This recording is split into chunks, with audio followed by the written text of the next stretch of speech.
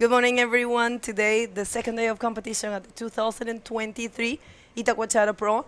Our faces are serious because the conditions are really serious today. This is what Itacoatiara does, and the swell is here. Yeah, Good it morning. definitely increased a lot. Good morning, Bego. Good morning, everyone. The swell that arrived yesterday did increase a lot. It's a lot of water in there. Today, we already have the riders in the water for the first heat. So it's going to be 30-minute heat, 15 waves maximum. And I bet it's going to be a lot of action today, guys. So stay with us.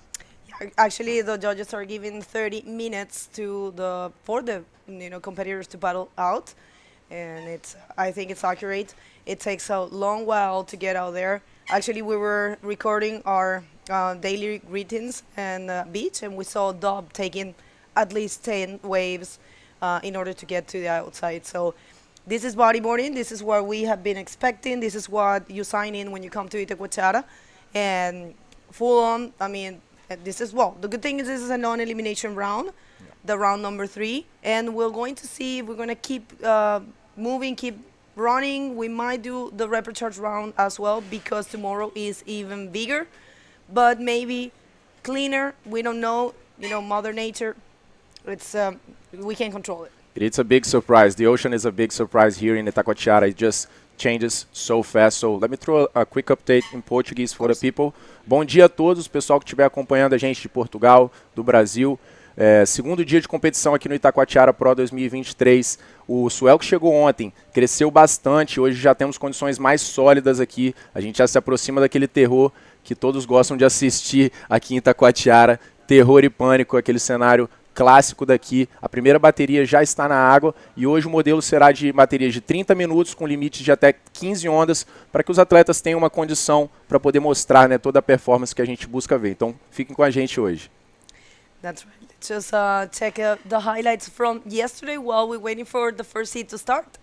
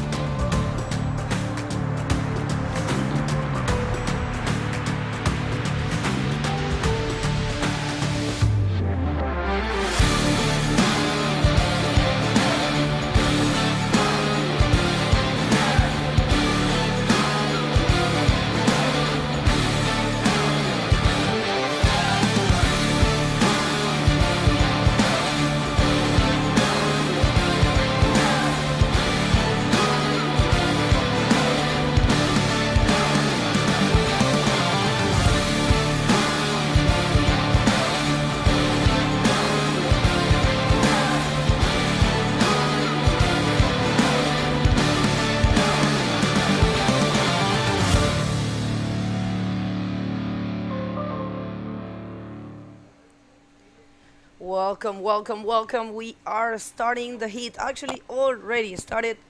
It's 30-minute heats, and look at that. The water, it's actually reaching almost the whole beach. There's a jet ski, and we have 2 jet skis today for safety.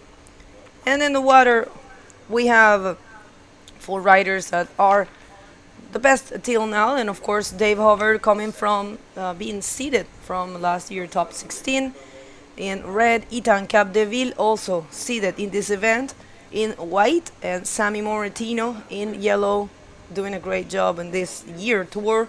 And of course, Fabian Tazar also yesterday actually advancing in the last seconds of the heat. So this is going to be very interesting. 30-minute heats, top of 15 waves, and the riders have actually 30 minutes to paddle out. That's it. And remember, guys, this is a non-elimination round. So in this case, the athletes have the opportunity to give everything, and risk it, because these are not conditions that these are actually conditions that you would want to play safe, at least in the beginning of the heat, because it's very hard and energy wasting, to go back there and get another wave. But in this case, this is a non-elimination round, so the guys can give everything and risk those maneuvers, show the repertoire, and that's exactly what we want to see here. And depending on the conditions, our technical staff is going to confirm that we might have also the rapid charge round number 4.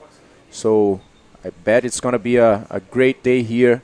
Make sure to share this live stream with all of the people that you know that practice bodyboard, that you love, and stay with us throughout this amazing day full of action here in Itacoatiara. Only the second day for the Itacoatiara Pro 2023. Yeah, and remember to link with us right there. You just have to scan that code, and it will take you to all of our media. Very cool, very useful. So cloudy day today here, but it won't rain. And actually I see there's less wind. There's actually no wind.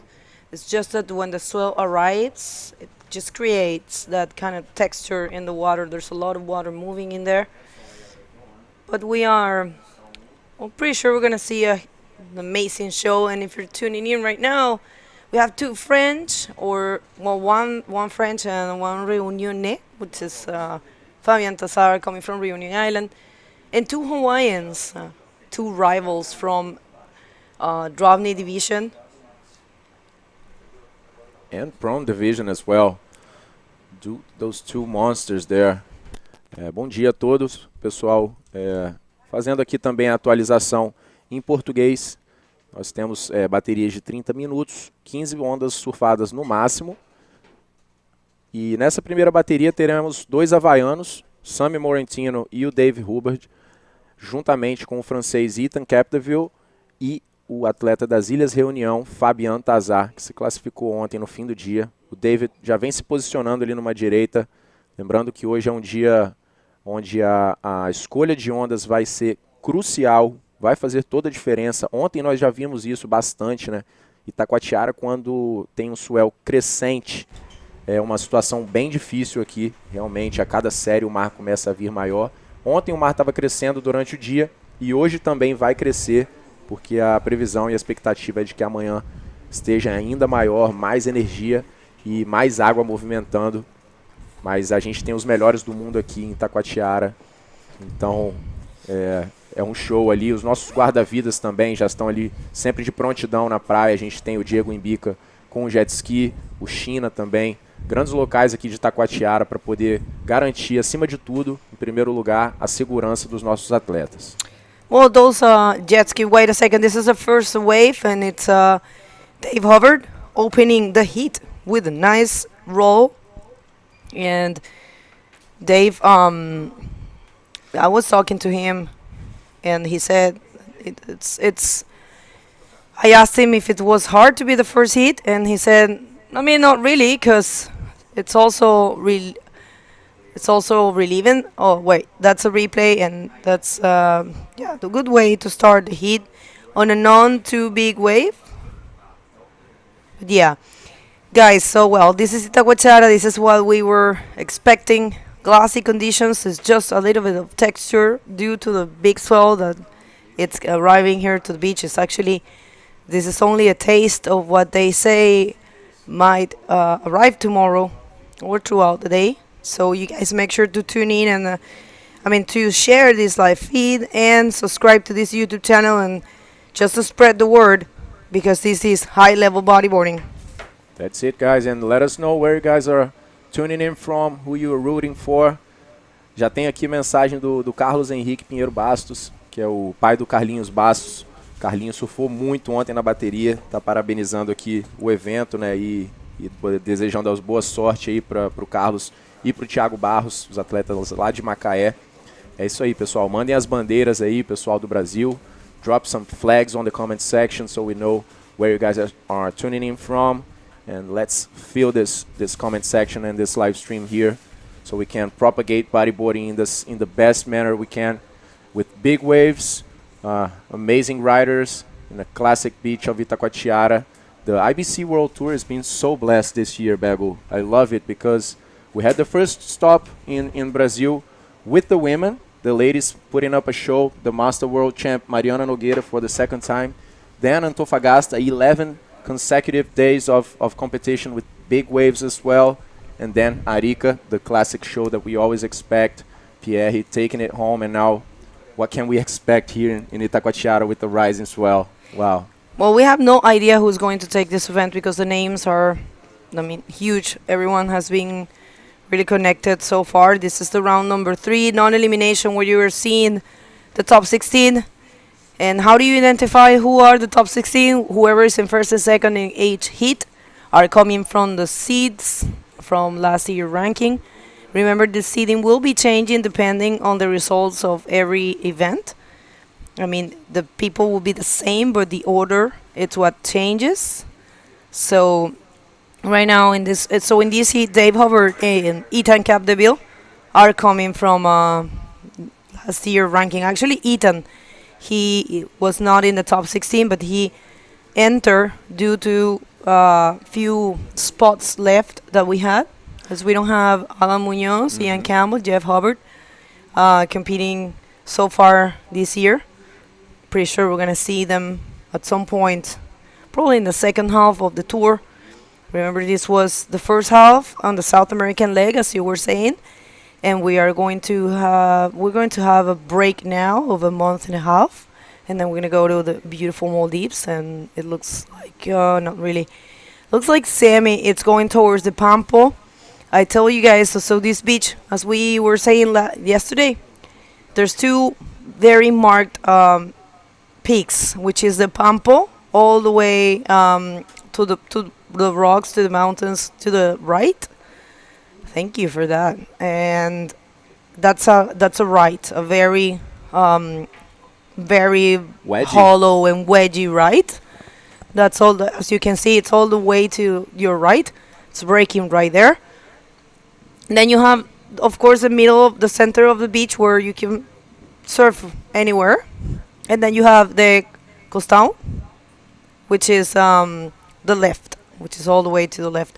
And also in between that little beach towards the right, that's Shock. So that's Shock. We are not doing the event in Shock for sure. I heard, I was talking to Gabriel Sampaio, a friend from here, big rider Surfer from Itacoatiara. Yes, and he said that they were going to Shock today for Tawin. Oh, nice. So yeah, we might capture some footage from the drone vision Shock as well. Yeah, that's Shock. It's a little messy. Probably gets better throughout the day. Yeah. The tendency here is that in the mornings we have the so-called morning sickness. Yeah, morning sickness. I lost the word.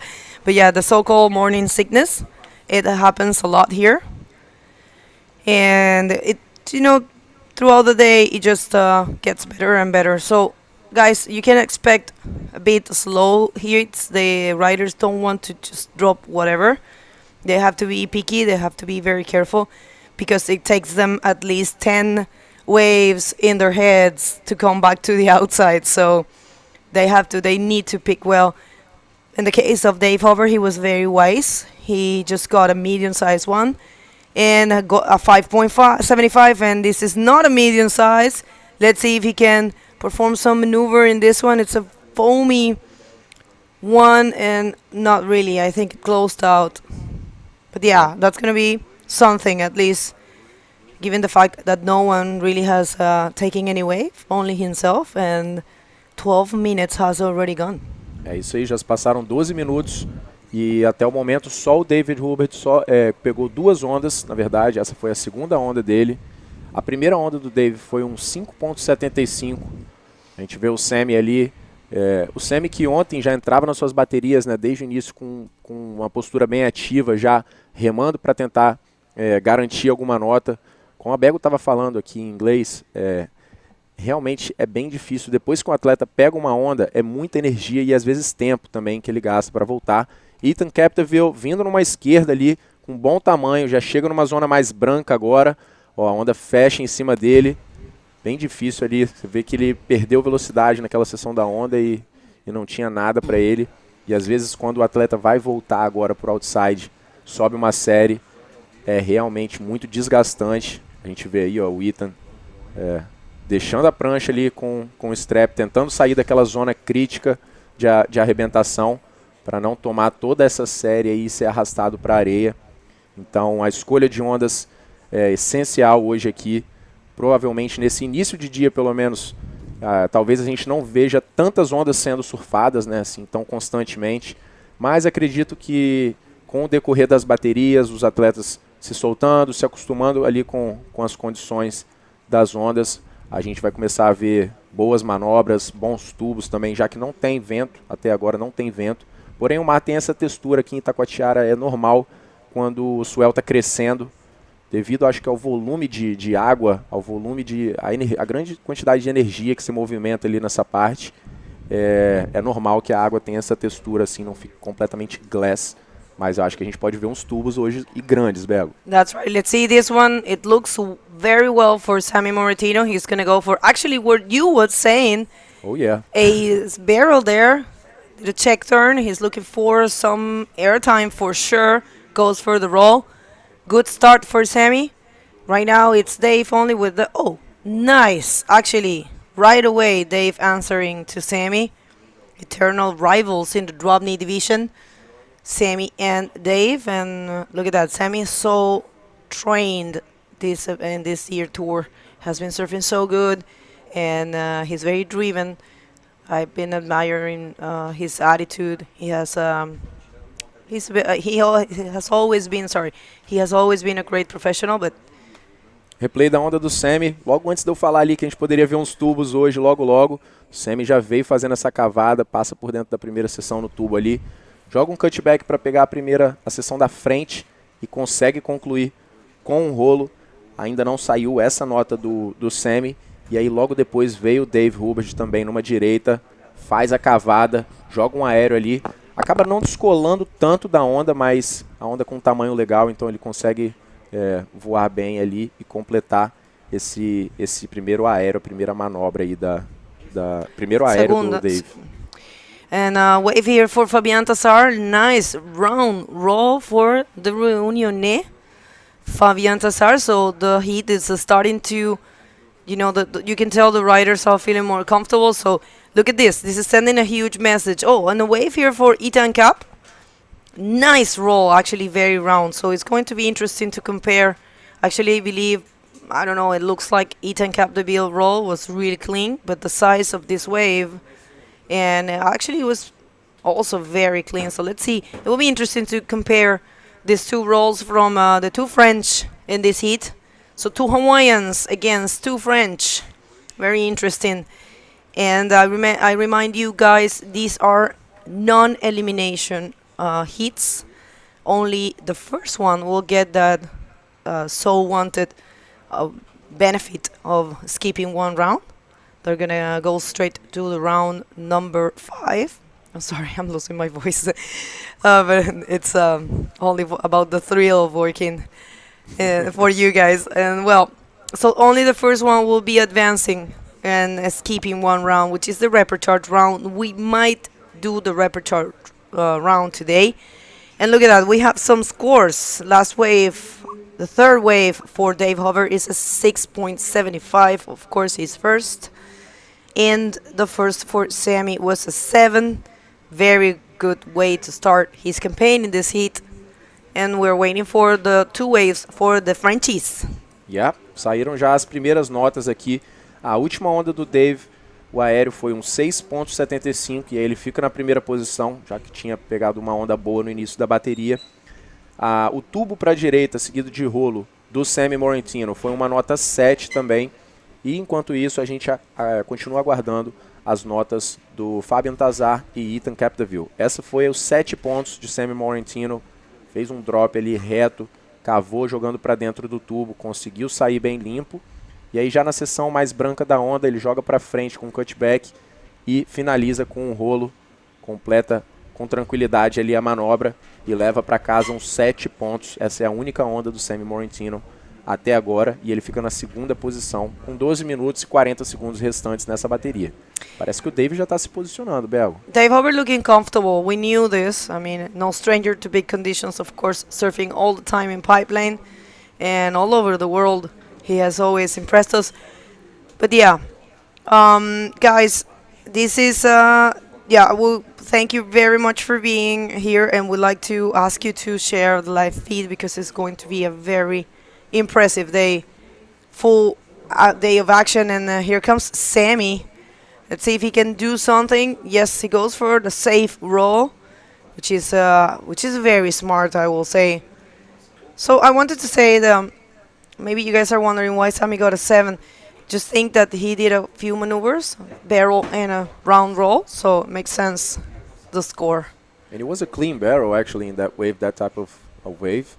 In this one, it was a more white wave, but he managed to complete the maneuver in the face of the wave there, so it didn't offer much afterwards. But yeah, that's going to be a backup score for Sammy, and he actually needs a 5.5 to go to the lead. Como a Bego estava falando em inglês aqui, esse round é um round não eliminatório, todo round 3. Então, portanto, apenas o primeiro atleta, a primeira posição na bateria, vai ter o privilégio de pular o round 4, pular a repescagem e ir direto para o round 5. Então, quem ficar em segundo, terceiro e quarto nessas baterias agora, aí sim vai para o round 4, para a repescagem, que é mais uma oportunidade do atleta conseguir continuar na competição. Mas com certeza um benefício muito grande para quem fica em primeiro, que é, né, salvaguardar essa energia e não ter que cair em mais uma bateria no dia de hoje para a repescagem. Well, that's right. And right now, Sammy, it's getting that backup score is a 4.5. You guys are not seeing it still on your screen. Remember, you can check everything at the IBC World Tour website. It's the ibcworldtour.com, and you will find the scoring system alongside with the live feed. And it's pretty interesting. You can see how the judges are scoring. You'll see how the scores are dropping one by one. So, yeah, pretty interesting. Dave's looking pretty comfortable in there, Bego. Since we saw him entering the ocean, he was just paddling, relaxed, and that definitely makes a difference in this type of condition, to be relaxed and, being stressed out. It's not going to help at all. Actually, it makes your life much harder. You have to hold your air, it's some wipeout time that you have when you get hit by one of these waves here in Itacoatiara. Many currents underwater as well, so when you're in the middle of the wipeout, you just get dragged. It's literally like this in Itacoatiara. You guys can ask anyone that surf here, and it's very tricky. There are many factors that add difficulty here that we don't see through the video. So that's what we will be trying to pass on to you at home, at work, watching us, some of what's happening here in this beautiful day. The sun rose a little bit with a cloudy day here, but it's getting cleaner. And there's David on his third wave, going to the left in there, getting some speed. Goes for that. Whoa, I thought he was going to go for the forward Same. spin. Yeah, I think he actually... Well, look at this. This is a bumpy one for Fabian Tazar, but he's also not afraid at all of big waves. Yeah, he just tucks out, and that's probably very smart of him. Actually, it seems to me that it's actually getting better, Lucas. I don't know if it's the view that we are having, but we were out there, we were recording the daily greetings for you guys at the for the social media, and it looked very crazy out there actually. And right now, I don't know, it looks like it's getting better. The morning sickness is going away, And I believe we're going to see a huge show of bodyboarding here. So happy to be bringing you this such a way to close the South American leg. You know, Yeah. it's perfect. It's, Yeah, that's been a great start of the World Tour this year. Uh, Good feedback from all of the athletes, from people watching us as well. And of course, nature is really blessing us. And fortunately, here in Itacoatiara, the swell has arrived yesterday. The day before, it was really like flat. And one day makes all the difference here in Itacoatiara. It changes so fast. And today it is actually changing, guys. As Bego said in the morning, it was looking a bit messier. And there comes Fabian Tazar on a left-hander there, clean one, and wow, that's a dry section in there, shallow, definitely. Despite being very big, it is pretty shallow in there. it's very strong. If you get pounded there, it's really strong. But you know, these guys are completely prepared. You see them, they're very healthy. I follow their careers from closely, and they're very healthy. They're very well prepared, and it's all in your head. Look at this guy right here. He's our heat leader, finding a good section there, performing a roll. Not that he really needed it, because he's holding a total of 12.5, and the scores in your screen are not updated. We're gonna get to have them updated because Sammy Moritino actually has an 11.5. So that roll for Dave, is he gonna change that 5.75? We're gonna see. Actually, he combined it there with a spin, and yeah, he's okay, a wave here for Sammy. There you have it. Now it's updated. Sammy Moritino with a total of 11.5, only looking for 5.5. So yes, definitely Dave wants to reach that low score because Sammy can get that 5.5 for sure, and that might be it. Let's see if he landed it. Yeah, he did. He just rode a wave and came Oh. back and looking for that another inside section wave and found it. Stoked in there. Good wave for Sammy, trying to change that 4.5. Let's check it out again. Getting some speed on the wedgie section, hits the lip in there, manages to take off and complete. Very solid invert in there. Trying to exchange a 4.5. He needs a 5.5 actually to go to the lead and take Dave's place. And yeah, the scores are still coming out. And also Dave's wave was a very good one. Yeah, I don't think he's going to be ditching the 5.75. Yeah. The scores are dropping, and I don't think Sammy is going to be getting the 5.5 neither, because I'm seeing what the judges are throwing. You guys can see the same thing, guys. It's pretty cool. You go to the IBC World Tour website, and you can see how the judges are starting to throw the scores and how the scores are. They take how it works as there's 4 judges, so they take out the highest and the lowest score, and they do a average score from the other 2. So it's pretty cool. And if you want to see the judging criteria for this event, it's the same one that we have been handling for the rest of the South American leg for the men division. Judging criteria: maximum degree of difficulty and commitment, radical control maneuvers, speed, power, and flow, critical sections, variety of repertoire. That's kind of like French. Repertoire. Yeah. But I believe it comes from French. Aerial maneuvers with a high degree of difficulty, cleanly executed and completed, and of course a style. So that's our judging criteria. And if you also want to see the upcoming heats, it's all there at the IBC World Tour website, at the scoring system.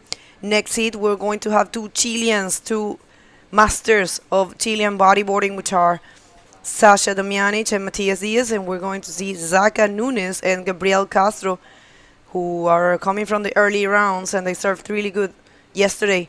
It's going to be interesting. This is going to be amazing, this one. And there comes Fabian on a left-hander. Goes for the lip. The wave kind of disappears in there for him. So didn't complete that one, Fabian. Fabian is in 4th position right now with a backup score of only 1 point. So trying to slowly increase that one. This last wave was a 1.5, so didn't make much difference for Sammy. as well as Sammy's and David's last waves didn't make a difference at all. And we have Ethan also in third position with only 2 waves surfed so far. Look He at has that he has a 5.5 and a 1. And let's check this out because My God. there's some energy coming at the beach Look right at now. Sammy. Yeah, I Oh. hope Sammy makes it out pretty quickly. That's but not the problem. The Yeah. problem is the one in the back. yeah, it's not Let's- going to be enough. Oh, where is Sammy? Well, he's getting 3 Yeah. serious waves there, but he's going to be fine. He was actually telling us that if the jet ski was around, and we say, yeah, yes, for sure. There's 2. So, yeah, it's going to be fine. He's going to be passing that last wave, and he's going to be in the inside. But, yeah, you got to be very well trained, not only physically, but mentally. Because, for example, for me, I get desperate on when I take too many waves, like paddling out. I kind of like desperate. Yeah. So I believe the mental state, the calm state of knowing this will pass. You know, it's on momentaneous. It will pass.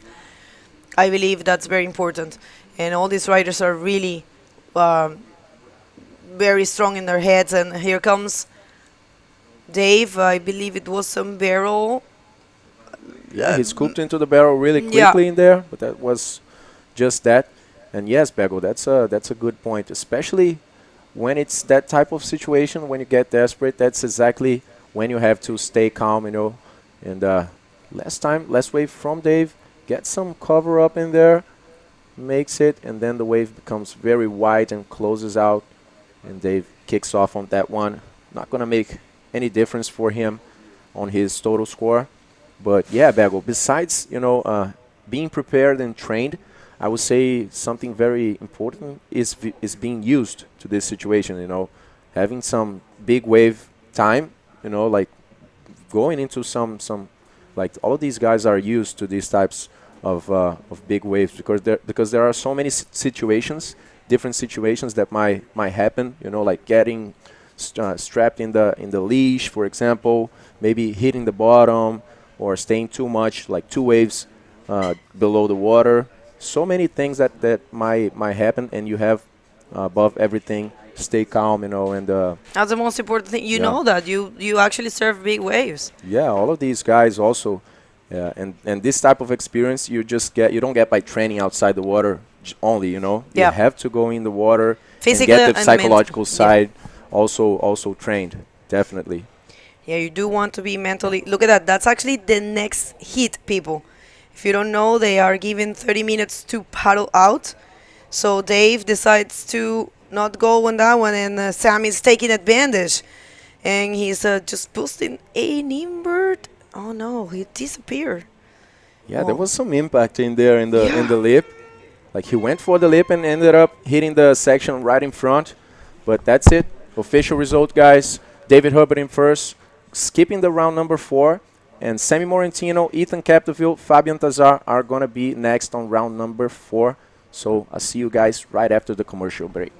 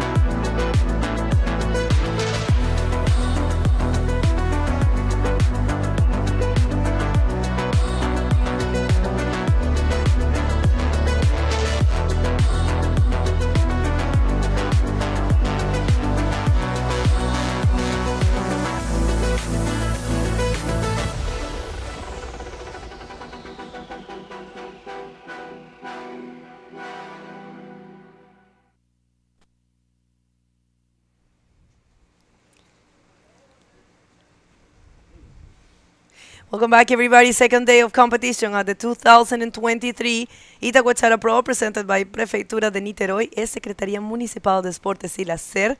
Thank you very much, all of you, for tuning in today. A huge day. Fabio, good morning. Welcome. Good morning, Bergo. Good morning, everyone. Yeah, it's been pretty big over outside and way bigger than yesterday, Bergo. But the conditions are, let's say, better today, like more open faces, but it's not easy at all.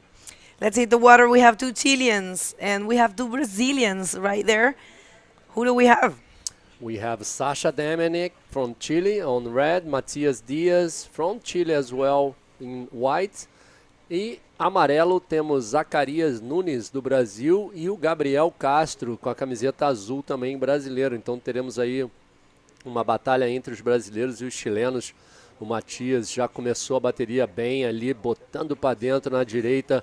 Vamos ver se ele conseguiu sair. Infelizmente ele ficou por ali, mas foi uma bonita onda. What a great wave to start. Yeah, he did the barrel. Actually, he finished that barrel there. Matias Diaz, first wave of the hit was really good one. I was talking with Matias. Matias going like 100% in this round, Bergo, because he told me he don't want to surf the river charge. Yeah, do you have to, I mean, just this is the most important moment, I believe, to get that benefit of escaping one round. I'm just going to say a few words in Spanish, guys, because we have two Chileans and, of course, two Brazilians. Bueno, Chile, aquí dos de los grandes titanes que tenemos en el Tour Mundial. Matías Díaz, que ya comenzó con un 5 de muy buena manera. Sasha Damianic, el antofagastino, esperando por tomar olas. Y dos brasileros que vienen de hacer muy buen trabajo en las rondas anteriores. Ellos vienen avanzando desde la ronda número 1. Zacarias Nunes y Gabriel Castro. Les cuento que estos son hits de 30 minutos, donde los raiders tienen 15 olas para poder tomar. Por supuesto, las dos mejores son las que van a contar. Y es una ronda de no eliminación, en donde solamente el primer colocado, el primer posicionado, va a obtener un beneficio que es saltarse una ronda. La ronda de repechaje, que sería la número 4. Probablemente esa ronda número 4 se va a hacer hoy, porque mañana tenemos condiciones más grandes todavía. Y bueno, se va a tratar de aprovechar de avanzar hoy lo máximo. Así que vamos a ver cómo se desempeña esto, cómo se desarrolla. Los chicos tienen que escoger muy bien las olas, las condiciones están exigentes, sobre todo al regresar, sobre todo al entrar, que te caen esos sets digamos, en la cabeza. Pero nada que ellos no puedan manejar todavía. Tampoco está tan gigante, Fabio. Não está tão gigante. Como você falou, a comissão técnica está querendo realmente fazer o round número 4, que é o round da repescagem, hoje, porque aí eles ficam com mais tempo, né, para fazer o evento nos outros dias. A gente tem a janela do campeonato até domingo e eles estão querendo adiantar, né, para pegar as melhores condições. Parece que sexta-feira, pelo que o forecast fala para a gente, a previsão de ondas, fala que sexta-feira será o melhor dia.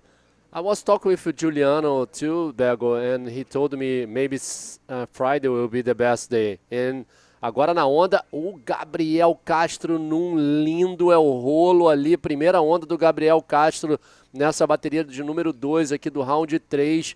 Começando o dia, o Castro já pegou uma bonita onda ali. What a wave for blue first wave, and this is white for actually yellow first wave. Was a through the lip roller there, but it was an incomplete maneuver. And first wave for Sasha. That's right, el antofagastino Sasha entra en ese tubo. Uy, casi lo sale. Hubiese sido bien bueno si hubiese podido salir. Y Matías, que trataba de buscar su score de respaldo. Tan importante comenzar el hit con tratar de marcar las olas lo más rápido posible. Y miren, Dave en el hit anterior marcó rápido cuando comenzó el hit con un 5.75. Ya como que eso va dando va estableciendo como un precedente, ¿no? El que agarra la primera ola probablemente pueda mantenerse en primera posición. Buen rolo para Gabriel Castro, también se está esperando esta nota, que es un 5.75.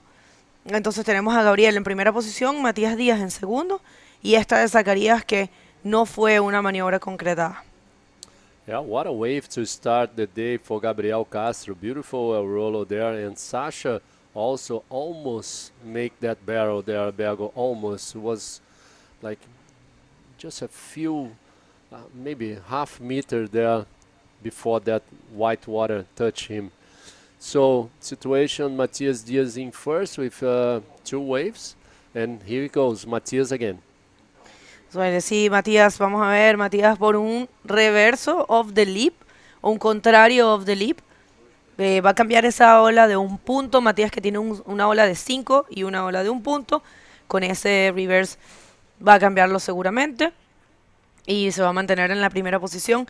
Hits de 30 minutos y los riders del hit anterior, perdón, del hit que viene, tienen también 30 minutos para ingresar. O sea, prácticamente entran a lo que empieza este hit, ellos entran a lo que empieza el siguiente. Así que va a estar muy interesante ver cómo todos estos chicos se desenvuelven en el hit que viene también. O sea, ustedes pueden esperar un show todo el día, porque estamos en la ronda de no eliminación, en donde estamos viendo a nuestros sembrados del top 16 del año pasado. En el hit que viene estaría Lionel Medina contra Gabriel Braga, Michael Jansen y Miguel Ferreira. Y después tenemos a Tanner McDaniel con Jan Salom, que son los que estarían sembrados, y con Christopher Bayona y Joaquín Soto. El hit 5, Tristan Roberts, John Aymar, Nicolás Caponi y Thiago Barros. Hit 6, Manuel Cepeda, Uribe Dalao y Diego Cabrera y Rodrigo Silva. La sétima, Maxim Castillo, Sócrates Santana, Sérgio Machado and Carlos Bastos. In the last hit number 8, it's Moisés Silva, Brahim Dush, José Augusto and Robbie Berman. I think we have an interview ready with Lucas. Take it away, Lucas. Thank you, Fabio. I'm here with Dave, taking the first heat of the day. Dave, conditions have changed a lot from yesterday, but despite that, I commented that you were looking very comfortable in there, but we know it's a lot going on, much water moving. Tell us, because sometimes the people watching at home have no clue how much is going on in there. How were you feeling in the water? Yeah, you know, there was some pretty solid waves, so the object is to not get those right on the head. So I think that's one of the priorities, but you really need to sit pretty far in to actually catch the waves that are breaking. So you got to do a little bit of cat and mouse. There's tons of rip currents. So you're really kind of just navigating the space in 3 dimensions, like in, out, side to side, and just trying to get on a corner on a clean wave. And we have like a full forecast for the next few days. Maybe tomorrow, a huge day of competition, or Friday, like a clean, glassy days. What are your expectations for the round number 5 and the next few days of competition? Yeah, if the next 2 days are bigger than today, I would be pretty impressed if we were able to, find some opportunities out there to run. But yeah, I love this wave.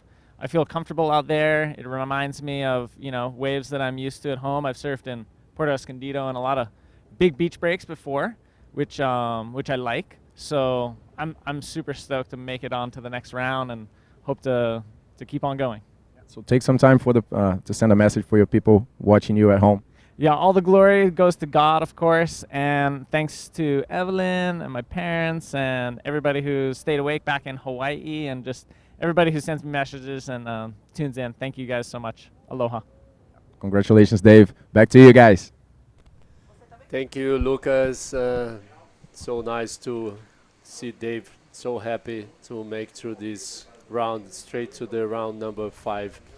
And here he goes. This is Sasha. Vamos a ver, esta de Sasha podría ser la primera. No. Uy, difícil ahí, casi se le lleva la tabla. Tienen que los chicos están buscando escoger muy bien sus olas. Y bueno, la cosa que es muy buena, Fabio, es que esta es de no eliminación. Entonces, si ves que tal vez no te estás adaptando mucho, pues estás tranquilo porque sabes que no te van a eliminar. Aquí está una ola más para Mati Díaz. Esta es la ola de 3.25 de Matías con la que sigue de primero. Una nota no muy alta y esta repetición fue una caverna para Zacarías Núñez, pero no pudo salir. Va a tener una bonita foto, eso sí. Yeah, was a very nice wave. I really like that wave, the last wave for Matias Diaz as well. Like changing rails there was not easy to do it, the 360 reverse. And here comes Sasha. Vamos a ver, esta Sasha entra en el tubo, podrá salir de ahí. Salió muy bien, ¿eh? Beautiful wave for Sasha, nice barrel. Sí, bien ejecutado y además no termina, la combina con un rolo, va a ser una nota la mejor de Sasha hasta ahora porque solo tiene un 1.75 y un 1. Y está bien que lo haya aprovechado de esa manera porque llegó hasta el final y ahora le va a tocar remar hasta afuera, que bueno, ya sabemos cómo es. Lo bueno, lo que conversábamos, está sin viento, solo que sí hay textura en el mar porque el suelo está fuerte y hay corrientes, como lo estaba diciendo el mismo Dave Over. Y esta ola que no la habíamos visto en vivo, Wow. ¡guau! ¡Qué estilazo tiene Matías! ¿Eh? Un aéreo reverse ahí en la última sección. Y la repetición de la ola de Sasha, que fue muy inteligente, entró súper fluido en este tubo y logró encontrar la salida. Y además no se conformó con eso, sino que combinó con un rolo. Ahí lo vamos a ver, seguro va a ser la nota más alta de Sasha Damianic. Buen trabajo para el antofagastino. Yeah, last wave for Matias Diaz, it was 1.80. And last wave for Sasha is still waiting for the scores. Então aí o Zacarias Nunes, do Brasil, está em terceiro lugar. Está precisando de 3.76. E o Gabriel Castro em segundo lugar ali, só pegou uma onda, um 5.75. Agora com a última onda do Sasha, que entrou ali no somatório, ele recebeu 5.75, tirou o Gabriel Castro de segundo colocado, só que o Gabriel agora tem a primeira prioridade, então ele tem a opção de escolher qualquer onda que vier para ele. O Gabriel está mais ali para as esquerdas, tem um pico mais ali para o meio da praia, que a galera está pegando mais direita, então o Gabriel decidiu ficar mais ali para essas esquerdas que estão vindo, uma série bonita vindo, hein, Bego? Talvez seja uma boa oportunidade para o Gabriel pegar uma onda, ele que está com a prioridade número 1. Sí, Gabriel está con la prioridad número 1, viene una ola grande, decide obviamente no tomarla, parece que no son las tan grandes, Fabio, parece que son las más medianas, y mira la condición que tienes que tener para poder salir, o sea, imagínate, surfear una ola súper pesada, tener que salir, tener que correr toda la playa, porque es más factible salir rápido si entras por el costado. Es lo que yo estaba viendo, veía que por el medio de la playa como que no. Como que tienes que entrar pegado a la piedra de allá y te va a sacar rápido. Así que lo más inteligente es, si tomas una ola hasta la orilla, salirte y correr. Pero tú sabes lo cansativo o lo cansador o lo fatigante que es correr la playa con las aletas puestas. Y de hecho, qué extraño que Sasha haya decidido surfear con traje largo, porque cuando estás con este tipo de condiciones, estás como más acelerado y como más calor te da, ¿no? Com certeza, Bego, mas eu já passei muito por isso. Aqui nos campeonatos no Rio de Janeiro sempre acontece isso. Desde pequenininho eu sempre corri pela areia. Todos os atletas que eu competia, todos corriam na areia. E geralmente a gente tinha uma pessoa carregando a nossa prancha para a gente correr mais rápido ainda. Então isso daí é normal para todo atleta brasileiro, especialmente aqui na região sudeste, Rio, São Paulo. Está bem acostumado a fazer isso. É porque o Sasha realmente está com a roupa de borracha ali, fica mais difícil. Mas o que você estava falando é verdade, porque aqui em Itacoatiara tem muita corrente. E essa corrente de retorno hoje, ela está mais no costão. Lógico que tem momentos ali que mesmo no meio do mar, no meio da praia, dá para você voltar. Tanto que a gente viu o Sami fazendo isso, né? Ele pegando uma corrente de retorno. Eu estava ali embaixo observando, até do lado do Imbica ali, o Diego Imbica, que é o nosso piloto do jet ski. E realmente as condições não estão fáceis aqui hoje em Itacoatiara. Quando vem a série, vem bastante lá fora. E é exatamente o que o Dave falou, né? Que ele tem que ficar ali no meio termo, mais no inside para pegar as ondas. Sí, hay que quedarse como en el medio, estaba diciendo Dave, para poder tomar las olas, sí. Es complicado porque también si te quedas muy en el medio, después sale el set grande, Sí. que Itacoatiara siempre hace eso. Sempre. Siempre tira un set más grande que todos de la nada. E às vezes essa set grande é a melhor onda de todas, porque te dá oportunidade de mais manobras. Mas é isso, essa é a brincadeira hoje. Well, update in English, if you're just tuning in right now, we're doing a bunch of Spanish and Portuguese because we have 2 Chileans and 2 Brazilians in there. But yeah, we had our first interview for the first winner of the day, Dave Hubbard. He was explaining a little bit how the conditions are. He said it's very wise to stay in the middle, not to go too far away and grab just the middle size waves. But also, that's a tricky decision as well, because in here in Itacoatiara, you get huge sets out of the blue. It happens a lot. It's a typical thing here. So it's a tricky decision, but definitely the big ones, the huge ones, are closing out and they're not the best option. Right now we don't really have wind. It's just the current, and I believe it's a swell arriving that it's creating this kind of like messy conditions. But yeah, you know, we might be seeing some morning sickness, and it's probably going to be better throughout the day. The plans are to run this round number 3, which is a non-elimination round, and we're going to be taking it heat by heat after this round it's over.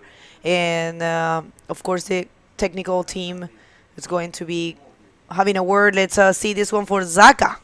Zacarias aí escolhendo uma onda bem de lateral, entrando na bancada agora, bota para dentro do tubo, um tubaço para ele. Que onda boa para o Zacarias, ele comemora ali. Muito boa a escolha dele nessa onda. Vocês podem observar que a onda veio de lateral, lá do costão.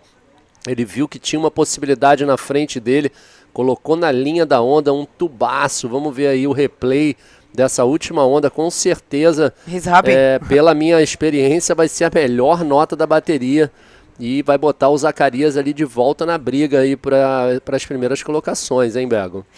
Yeah, this was a very good decision. Actually, I was looking Zacarias all the way there, and I was like, oh, what is he waiting for? He was waiting for this great wave. Very well execution there for that barrel ride, that tube ride for Zacarias Nunes. We had an interview yesterday, and he said he had to do a bunch of things in order to come here. He actually had help from everyone to gather the money, and it took him a great deal to have the chance to come here. Nice barrel, the first proper big barrel, and it's showing a 9. 9 points. What a position on the bodyboard. Really good. Beautiful line, so much flow for this kid. He found that wave perfect because Bego, Costão provide sometimes those side waves, and he started on the side wave, like you said, why he's going in this wave, but in front of him just a nice barrel, perfect position, and 9 points. The best wave, the highest score so far. Zaka actually yesterday also has the highest score. So this kid, it's been a huge surprise, huge and pleasant surprise in this event. This kid is really being showing off. Ceará always delivering great athletes. It's really impressive. Yeah, because Ceará, the community, the bodyboard community, it's so big, Bego. It's a lot of people are doing bodyboard, not only today on these days, on the past as well. We see Roberto Bruno 6 or 8 times Brazilian champion, and a lot of other guys there too doing a great job, and many people doing bodyboard. If you guys need any other information, link with us with our QR code. That's right. Bueno, una sorpresa realmente placentera. Me encanta cuando en los eventos vemos gente, o lo que en inglés llaman underdogs, que son personas que tal vez no son tan conocidas.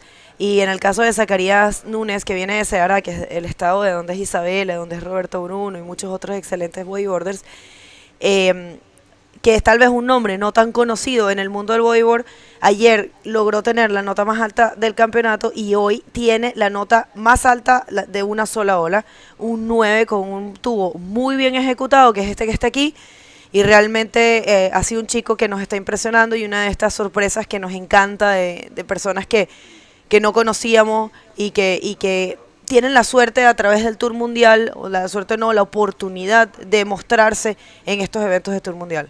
One of the things that the World Tour brings is the possibility for locals like Zaga, which are probably not too known, you know, underdogs, and just to prove themselves and to broadcast themselves, you know, to let the world know that they are very good bodyboarders. So for me, it's always really inspiring when I come to an event and I see a new name performing the way that Zacarías is doing. So very impressive, Zacarías Núñez.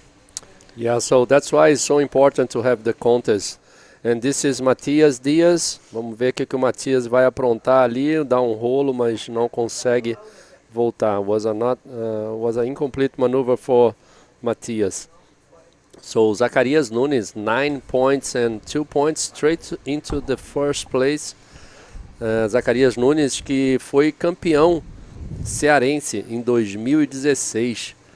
Ele que é um atleta aí que está bem focado nesse campeonato.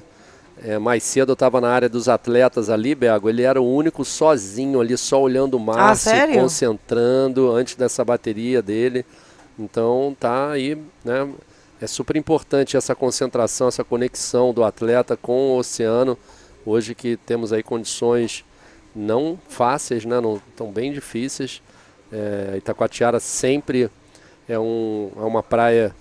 Engraçado também que isso é uma coisa que eu lembrei agora também. Lá embaixo eu estava conversando com um índio, que é um local aqui, e ele falou assim para mim: Fábio, quando as pessoas fazem a inscrição aqui no campeonato, já vem aquela tremedeira, né? Porque sabe que Itacoatiara sempre terror e pânico. Terror e pânico. Hay un dicho aquí en Itacoatiara, le dicen terror y pánico. Itacoatiara, terror y pánico. Es que de verdad es una ola súper pesada. Bueno, ustedes en Chile, no sé si recuerdan el año que Joshua Toledo casi se ahoga. Estaba mucho más grande que hoy. Probablemente mañana va a estar así. Y igual estaba ordenado ese año. Y de hecho hay una foto también muy buena de Alan Muñoz ahí en el coast town, que es la izquierda. Y bueno, ese año fue muy impresionante. Look this one, Bego. Saka again. What an impressive performance from this kid. Underdog from Ceará. What was that, man? Really? Oh my God. Who's this kid? I hope he's okay. Yeah, he's okay. Board. He broke the leash. Yeah, broke the leash. Big mistake, huh? Yeah, I don't know. He's just a kid. He can do that. Look at this. Look at this bottom turn. Hit the lip. It was so heavy, Bego. He tried to through the lip roll, but it was impossible to do a maneuver there. Oh my God, my eyes are popping out. Did you see the size of that leap? Yeah. Can we see? Look at the jet ski, man. We're gonna lose the jet ski. Can we see it again, please, Director Felipinho? What was that? ¿Qué fue eso? Este niño hasta perdió la tabla. ¿Vieron el tamaño de ese labio, de ese lip? Fue impresionante. Qué garra. Eso es lo que ustedes falan, garra. Commitment, ¿eh? Qué compromiso de este chico, de verdad. Qué impresionante Zacarías Núñez. Las ganas que tiene, el compromiso, que tiene un 9 y un 2 y arriesgó todo, Fabio, tanto que perdió la tabla. Bueno, es espectacular verlo hacer eso, pero claramente uno dice, wow, cuídate porque tal vez estás arriesgando mucho y vas a perder la oportunidad de estar primero. Aquí viene Matías Díaz, vamos a ver, Mati entra en el tubo muy bien, pero se le cerró. Yeah, Matias is trying to find that barrel that he got on the first wave. Eu aqui tenho que dar o parabéns pela atitude aí do Zacarías Núñez. Ele realmente está querendo ir para tudo ou nada. É isso que o Brasil está precisando de pessoas assim, Bego. A gente está precisando ter atletas com essa vontade, com esse comprometimento, vamos dizer assim, para Olha aqui. ganhar as baterias. Olha isso. Ele vai mesmo para a cavada, vê que a onda vai fechar, ele tenta fazer o el rolo. Agora, se ele completa esse el rolo, ia ser o quê? 10, 9,5, 8? Com certeza. E aí ele ia botar todo mundo em combinação. O Matias Dias com bonito estilo, sempre muito estiloso o Matias Dias, mas infelizmente ele não consegue completar ali o tubo. I'm going to say something. This kid is representing the classic Brazilian bodyboarding from all times, because that's Brazilian bodyboarding. You guys are always being identified for being reckless, you know. You guys are always being known by that garra, that will that you have. So it's great to see new names, and it's great to know that Brazilian bodyboarding, it's there, and it's more alive than ever. Yo estaba diciendo que este chico está representando ese bodyboarding brasilero que conocemos, pues los brasileros siempre han sido conocidos por ser realmente atrevidos, sin miedo, que tener esa garra, digamos, esa valentía tan grande, porque de repente veías brasileros que nunca habían salido de Brasil e iam para a pipeline e hacían cosas que tu decías, que é esto? Mas isso, Berga, eu posso explicar um pouquinho, desculpa até te interromper. Não, vai. No passado, nós tínhamos poucas oportunidades e o bodyboard era muito grande aqui no Brasil. Depois eu conto mais, aí vem o Sacha na direita, vamos ver se ele consegue fazer uma manobra, faz um 360, ele está precisando de alguma nota porque ele está em terceiro lugar ali, ele precisa ir para primeiro. Consegue fazer um el rolo, acho que não vai ser suficiente para o Sacha essa onda, Bergo. Ele está precisando de 2,5 para ir para segundo, mas ele precisa de 5,26 para ir para primeiro. Pode ser, sim. Mas aí, Bergo, como eu estava falando, nós tínhamos poucas oportunidades e a gente tinha um líder nosso, que isso eu tenho que falar, que é o Xandinho, o Alexandre de Pontes. E ele era um cara que sempre falava pra gente, eu era moleque, mais moleque que ele falava pra gente, era tubo ou rolo. A gente tinha que pegar um tubo ou um rolo, sempre ir pro Havaí, a gente tinha que fazer isso. E sempre bem atirado, o Xandinho era um garoto pequeno, assim, era um homem pequeno, não era de grande estrutura, mas ele era um atirado, era tipo o Dudu Pedra da vida, sabe? Todas as ondas maiores que você possa imaginar, ele sempre estava lá esperando e pegando as ondas. E ele foi um líder da galera toda do Brasil, então é por isso que você tem esse pensamento da gente. Tanto que o Guilherme foi um dos que ele criou também ali, junto ao redor dele. E o Guilherme virou o que o Guilherme virou, entendeu? Então a gente a nossa meta era tubo ou rolo. Se não dava para tirar o tubo em pipeline, era para dar o rolo. E naquela época o campeonato mais importante era em pipeline, que decidia o campeão mundial. Não tinha circuito mundial como várias etapas. Então é devido a isso que o bodyboard sempre foi muito visto em ondas poderosas. A gente nunca teve campeonato com onda de 3 metros, a gente fazia campeonato. Não tinha essa, hoje não vai ter porque tem onda grande, entendeu? Matias again. Nice. Going for the roll. Oh my God. Oh no, you can tell he's nervous. Mas é por isso, entendeu, Bergo? Antigamente não tinha janela de competição. Era tipo sábado, domingo, e se o mar tivesse 5 metros, era campeonato com 5 metros. A gente teve campeonato aqui em Itacoatiara que eu fiquei 2 ondas embaixo d'água tomando na cabeça. Não. E lá vem o Gabriel Castro aí numa onda parecida com a onda do Zacarias. Vamos ver se ele tá vendo alguma coisa ali na frente dele. Agora sim, ele pega a velocidade, bate no lip. Mas olha, antes de você te dar a palavra, eu tenho que dar o parabéns enorme para o Zacarias Nunes, que realmente esse garoto é especial. Well, such a good revelation. Zacarias Nunes advancing, skipping 1 round. You guys don't go anywhere. Next heat is going to be on fire, and all of them. We're going to hit a quick commercial break.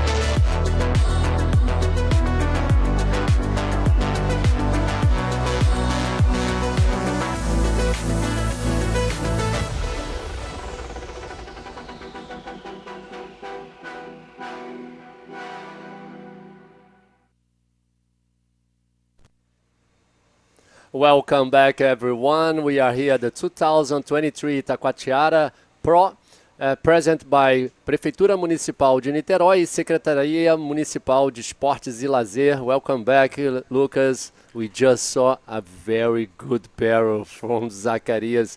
What a commitment. Thank you, Fabio. And looks like we have action in the water already. These guys are starting to send it, literally. Wow, that was unbelievable action from Zacarias. Really new names popping up. And now we have Lionel Medina from Canary Island, Gabriel Braga, the guy from Bahia, and there's Lionel also on the first wave already. So we have Lionel, Gabriel Braga, Michael Jansi from Peru, and the Portuguese Miguel Ferreira in this heat.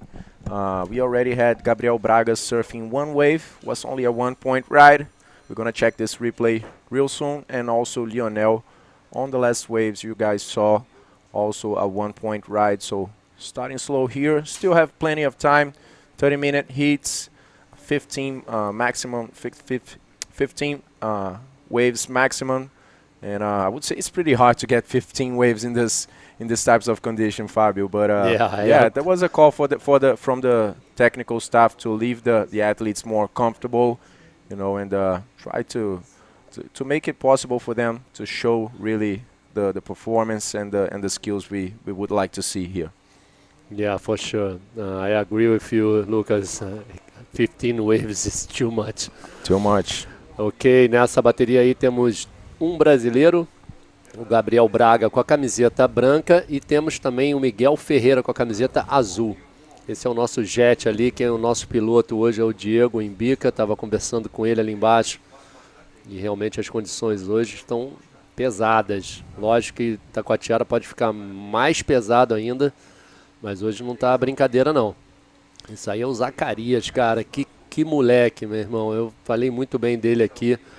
O Gabriel Castro também não fez uma bateria muito boa, mas também está pegando muito bem. Gabriel está surfando muito bem, está muito bem. E aí, Pirpo! Oh my God! That was an airdrop in there. And then after he got smashed by the lip. Yes, it's very tricky, guys. You see, it's half a second that you miss the wave, and it might be a big wipeout in there. So you're also going to take a few more on your head, as we see with Pirpo. And having this situation in the beginning of the heat, it's so tiring, you know. Yeah. It wastes a lot of energy. You have to go back in, and then you are dragged by the current to the other spot. It's a complicated situation. But he's smart because he's staying there like waiting, you know. There's no possibility to do another stuff over there. Yeah. But of course, it's not good to start the heat like this.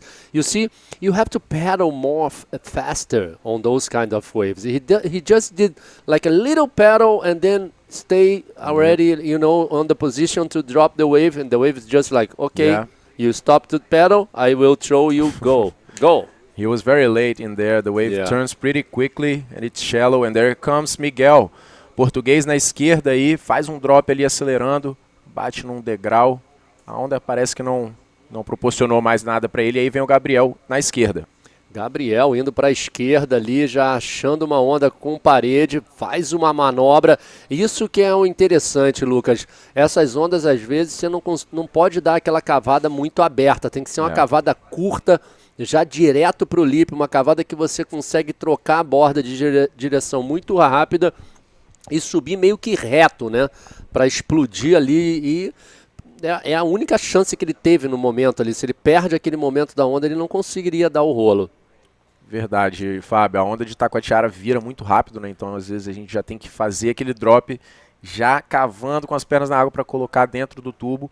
E parece que a gente tem entrevista agora com a Bego e o Zacarias para contar um pouco daquilo ali, que foi absurdo que ele fez na última bateria. Vai lá, Bego. Thank you very much, Lucas. That's right. It was very impressive. Guys, we live for this moment. Zaka Nunes, underdog in this event. Zaka, we want to know what was in your head. Let's speak first about the barrel. How was it? Tu primeiro. Poxa, primeiramente eu tenho que honrar a Deus por estar me guiando a cada momento da minha vida. Fui contemplado com 9 pontos em um tubo e com extremidades muito grandes. E, pô, muita corrente, muito difícil, mais cansativo pra caramba. E Deus me honrou com esses 9 pontos. E tenho que agradecer primeiramente muito a Deus. E de onde eu vim, para quem me conhece, há 3 anos atrás eu corri uma luta muito grande na minha vida, que foi problemas familiares muito grandes mesmo, que mexeu com a minha mente. Parei de surfar também. E graças a Deus, Deus botou pessoas certas no momento certo, que foi a minha namorada e a família dela. E me trouxe de volta. E hoje eu estou aqui representando o meu estado, molequezinho de 19 anos, dando trabalho no mar muito enorme. E, pô, tô na mão de Deus mesmo, tô deixando tudo fluir naturalmente. E é isso. Só tenho a agradecer mesmo a toda a minha família, meu sobrinho, minha mãe, meu pai. Primeiramente meu pai, que meu pai sempre me apoiou desde moleque. Um cara muito gente boa, acho que eu puxei boa parte dele. Agradecer também a minha sogra, por estar sempre me apoiando também em todo momento da minha vida. Ao meu sogro, Duda Carneiro. A minha avó, a Dona Graça, novamente. Gosto muito dessa mulher incrível que cuida de mim também. E é isso, tô muito acelerado ainda com tudo que está acontecendo, mas tá dando certo, graças a Deus, e vamos para cima. E deixar meus agradecimentos também ao Voa Juventude, que comprou minha passagem e pôde tornar tudo isso possível.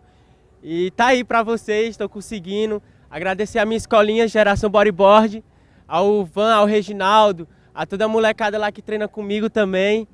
E a minha escolinha aqui, ó, que eu dou aula, Duda Carneiro, que está sempre me apoiando. E é isso, agradecer a Deus, extremamente a Deus, e é isso.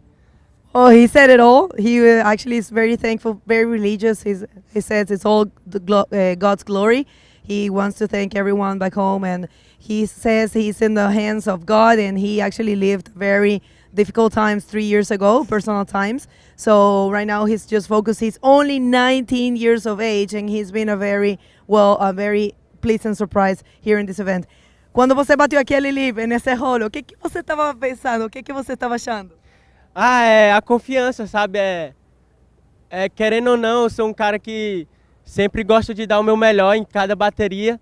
Gosto de sair da zona de conforto para poder estar ali disputando sempre com os melhores do mundo. E, cara, foi só na mão de Deus mesmo, segurei e fui. Não consegui segurar porque eu já estava muito cansado, mas valeu a pena, valeu tudo a pena, todo esforço, todo gasto, e tamo indo, vamos nessa. Well, he's amazingly happy to be advancing. Well, thank you very much. Congratulations, parabéns, and best of luck for the rest of the competition. Back to you guys.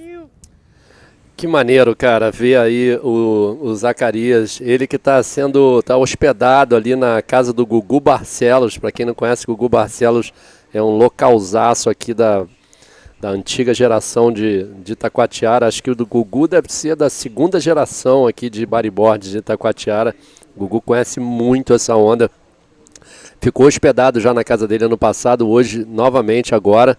E o Gugu mencionou para ele, fica ali aguardando aquela onda. Então ele teve um direcionamento, né? Direcionamento da onde sentar ali, onde ficar parado esperando aquela onda. Então, cara, novamente aqui de coração, que bonito de ver o Zacarias. A gente está precisando, Lucas, de atletas assim brasileiros, porque o nível do esporte hoje em dia, cara, antigamente o Brasil estava lá no topo. Hoje a gente está precisando ter aí novos atletas para lutar ali nas primeiras posições, que a gente viu aí, a gente veio das duas etapas lá do Chile, cara. A performance dos atletas está absurdo. É isso que a gente gosta de ver, né? Isso que é o bodyboard, né, Fábio? É botar para baixo, atitude, compromisso, né? Faz parte, inclusive, pessoal, dos critérios de julgamento, né? Commitment. This is bodyboarding. This is what we like to see. And that was a show, definitely, from Zacarias getting a great barrel in there, and also throwing that roll. You gotta have a lot of commitment, you know, to go for it on a wave like that. A very thick lip, and Zaka went all in to cut that lip. And during the interview, we had people surfing this right-hander. Let's see what the wave delivered to him. That was a 3.75. So a roll on a more inside wave in there for Pirpo. And yeah, the situation is still pretty slow in the heat, guys. Besides this wave of Pirpo, we only had Gabriel Braga surfing a 5-point ride. We're gonna check that replay pretty soon. That's the athlete area there, where the guys can see the waves and, you know, relax for some time. There's Dave in there. And also Diego Cabrera there, like with the sun is on. He's totally focused. I can't say this to you, Lucas. This guy, he's a maniac on the waves are like this. And yesterday his heat was amazing as well, throwing a nice reverse. Beautiful maneuver from Diego. I'm pretty sure we're gonna see some more from him today. This is a good option. Like you take out the fin so you can run better, and it's easier to run without the fin. So put your body in a better condition than run with the fins. This is the Hawaiian only crew. one. Yeah, this is Mike Stewart and Dave Hubbard. So beautiful to see Mike still competing. In my side here, Lucas, I don't think I have this. I'm not more capable to compete those contests. You're on the other side of the forest now. Yeah. You're on the other side of the forest. Actually, I feel better here now. You know, like I'm still like wants to surf so badly. Today in the morning, I saw Mike getting out. It was like amazing. I want to go, but impossible to do. This is Lionel Medina, second wave, just in and out again. Lionel Medina is still trying to find that wave. Only a 1 point on the first one. Maybe he's going to get another 1 point there. Yeah, slow heat so far. We have many 1-point rides from all of the athletes. And as I said, besides Michael Janse with the 3.75 and 5-point ride from Gabriel, we didn't see much so far. We are almost halfway through this heat, 15 minutes and 30 seconds remaining. Looks like there's a wave incoming in there for Gabriel and Miguel as well, but nobody paddled for this one. And what a great day here in Itacoatiara. A bit more cloudy than the previous days, but great temperature, big waves as we were expecting.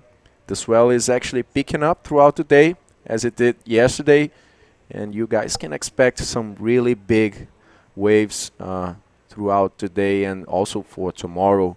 So as usual, we have a check-in at 6:30, and tomorrow the technical staff is gonna confirm and give the last word if we are gonna run the contest or no. But anyway, there's good forecast for many days ahead, and the forecast for the contest is looking amazing. There we see Christopher Bayona, the Peruvian, getting ready for the next heat. The guys are actually entering the water 30 minutes, like getting the singlet 30 minutes before, so they can have plenty of time to get in there. And there's Leo. Leo, third wave. Let's see now. Yes, he did a roller there, combining with a 360. And that's it for Lionel Medina. Lionel Medina, he's looking for a 5.01 to get first position. So only first position matters on this round number 3. So first we'll skip round number 4. Second, third, and fourth go straight to round number 4, the round of elimination.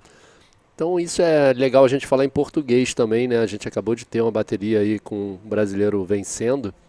Ele vai direto para o round número 5. As pessoas que ficarem em segundo, terceiro e quarto, os atletas que ficarem nessas posições, vão para o round número 4, que é um round de repescagem. É bom isso, né, para os atletas, porque eles têm duas chances de surfar e de mostrar ali todos os seus repertórios. Lionel veio numa esquerda ali agora que começou bem cavada ali, parecia que ia dar até um tubo, mas depois a onda acabou bagunçando e ele ficou preso ali na espuma. Não foi uma onda que vai fazer muita diferença pro Lionel, atleta lá das Ilhas Canárias. E vem Gabriel Braga numa direita já com o tamanho ali. A onda acabou bagunçando também, ele veio com bastante velocidade, né? Mas a onda fez uma junção ali para cima dele e não deu chance pro Gabriel achar alguma seção ali de manobra. Gabriel que surfou muito bem também lá em Arica, definindo bem as manobras, né? Usou muito aquela direita de Arica, que é difícil de manobrar, difícil de leitura. Ele estava bem encaixado ali, uma pena que ele perdeu numa bateria com poucas ondas, bateria do Sacha, que ele conseguiu pegar 2 ondas para a esquerda, não sei se você lembra, Mar gigante. Mar bem grande, e o Sacha com aquelas 2 ondas para a esquerda conseguiu assim exterminar o Gabriel, porque realmente não veio onda nenhuma para o Gabriel.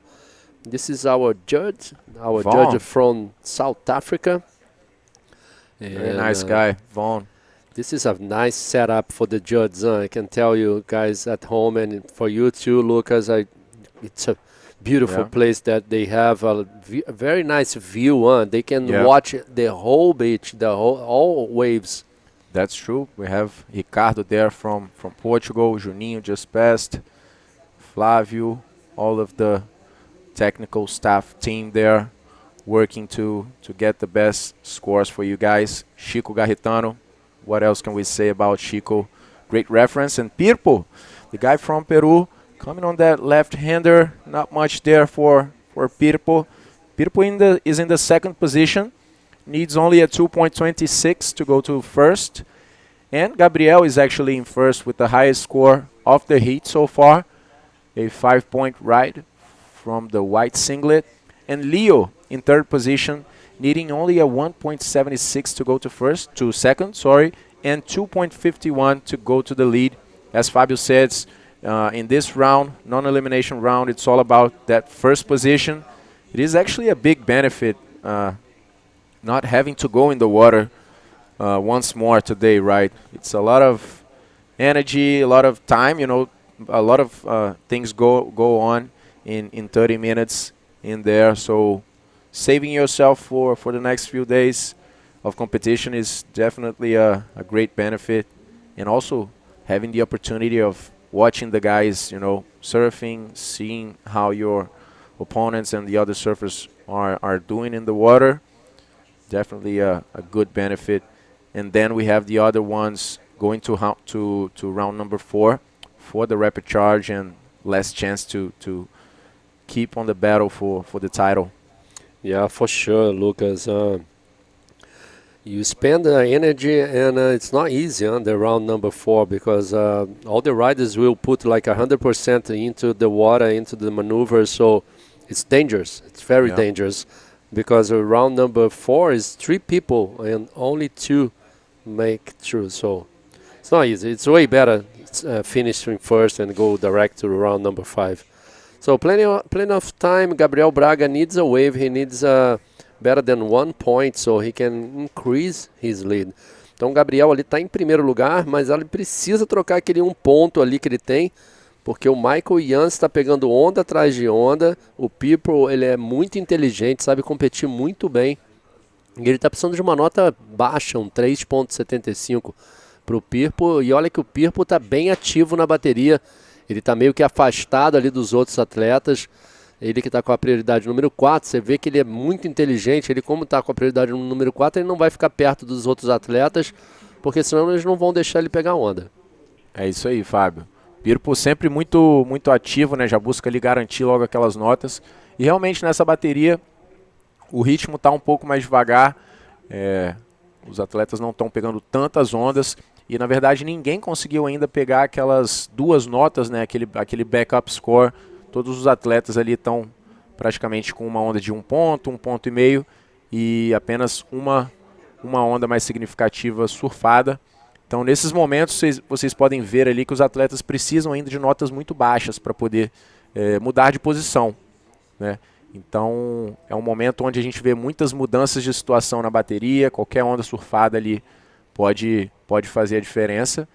E o Michael está precisando de 2.26 apenas para tomar o lugar do Gabriel ali. Gabriel, com certeza, buscando uma nota de backup para poder consolidar, né, aquela liderança. E agora a gente tem 8 minutos restantes. E essa é a bela estrutura do Itacoatiara Pro 2023, um evento realizado pela Prefeitura de Niterói e pela Secretaria Municipal de Esportes e Lazer aqui de Itacoatiara. Obrigado a todos que, né, trabalharam, patrocinaram e vocês também que estão assistindo esse evento.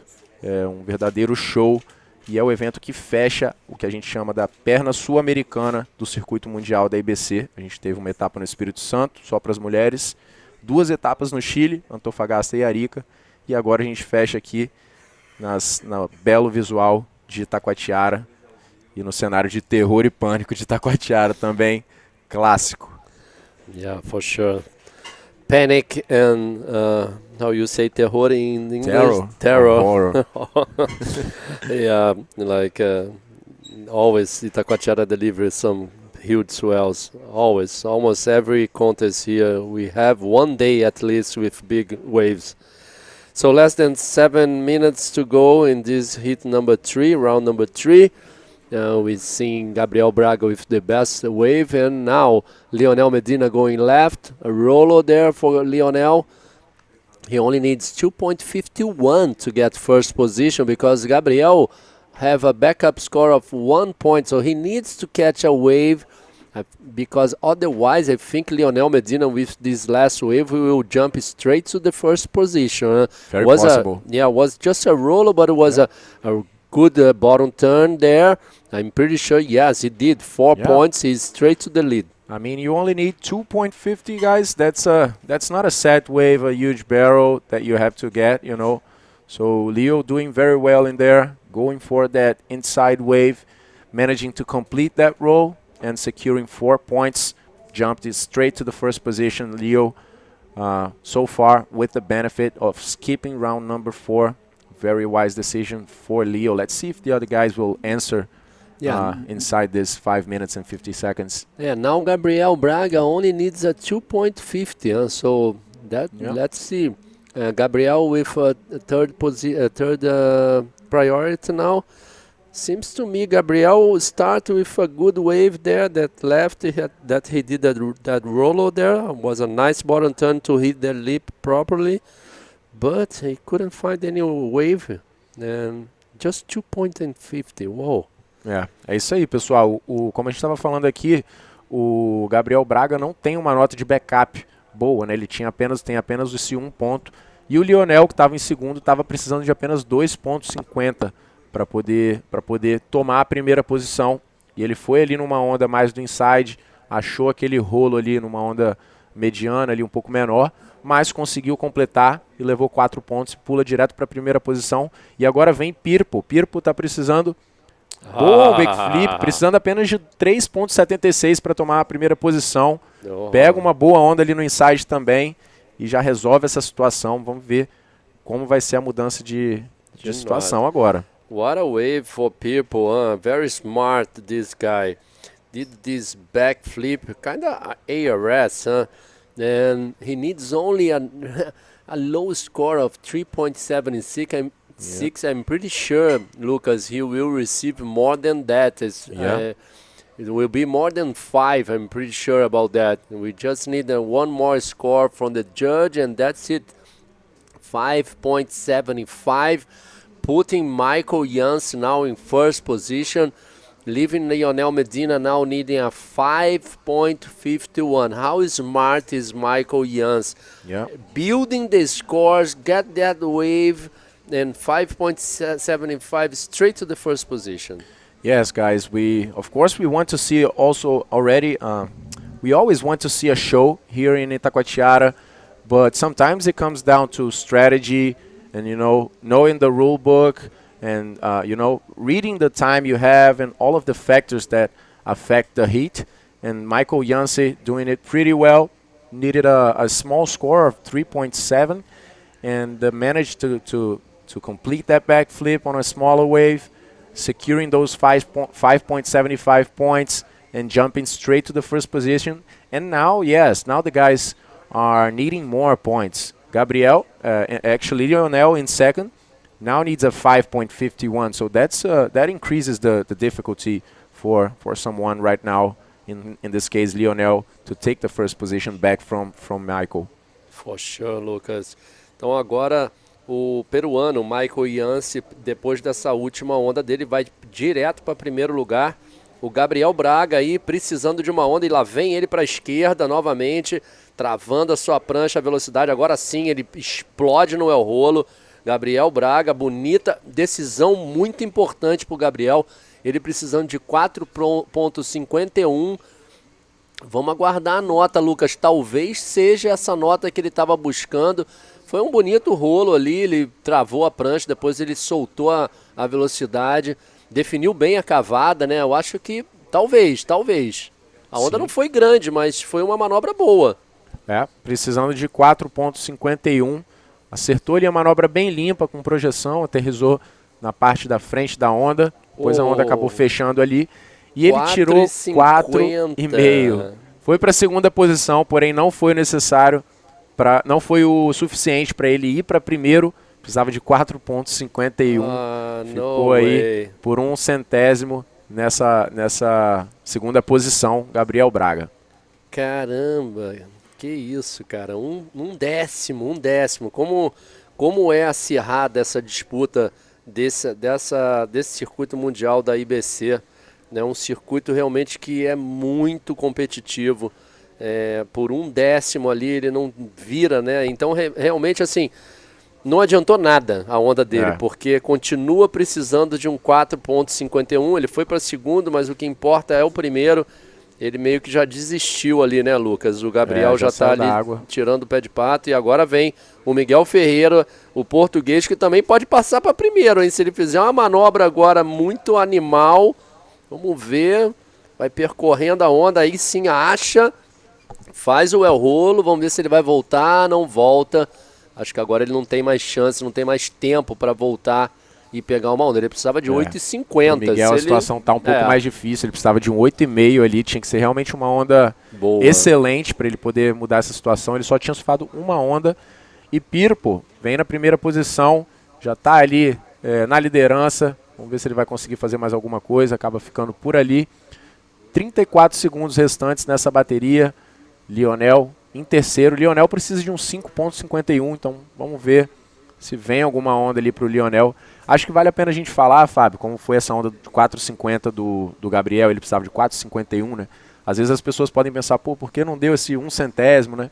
Mas a maneira que funciona, pessoal, depois dessa onda do Lionel, a gente já vai falar para vocês. Ele vem numa direita ali, precisando de 5,51. Completa ali um ARS Lionel, uma onda um pouco menor. Vamos ver se vai ser suficiente. Já jogou uma manobra de dificuldade um pouco maior, né? Eu acho que essa onda agora, Lucas, os juízes vão comparar com 5,75 do Michael Yancy, que também foi um backflip, né? Verdade. É uma onda já branca ali, né, do Lionel. Ele consegue achar ali um espaço para fazer um RS. Bem na habilidade dele, né? Foi bem na habilidade do Lionel. Não foi que a onda foi bonita. Ele conseguiu executar porque realmente ele é um atleta muito bom. Mas acho que não foi suficiente, né? Acho que foi em 4 pontos ali pro Lionel. Exatamente, saiu ali 4 pontos. Então, o resultado oficial, quem pula pro round número 5, nesse caso, é Michael Yancy. Segundo, Gabriel Braga. Terceiro, Lionel Medina. E em quarto, português, Miguel Ferreira. Lembrando que ninguém é eliminado. Os próximos atletas, os atletas em segundo, terceiro e quarto, vão se enfrentar na repescagem. Não saiam daí, nós vamos chamar um comercial e voltamos já já.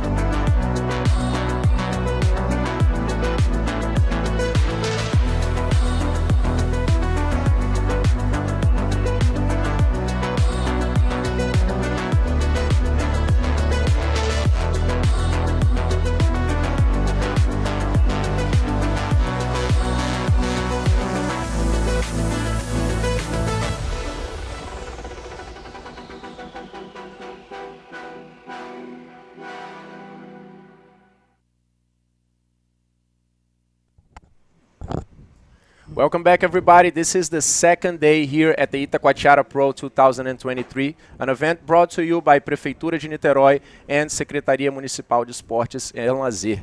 Welcome back, Bego. Thank you very much. The action, it's unstoppable. Let's hit the water and check who do we have there.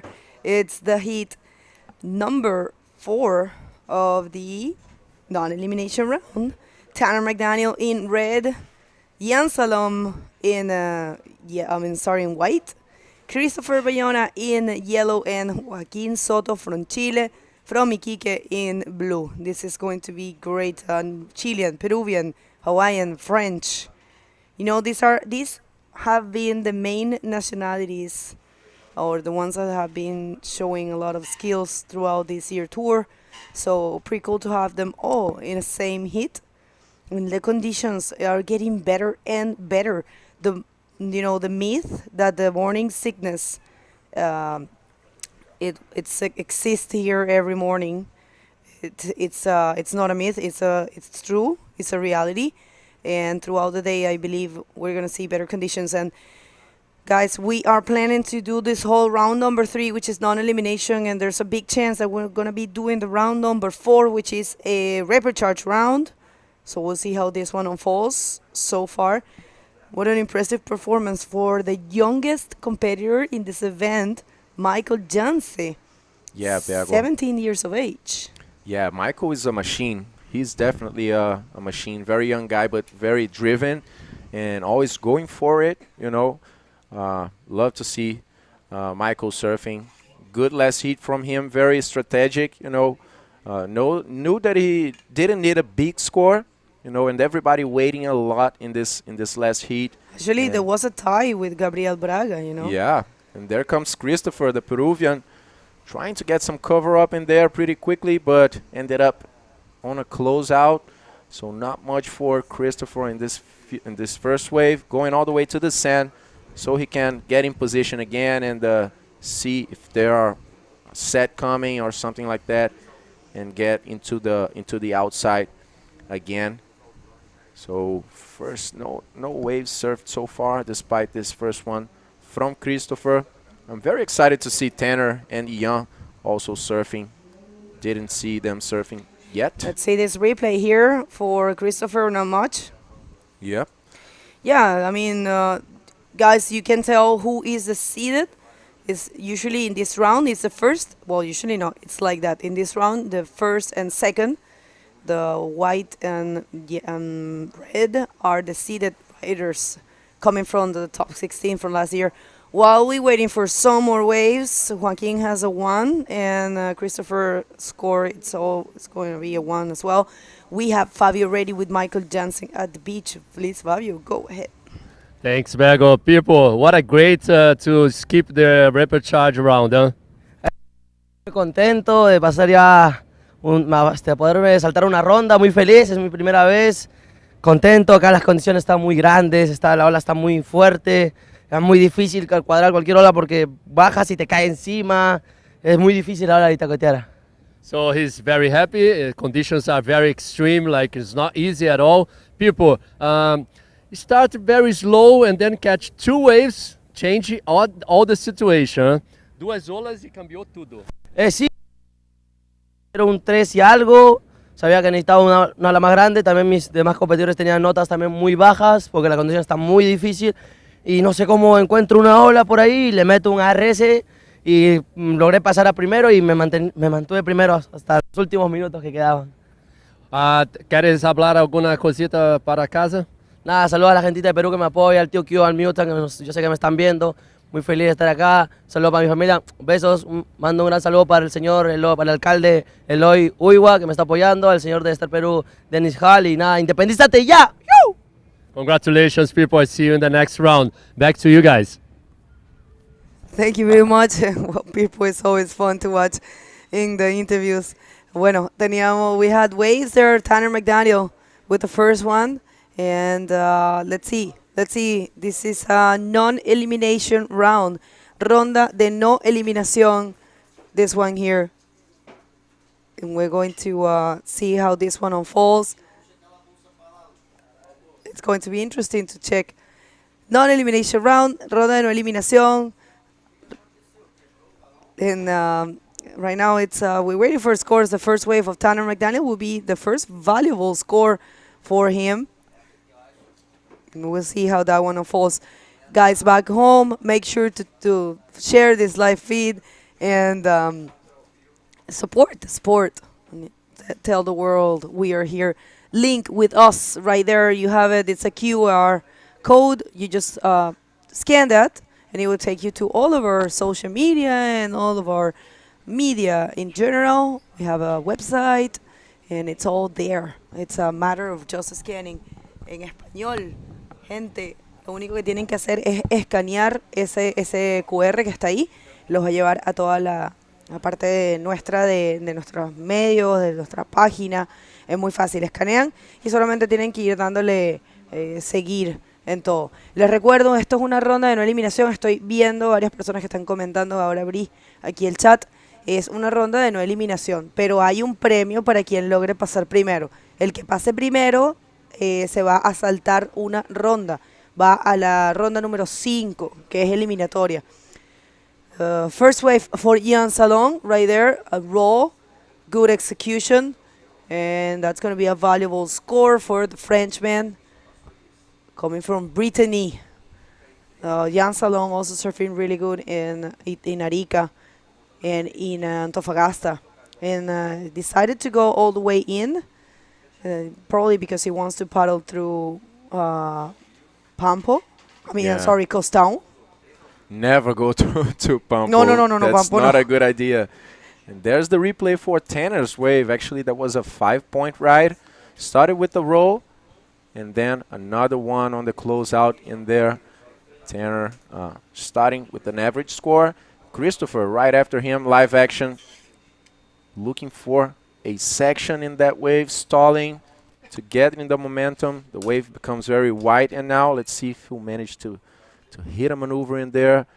Does a rollo kind of in the middle of the foam, but completes it. So yeah, Christopher has only a 1-point ride, so also getting out of the water.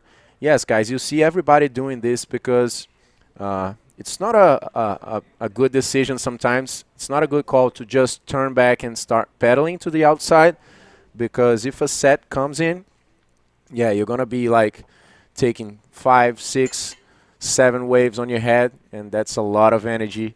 You know, it makes a lot of difference, especially in a heat where you have limited time. And that's Ian, first wave, also going to that left in there. When it closes out, he managed to hit a roll and finish it cleanly. The score didn't come out for this wave of Ian so far. So for now, we have Tanner in first with only that 5-point ride. But definitely these last few waves are going to make a difference, so we can see the other guys' positions. That's right, and this was the last for Christopher Bayona, el peruano Christopher Bayona. Siempre agarra las olas como va respirando todo el camino, ¿no? Como que va tomando aire todo el camino. Siempre me ha llamado la atención que hace eso, es como su técnica. Ahí va como abriendo bien la boca para tomar aire. Yo creo que puede ser su técnica para no quedarse sin aire, no es lo peor que te puede pasar. Bueno, esa ola de Christopher Bayona está por entrar, estamos esperando ese score. Joaquín Soto, que todavía no ha agarrado mucho, tiene solamente una ola de 1 punto. Tenemos un chileno, un peruano y un hawaiano con un francés, que son las nacionalidades que, bueno, hemos tenido muchas nacionalidades claramente que han hecho excelente trabajo. Por supuesto, el único ecuatoriano, que es Jerico Rosero, muchos de diferentes países, pero estas 4 nacionalidades han estado como bien presentes, como bien activas en el Tour Mundial este año. Chile, Perú, Francia y Hawái. Así que, bueno, y obviamente Sudáfrica con Tristan. Pero digamos que estos chicos son como los que andan más en grupo, ¿no? Son los 4 grupos, los grupos más grandes que tenemos este año en el Tour Mundial. First French wave. Boogie crew is representing a lot. Yeah, I like to see the French guys, all like of them coming together, you know. And there's It's also huge. always a new guy as well coming in. It's so nice to see France and Reunion Island as well coming up. Well, right now, Jan Salon getting a 5.5. So first in the heat, and here comes Tanner. Sun's out finally. It's thrown away for him. Not much there, and you can see Joaquin approaching to the middle section of the beach. Probably Joaquin was betting for the rights towards El Pampo. But yeah, alto risco, high risk. You know, this is lifeguards are actually forbidden people from swimming or bathing in the beach. Makes sense. So Tanner McDaniel right now in first with tiny scores, given the fact that he usually boasts huge scores. But yeah, right now with a 6. Gian Salon with a 5.5. Christopher and Joaquin still haven't been able to show themselves too much. And who you see in your screen, it's no one else that our current world champion, defending world champion for last year. And you have the French boogie crew there, Simon, Maxime, Ivan Clarek, Etan. Actually, I didn't know that, but in French, it's Etan.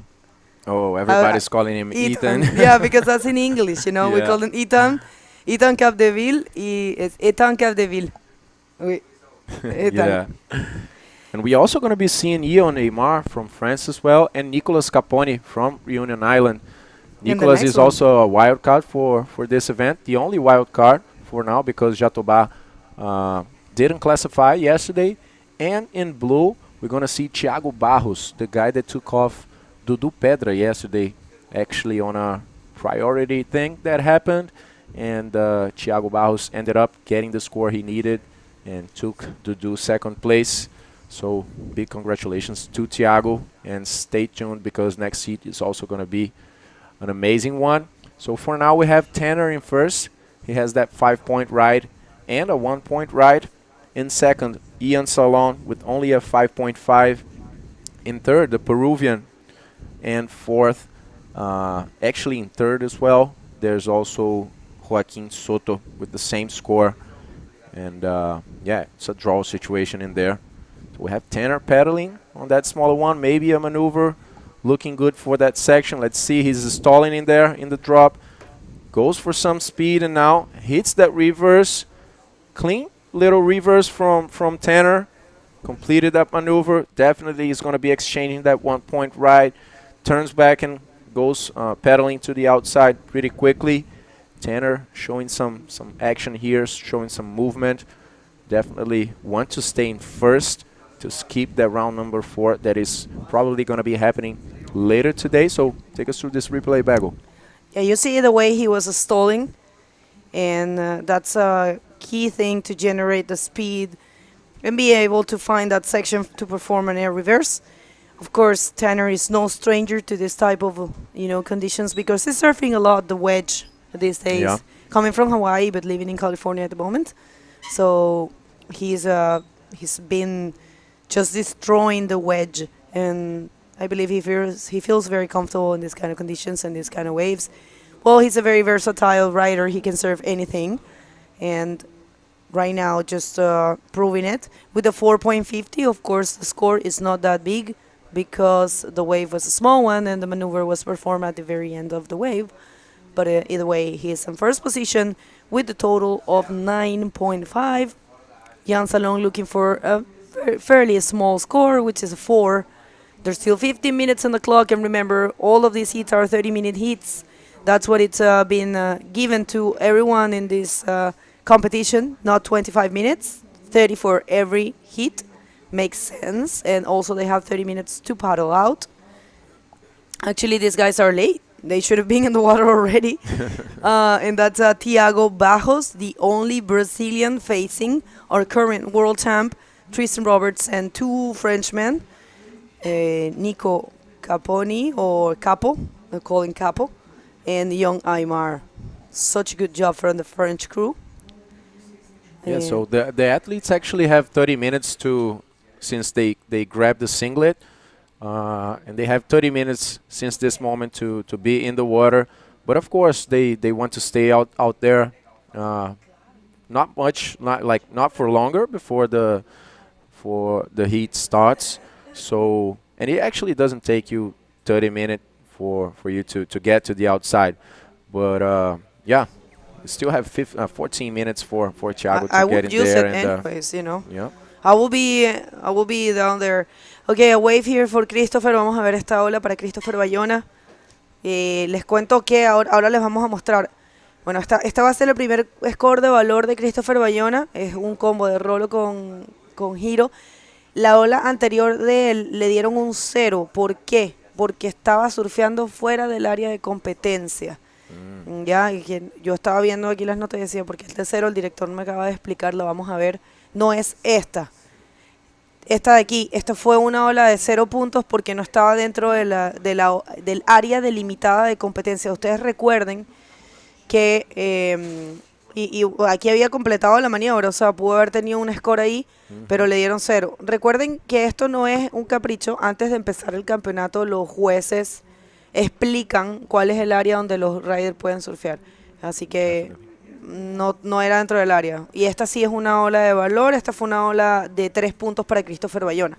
Yes, guys. So this is the last wave for Christopher. That was a 3-point ride, and he has a backup score of 1 point. But if you check the detailed scores in there, right after Ian's wave, going to that right, hits a roll there. Let's see if there's going to be anything for Ian. That's it. A good roll there for Ian Salon. Only has a 5.50 and needs a 4-point ride to go to lead. So definitely going to make a difference for Ian. So back to what I was saying, Christopher's second wave was a 0-point ride. That was because he was out of the competition zone. So last wave for Ian in there. Still waiting for that scores. Yeah, the replay for last wave of Ian Salon. And looking for a 4-point ride, and then I see a 5 dropping and another 5, so it might be it. Tanner McDaniel. Right now, with tiny scores, and Ian Salon changed the situation with the 5. Right now, he's in first, but of course, a 5.5. It's what Tanner's looking for. Completely possible for the Hawaiian. One of the most consistent riders and stylish riders that there is right now in the world, but he hasn't been too lucky in terms of becoming a world champ. Yeah, Tanner moving in there, goes to that left. There's a nice bottom turn, hits a roll there. Very clean maneuver for Tanner. He needs now a 5.50 to go back to lead that Ian just took. So let's see how the judges will evaluate that. That was a clean wave. Let's check out that replay. Doing that long extended bottom turn. Yeah, that was actually, you can tell he was thinking about doing something else. The Yeah. way he approached the leap is pretty, for me, it calls my attention every time that you can actually read or tell when the rider just approach the leap thinking about doing certain maneuver. When they get there, they probably changed their mind. Yeah. And it looks like that what's happened to Tanner. Either way, it's a complete maneuver. Not really, well, I mean, he's increasing his total score, but it's not enough to take the lead. That was a 4.75, and he's still looking for 5.50 to take the lead. And such an important lead. It's not like any other heat. In this stage of the competition, you do want to end in the first position because you're going to be skipping one round. It's a benefit that you get, and the rest are not leaving competition. They're going to go to the repechage, which might happen today. I believe it's pretty likely that we will continue in today. Yeah, if the conditions still like this, pretty contestable, we might see that. I'm pretty sure, Bago, good point, that Tanner was going to go for that reverse on that last wave. If we can check the replay from last wave for Tanner again, the 4.75, I think he went for the reverse, Bago, and ended up doing that roll, because he didn't find that section. So let's check it out. Yep. That looked like he was going to throw a reverse. Yep. But didn't find that section quite, and ended up hitting the roll to secure those points. But that was not enough for Tanner to take back the lead from Young. Well, we were having the conversation when I saw him, because I didn't see him in Arica. We didn't have the chance to talk. When I saw him first here, I asked him about that invert to reverse that he tried to perform in Arica. was like, man, why you didn't do an invert? He was like, no, I was not capable of. Actually, my body, the inertia of the power of the maneuver, just, throw my body to the side, and I have to, twist my body and try to do the reverse. It wasn't on purpose. Otherwise, you lose balance, right? Yeah. He actually he said he was not going to be able to land the invert, so he had to change his mind, in the middle of the maneuver, right there. So yeah, because if he would have, just performed an invert, he would have get a high score and he would have win the event.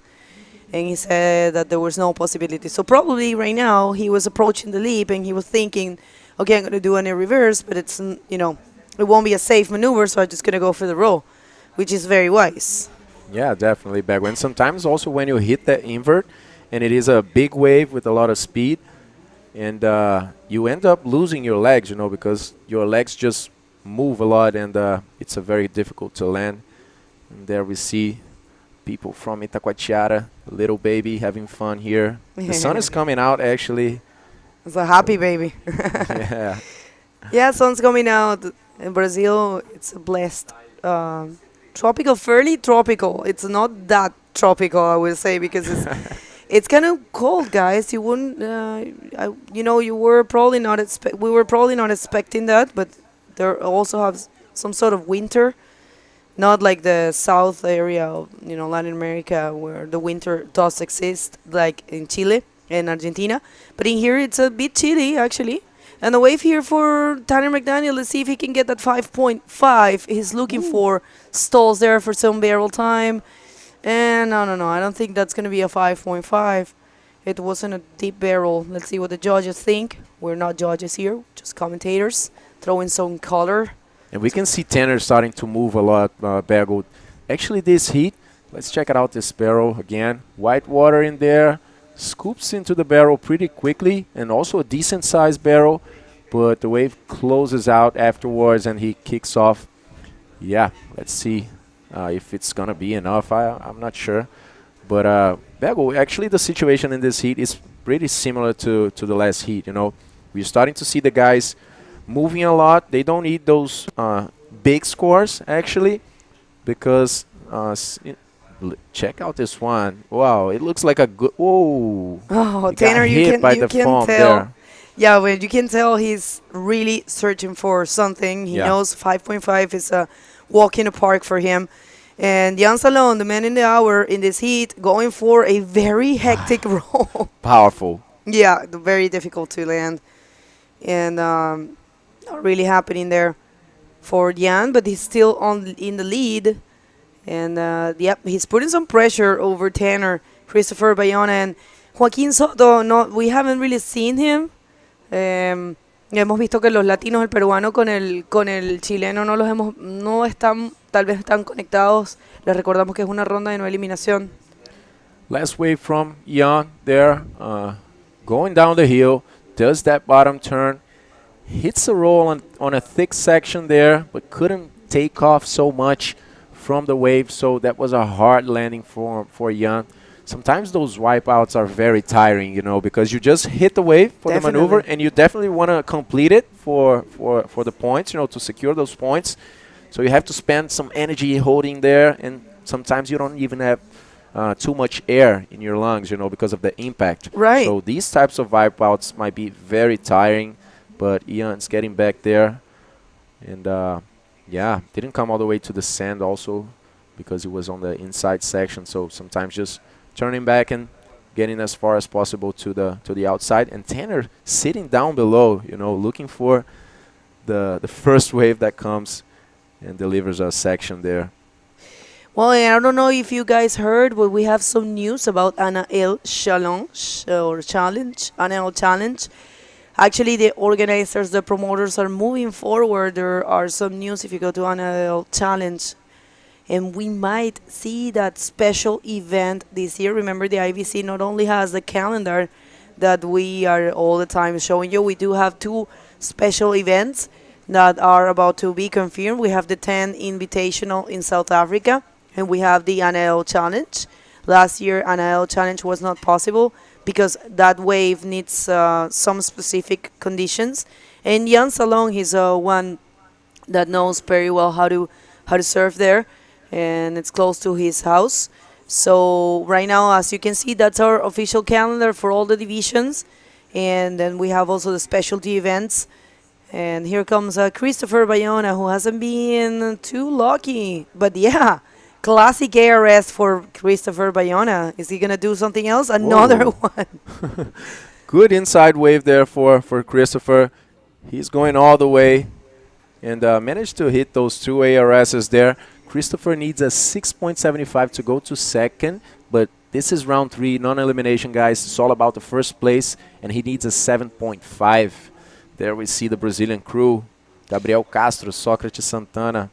Always, Socrates is always looking so, so nice. Huh? He's always like dressing so nice with like, I love Socrates. He's a great person. And here comes the replay. Yeah, replay for Bayona's last wave. Passed that white section in there, managed to hit the ARS and continued for another one. So another side wave came by and he completed that second ARS as well. So this last wave for Christopher was a 4-point ride, guys. Remember that this was an inside wave, despite doing 2 maneuvers in there and completing. It was a smaller one. And also Tanner surfing a left-hander there. Finally Tanner going into that one, but didn't find anything. Another one, live action for Tanner here. Look at that. 9 world titles for each of them. Right there, Mike Stewart and Dave. And a wave here, nothing for the boy from Brittany, Jan Salong, who is right here with his girlfriend. Many attempts in this heat, Bago. Check out Tanner already scored 8 waves to get that total score of 9.75. So definitely seeing some action here for the guys. These are difficult conditions and a lot of water moving out. We're expecting the waves to pick up during the day as it happened yesterday. And tomorrow it's going to be really big, I think, according to the forecast, Bago. Yeah, but we were checking with Luciano actually for tomorrow. Well, you actually said it, the energy it's twice as much, and when the energy is that big, it means business. So we're gonna see how it's going to go. That's why our head judge Chico Garritano was telling us that he is trying to, to see. Of course, it's a decision. It's a combined decision between the riders rep, and technical team, and of course the locals. You have to remember this event is organized by Juliano Lara, which is a local here, and he knows this place very well, and he serves really good as well. So they all get together and decide if we're going to keep running, and they want to try to go as further as possible today, so because they don't know what's going to happen tomorrow. And actually throwing the repechage round, if the people that remain in the second, third, and fourth position, it means that they probably were not too connected to the place, and if you're going to be throwing them in the bigger condition, they'll probably, be feeling not too comfortable. Let's see. But this, right now, I have to say congratulations so far to Jan Salong. Tanner has the first priority. Actually, no, he doesn't. It's gone. Joaquin has the first priority, and Jan Salong, it is actually very weird to see Tanner McDaniel going to a repechage round. Yeah. And Jan Salong with an amazing job. He actually did amazing as well. He actually skipped around in Antofagasta as well. So good job there for the French. Jan Salong. It's actually happening. Tanner McDaniel going to the repechage alongside with Christopher Bayona and Joaquin Soto. You guys don't go anywhere. We're gonna hit a quick commercial break and gonna be back in real soon.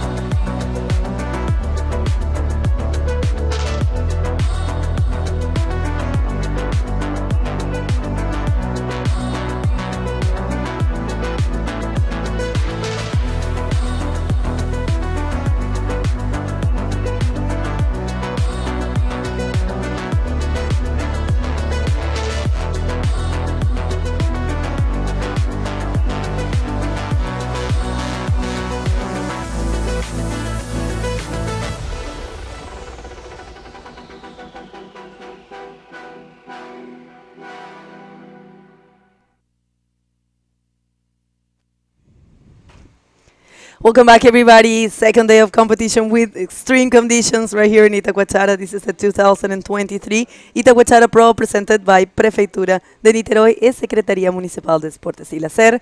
Of course, the IBC World Tour. Do you Good like Portuguese, I like it, really like it. We This have is Tristan. our current world champion, Tristan Roberts. Started with a nice rollout for Tristan in red. Okay, so Tristan Roberts in red and John Aymar in white. Those are the seeded riders. Nicolas Caponi, our wildcard for this event, former world champ in the Pro Junior Division 2019. And Thiago Barros from Brazil, the single Brazilian in this heat in blue. Let's see how this one goes. We had a pleasant surprise with Jan Salon taking Tanner and the rest of the competitors. And an amazing wave for Nico Caponi, man, if he would have landed that. And this one for Tristan, it's a 5, and right now he's in the lead. Yeah, was a nice way to start the heat. Oh, actually, this that's the one one. is the second one, yeah. The first one, actually. This is the second one. Was a good wave, actually, Bergo, to start his campaign. Was a bigger rolo, actually. He received five points from the judge. And seems to me Nicolas Caponi is more relaxed now. In the first event of the year, he was like kind of stressed. But now he's like showing what he can do it and show why he became a world champion on Pro Junior on the 2019. Well, I believe when you have that support of a great team, and also when you see your friends killing it and surfing really good, you have that, that will. It's very good to have support. It's very hard when you travel by yourself, but also it depends on the person, right? It depends on how it works for you. There's people that travel alone and it's best for them. They concentrate best and they do better. But in the case of the French boogie crew, I believe they support each other very well, and it's showing. So right now, this heat only started while ago, 30-minute heats, and top of 15 waves. Same judging criteria as we have been working since Antofagasta. That's a judging criteria for the men division throughout the South American leg. Remember, this one can change. So maximum degree of difficulty and commitment, radical control maneuvers, speed, power, and flow, critical sections, variety of repertoire, aerial maneuvers with a high degree of difficulty, cleanly executed and completed, and of course the style. The style, guys, don't confuse. It doesn't mean that one style is better than the other. It means that the way you perform the maneuver has to come with style, stylish, fluency. I believe that's what it refers to. It's not that they have a favorite style or whatever. Style, it's like colors. Yeah. And back to the French that you was talking about, Bergo, it's nice to see all the team France together, but also it's good to see Nicolas Capdeville working to put an event for the IBC World Tour on 2024 in Hrs. Just read this in the Facebook. Yeah, we were actually speaking about the NIL challenge. Yeah, they speaking as well. And it would be amazing, man. Hrs. Imagine. Hrs is a very good way for bodyboarding. Very good. I mean, you think that all of these French crew guys, I mean, almost all of them, because Irwan comes from Vendée, and Jan comes from, I believe, from Brittany. But yeah, all of them, Jan and Nico, when they're in France, they surf there in Leland. So the good thing about Hrs is that there's a lot of spots, So they might be mobile, and it's a very impressive, very powerful beach break. Well, Did you surf there before? I've been many times. I love it. I love it too, Bergo. Oh, it's so good. Cabareton also has a lot of waves. Yeah. And it's a nice spot for the bodyboards over very there. nice. A huge community too. Okay, let's see a wave here for our current world champ. 2 times world champ Tristan Roberts from South Africa with a nice roll. That's going to help his career, his campaign in this heat. He's holding a 5 and a 1, so he's going to be ditching that 1 point ride for sure and getting better score. Yeah, it was a good wave. I think it's a good decision to Tristan start the hit like this. Already 2 waves, 2 rolos, building the scores. Seems to me, Bego, again, another rider doing different job, because we saw Tristan in Chile kind of slowing, and then like on the next rounds they getting better. But I think Tristan now, he wants to do good from the start, and he already in first position with 2 waves. Il y a Yann qui vient très contente. Who wouldn't be happy? You know, advancing first, skipping 1 round, gives you the chance to rest. At least, for example, right now, maybe that round is going to be doing today, so he's over for the day. And if the round, if the reprecharge round, it's left for tomorrow, he will be very happy not to be surfing in. Well, I don't know. Maybe he wants to surf like that. I know for a fact there's a few riders that would like to be surfing big here, such as Dudu. It was a shame seeing Dudu and Itacoatiara leaving competition so early yesterday. But yeah, there's a lot of people that actually love to surf in big conditions and powerful short breaks as Itacoatiara. So, well, I mean, that's bodyboarding. You know, some people is really prepare, and they're actually aiming to perform in those conditions. They want to just have the chance to surf in huge conditions, because also you have the chance to do very radical maneuvers, with the amount of power you get by dropping in one of these waves. You're going to get a lot of airtime. So, there's a lot of potential here, and probably some of them are looking forward for that. Well, we have this wave. First for Jon Aymar. Let's see. He goes for a very hectic roll. Is he landing it? Yes, he is. Did. Nice roll for him, Bego. Allez, anglais. Is that going to be completed? I think, let's see what the judges think. Yeah. Okay. So we have the interview ready while we're waiting for the score of the last wave of Jon Aymar. So please, Lucas, go ahead. Thank you, Bego. I'm here with Jan Salon, just taking this last heat, skipping round number 4. Jan, we saw a big roll in there, and after that you didn't complete. There was a wipeout. How did you feel in that wave, man? I was so concentrated, I want to make it, but when I start my wave, I did like a little jump, so I lose a little speed. I was trying to take my good line, I did it, but I was a little bit too late, so I put my head in to get out of the lip, but I land. But after I did a front flip and 2-3 rolls in the water, but no worries. I'm happy to make my hit and to win against Tanner, because it's one of my idols. I check a lot of video of him and too, like with Christopher and Joachim, I know they can do some good score in this condition. So I managed to get 2 average wave and I passed. Yeah, so you got 2 average to good waves since the beginning to the middle of the heat, and that made a lot of difference for you. We saw the other guys, Christopher, Tanner, doing many attempts midway after the heat. And what were you thinking? Like, do you enter the water thinking of getting 2 waves pretty quickly to stay in that position, or it just happened? Yeah, it's my option in every competition, every hit. I tried to get 2 waves in the first 5 minutes, like that you are more peace in the water and you can wait the wave. So I'm just so stuck, and I did it, and I didn't want, before my hit, I was like, I didn't want to come back in the water today in the repechage run, because condition is really hard today. Lot of current, lot of moving water.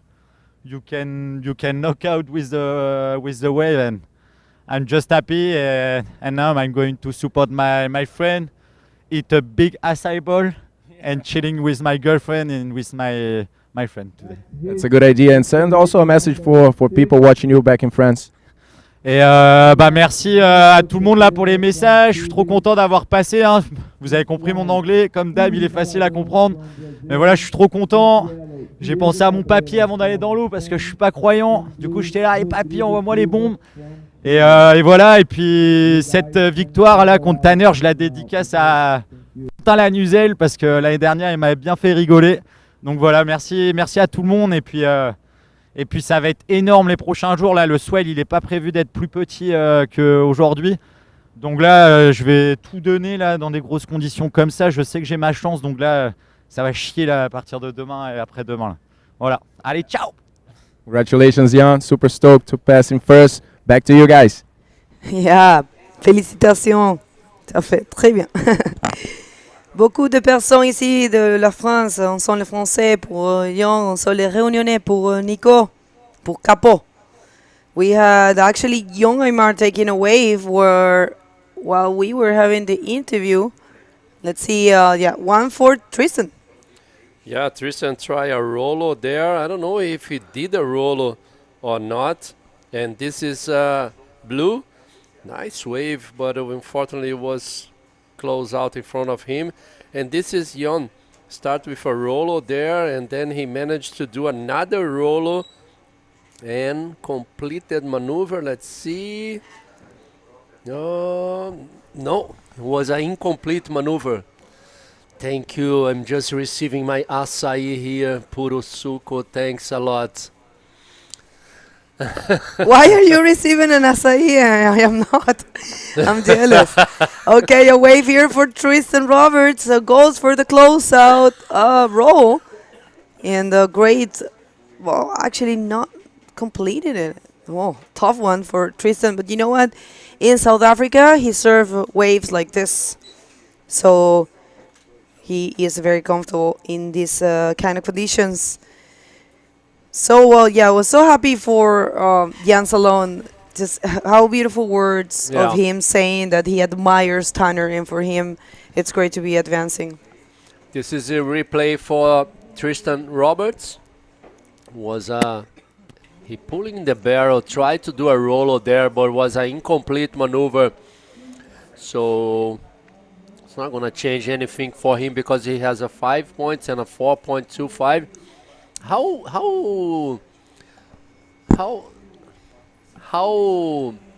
good is Jan Aymar? Like watching him, like not Jan Aymar, like sorry, the Jan Salon winning the heat, and I really like that guy. Bergo. He's an amazing guy. Yeah, all of the French are very cool. Yeah, everyone. It's been so cool in this year. I have to say, every athlete, it's been very... Look at this big set coming out. My goodness. Oh, it's pretty big. Look at this. It's so big. All the riders are getting waves in the head. So Tristan Roberts now in first position with 2 waves, 4.25 and a 5. Jan Aymar with 2 waves also, he needs a 3.25 to get the lead. Nicolas Caponi, he's still looking for a 7.75 to get first. Thiago Barros, just 1 wave, so he needs a 8.25 to get the lead. Thiago Barros, aí o único brasileiro nessa bateria, não conseguiu ainda achar nenhuma onda. Ele que está precisando de um 8.25 para primeiro.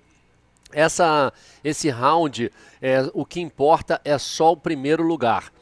Essa aí é a próxima bateria, Rodrigo Silva, getting ready for the next hit. Next hit, 2 Chileans, Manuel Cepeda y Rodrigo Silva, y un español, Diego Cabrera, bueno, canario. Nosotros cuando decimos canario, cuando decimos hawaiano, cuando decimos vasco, sí sabemos que los países principales y la nacionalidad son los otros países, pero cada uno de estos chicos que vienen de islas, que vienen de sitios así que tienen, digamos, que son colonias, tienen mucho, ¿sabes? Tienen mucha personalidad con respecto al lugar de donde vienen. Entonces, todos saben perfectamente que Hawái es parte de Estados Unidos y Puerto Rico y y todo, pero no molesta para nada decir que vienen de Hawái o que vienen de Canarias o todo eso. Yo creo que si ellos lo piden, ellos mismos lo piden, la verdad que no hay ningún problema.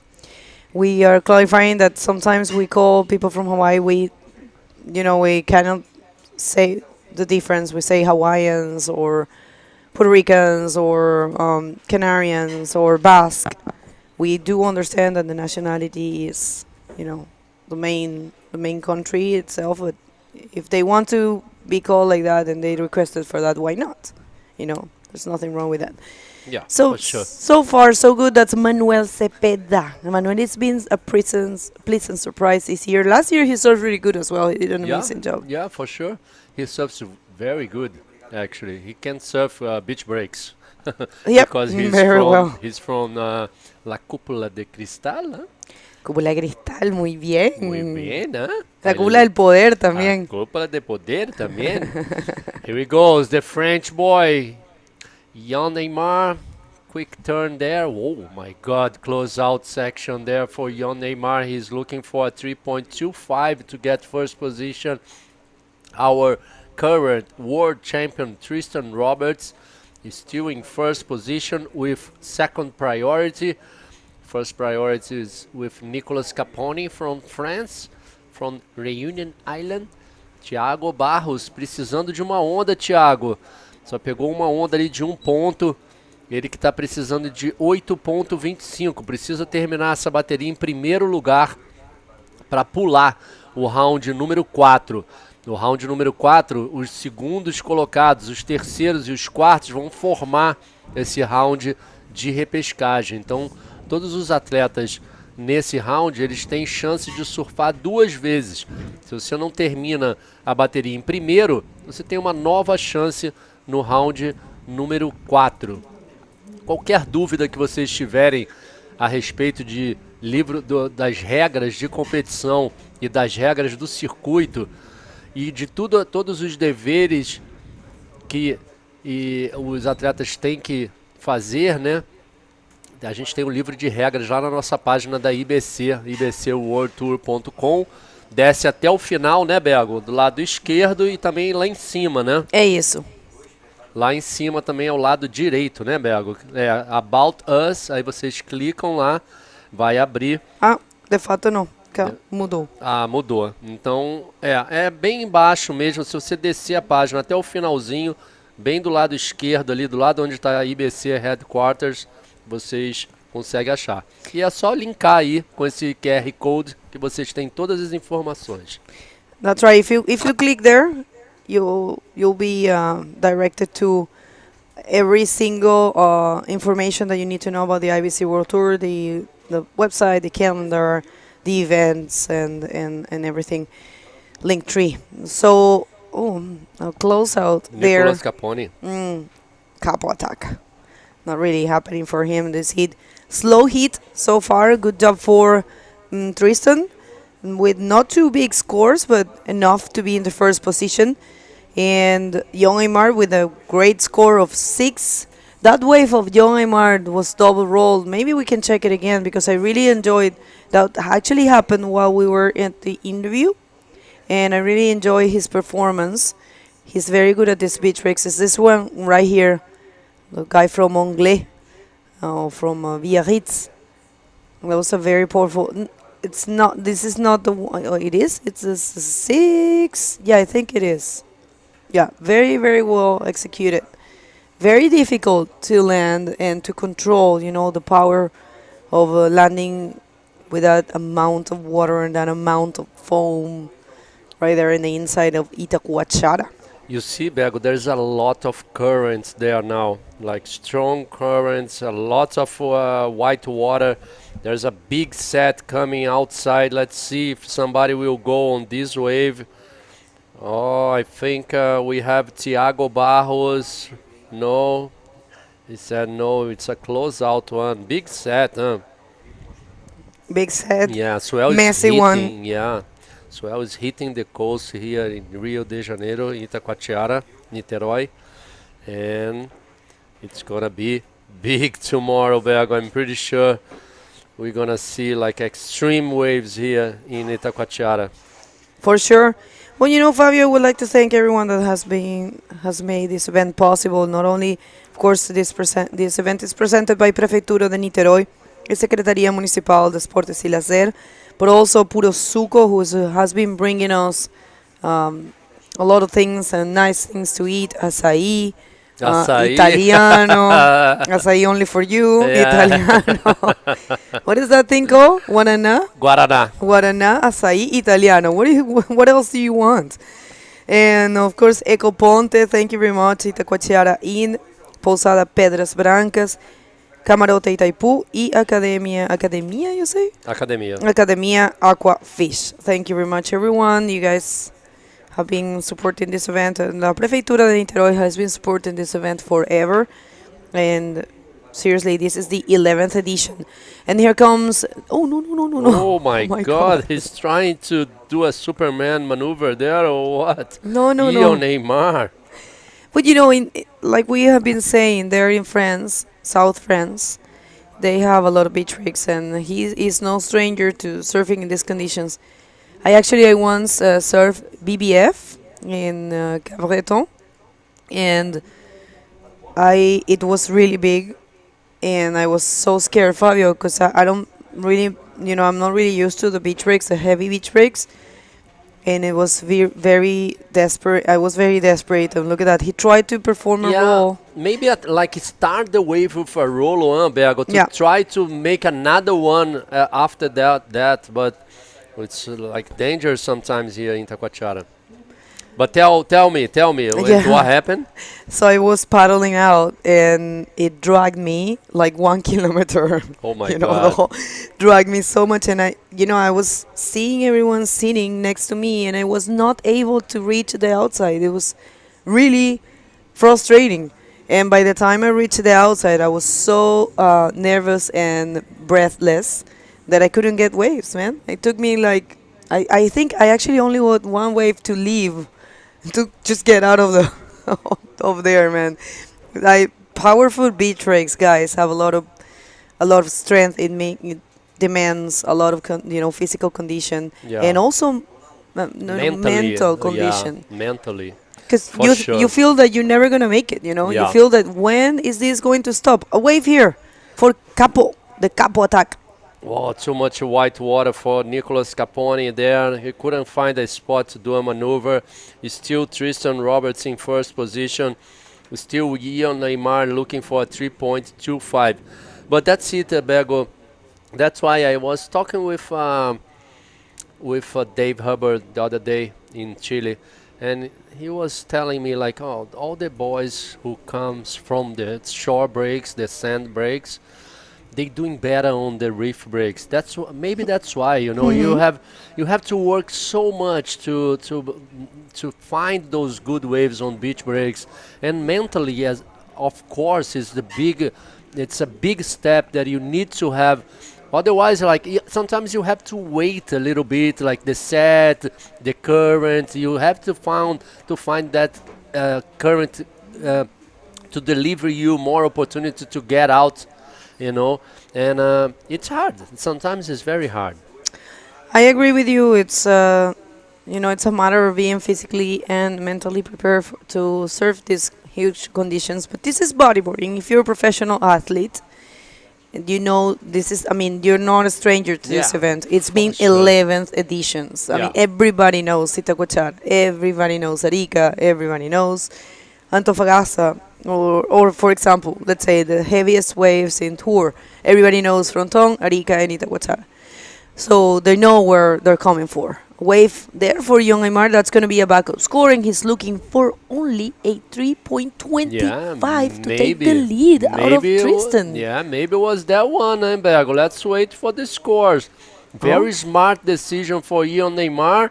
First judge gave him a 4. Let's see, let's wait. Okay, so it will be, can two Frenchmen take two of the biggest names of the sport at this moment? 4 points. I believe it happened. It just happened. Jon Neymar, after this wave, Jon took this roll and found a 4-point score, changed the situation, knocked out Tristan when there's only 3 minutes in the clock. and knocked out the possibility of not surfing anymore today. Let's see if Tristan can get back that lead. Looking for a 5.01, completely possible for the two-time world champ.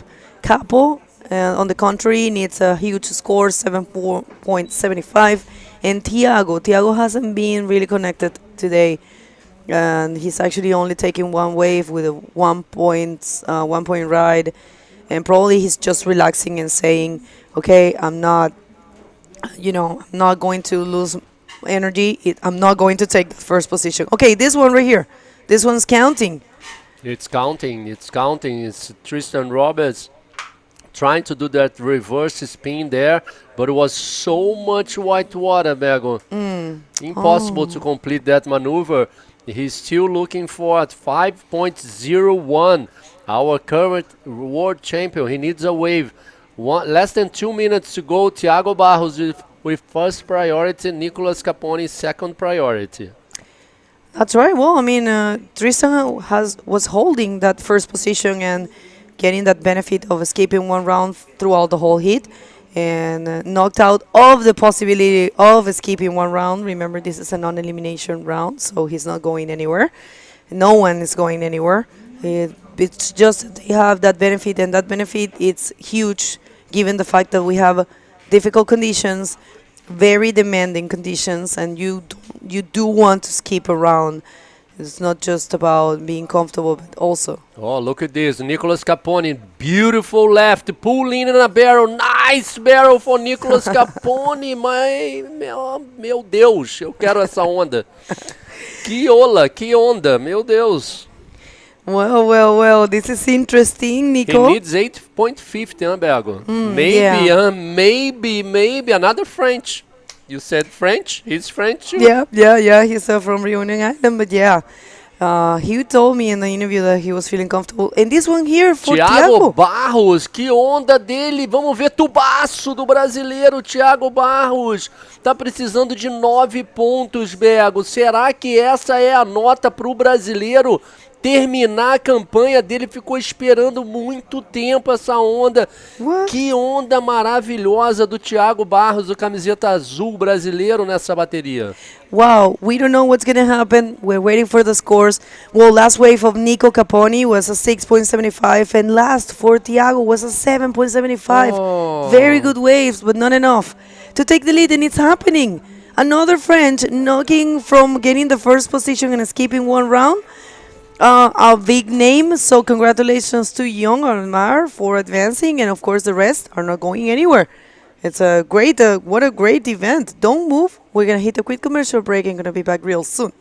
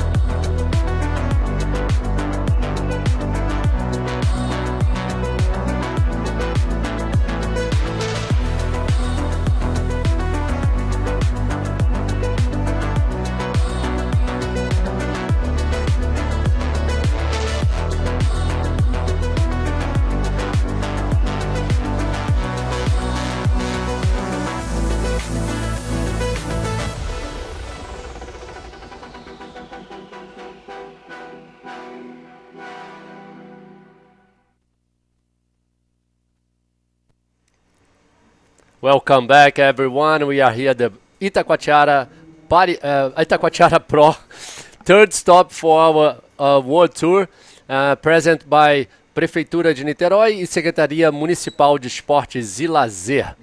Tivemos aí várias ondas boas no finalzinho. Thiago Barros, que ficou esperando um tempão, atleta brasileiro, e Ian Aymar just won our current world champion Tristan Roberts. So Ian Aymar will skip round number 4, and Tristan needs to surf round number 4, the round of the repechage, together with Thiago Barros and Nicolas Capone.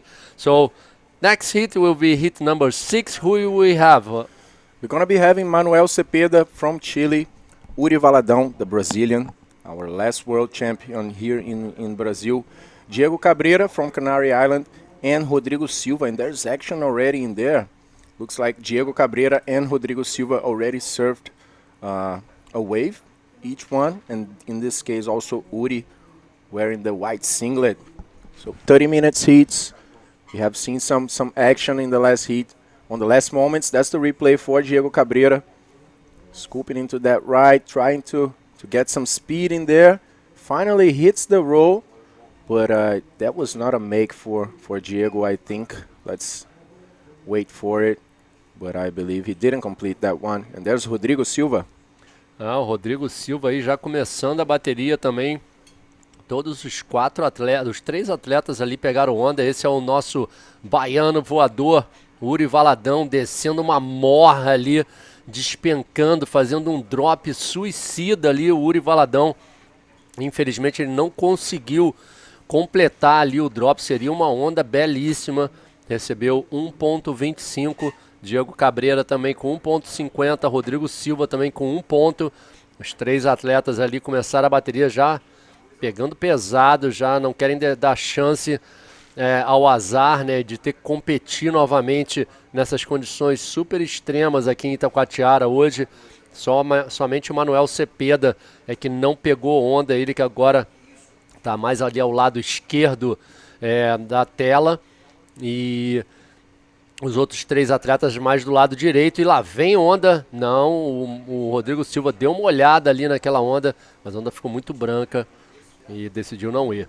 So a lot of action, Lucas? Only 4 minutes on this hit. People like surfing already. Manuel Cepeda looking for the first option. It's good to have a hit like this.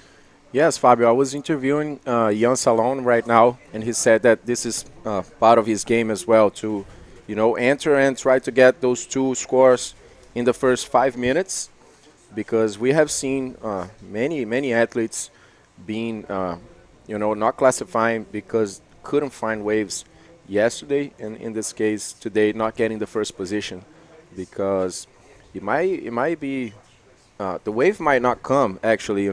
It's not just about surfing well and hitting those maneuvers, but you gotta find a wave, and definitely staying there on the inside and looking for that medium-sized wave might be it's definitely actually a good thing, because we're gonna get the wave easier, but it's a high price if a set comes and you get caught. It's not a good place to be in that inside, definitely. Yeah, for sure, Lucas. Especially now, because the waves are getting bigger and bigger. Tomorrow the forecast looks saying to us will be very big, like very heavy conditions. At least we have no wind, so there is a possibility that we're gonna run tomorrow. So you guys at home, stay tuned, stay link with us in our social media, and this is first wave for Manuel Cepeda. That's a good example there for Manu. Fortunately didn't complete that one. Got hit by the lip after landing. And there's Uri. Uri ali na esquerda, vem segurando, buscando aquela seção da boca do tubo, acerta um bom rolo ali, Uri numa onda intermediária, um bom início. E vem mais alguém ali. Diego Cabrera, não deu pra ver porque ele foi engolido logo no início da onda. Foi engolido, cara. What a drop for Diego Cabrera there. Diego, it's a very tough competitor. He surfs so good. He's from Canary Island. He knows Itacoatiara pretty well. He already won an event here, and I'm pretty sure he wants to do a good contest here, because he's coming back for the World Tour. So it's a pleasure to have him competing again the World Tour. Yeah, I'm looking forward to see Diego Cabrera surfing this non-elimination round. That was the last wave from Uri. That's a 4.5, guys. Nice. Hitting that roll in there. Nice job for him. Like Clean very maneuver. smart to do that roll there to start to building his campaign. Yeah, that's true, Fabio. Some of the, it's hard actually to find a set wave, a big one that is actually good, you know, and definitely going for those inside one is making a difference. But as I said, it's very challenging to stay on the inside with these types of sets coming in. You know, it's a high price, paying like getting 4, 5, 6 waves of this size on your head here in Itacoatiara with a lot of current. You're gonna end up on the other side of the beach, you know, and yeah, it might cost you a lot for sure. Yeah, sometimes people are watching through the TV, through the screen. You guys don't know how powerful is these waves and the current as well. I was down there, Lucas, before in the start of the day today, and like all those waves, the white water coming in, it's totally different over there than on the screen. This is Rodrigo again. Rodrigo Silva scooping into that left-hander pretty quickly, but was not a good one for him. The wave became very white. Rodrigo only has a 1-point ride so far. Então a gente tem a situação, o Uri Valadão na primeira posição agora, né, com a nota mais significativa da bateria, que foi um 4,5, com aquele rolo que ele fez para a esquerda ali. Fora isso, todas as outras notas são notas ainda baixas, 0,75, 1, 1,5 por parte dos outros atletas. Então a gente ainda tem 21 minutos e 30 segundos aí, bastante tempo para os atletas irem buscando pouco a pouco uma nota mais alta, né? Lembrando que é normal, o mar em Itacoatiara aqui é um mar grande. Nessas baterias que a gente está vendo, já tem em cada uma 2 atletas, né, que já estavam ali posicionados pelo ranking, então ainda não surfaram na competição, então normal para esses atletas irem se soltando. E parece que vamos ver se o Uri vem naquela, porque parece que a Bego já está lá embaixo com o Ion Emar para a entrevista da última bateria. Vai lá, Bego. Thanks a lot, Lucas. And yes, young Aymar. My God, just watching you taking Tristan and Jan taking Tanner in the previous heat, it was amazing. Did you think about that, or you just were focused on your performance?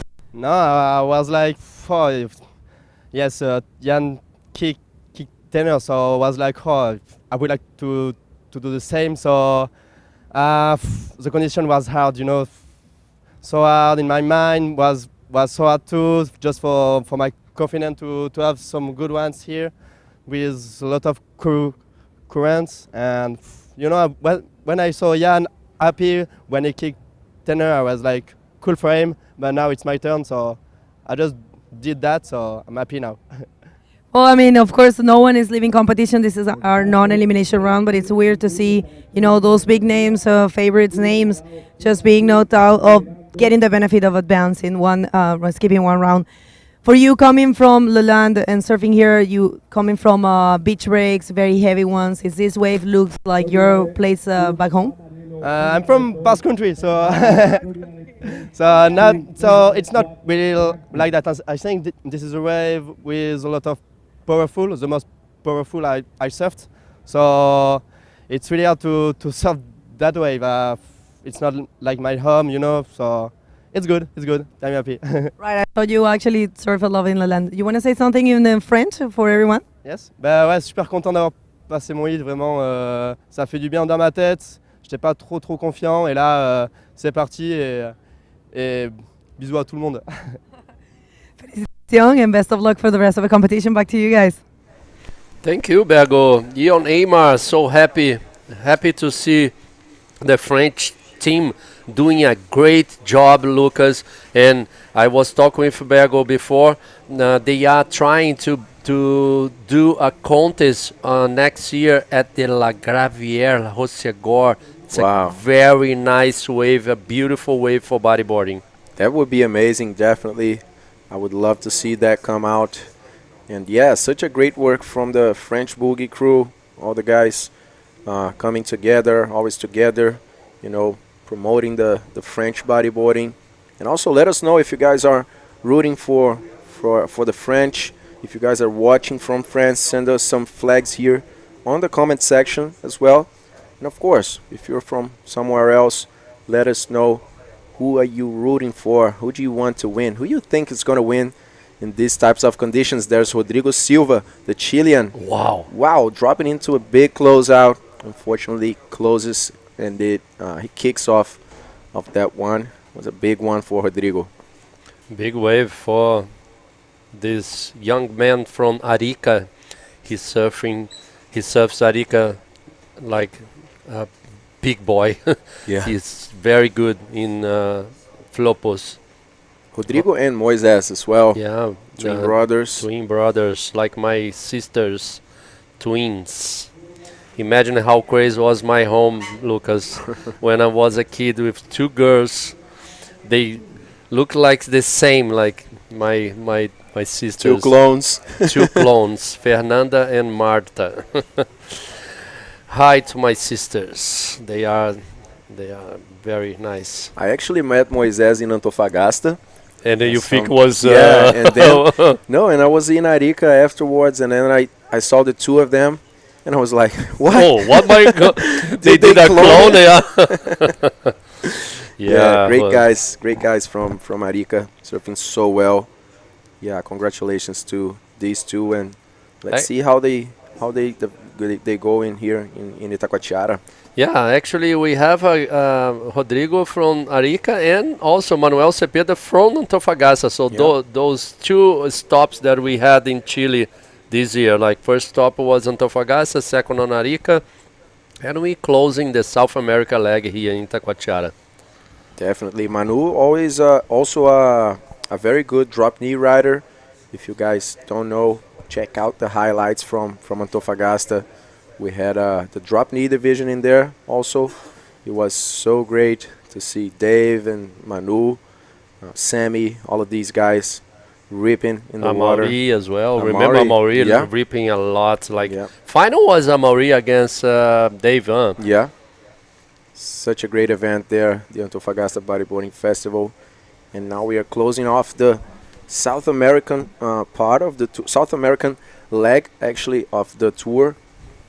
And then this is only the second day, guys, here in Itacoatiara. 2 days ago, it was actually flat in here. There were no waves at all. And yesterday, the ocean reacted pretty quickly. And we are just seeing it increasing today.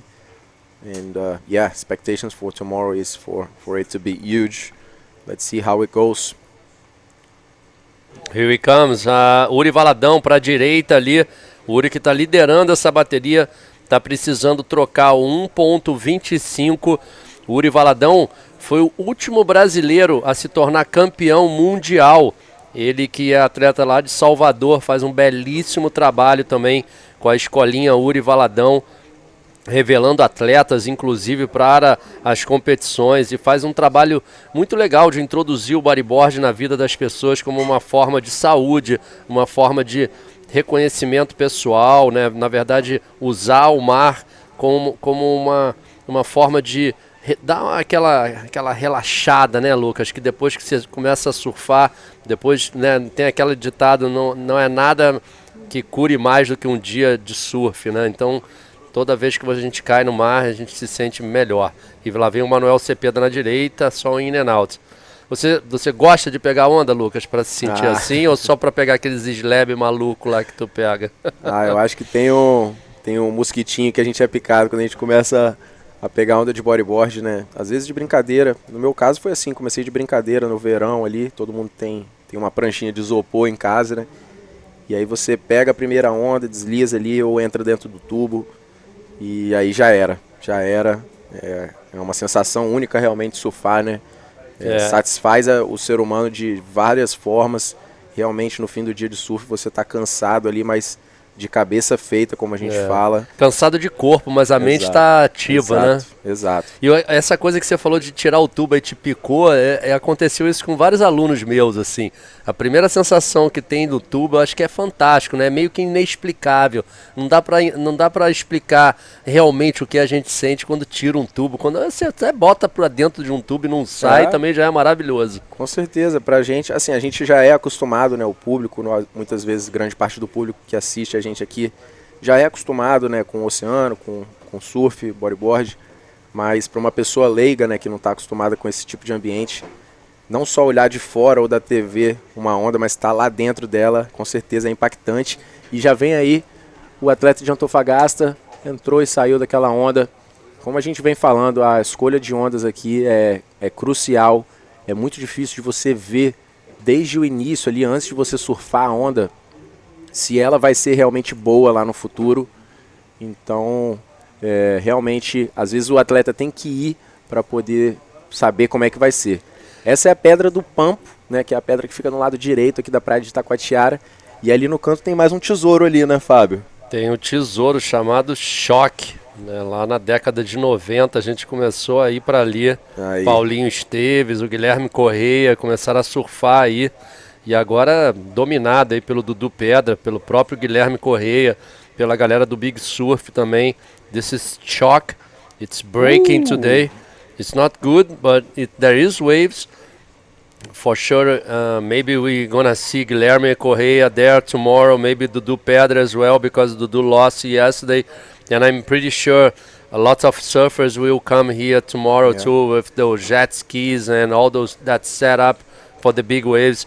This is a different sport, Lucas, that I need to say this, like, it's not a regular sport like for everybody. You have to build your skills to be ready to those kind of conditions. You know that because you've been searching a lot of reef and slabs breaks in Espírito Santo. So you're more than anyone. You're totally capable to speak about of those slabs. Yeah, as I would say, as in any sport, it has levels of difficulty, and definitely having a reef underneath you, it increases a lot of difficulty and the risk as well. So Stroke is a reef break, is a rock bottom spot, and getting hit with a big wave smashing you in the bottom in the sand is pretty bad, but in a reef break it is even worse. So it's a lot more risk. The wave in Shock also bounces a lot. It's a very unpredictable wave. When you drop it, you don't have really a clue of how it's gonna be. So yeah, very very difficult one, and the guys surf it so well. Guilherme Correia, Dudu Pedra, also the guys that surf here in Itacoatiara. I was talking to Gabriel Sampaio yesterday, and he said that they were going to tow in there, but and that's the Mother Island. This is another great spot for the big surf. This is Mother Island, Ilha Mãe. Needs to be like a correct swell and correct wind, but it's a big wave as well, big and gnarly wave. To the right, actually, it's a point break and works with really big swell and good direction for there. So back to this heat number 6. Uri Valadão is still in first position. Thank you, director. Thank you, our drone pilot, Vitor. Doing an amazing job with this drone.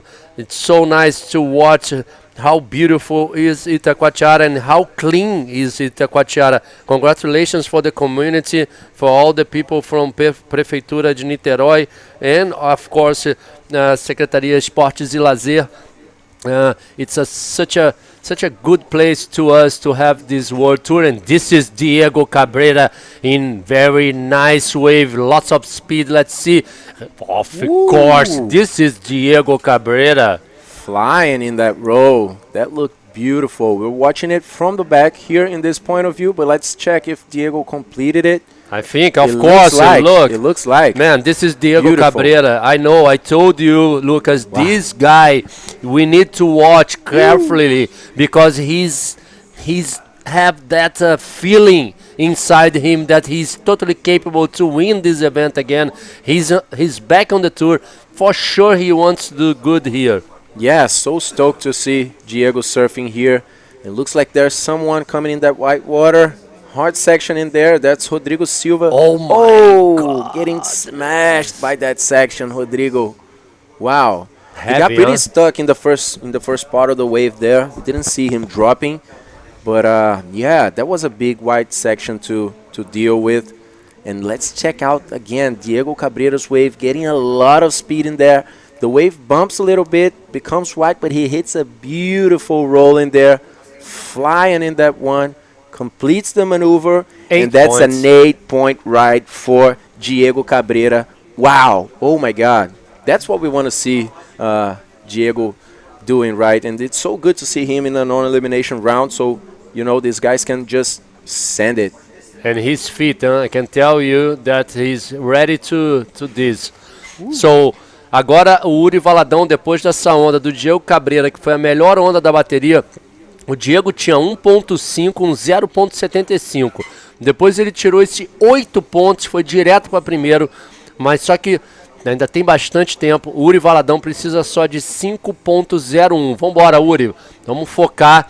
Tu também já fez campeonatos aqui maravilhosos em Itacoatiara, conhece muito bem essa onda, ele é totalmente capaz e está precisando somente de um 5.01. Manuel Cepeda, from Chile, first priority, he needs a 4.26. Third priority and last on this heat, Rodrigo Silva only needs a 4.51 to get second, but he needs a 8.25 to get first.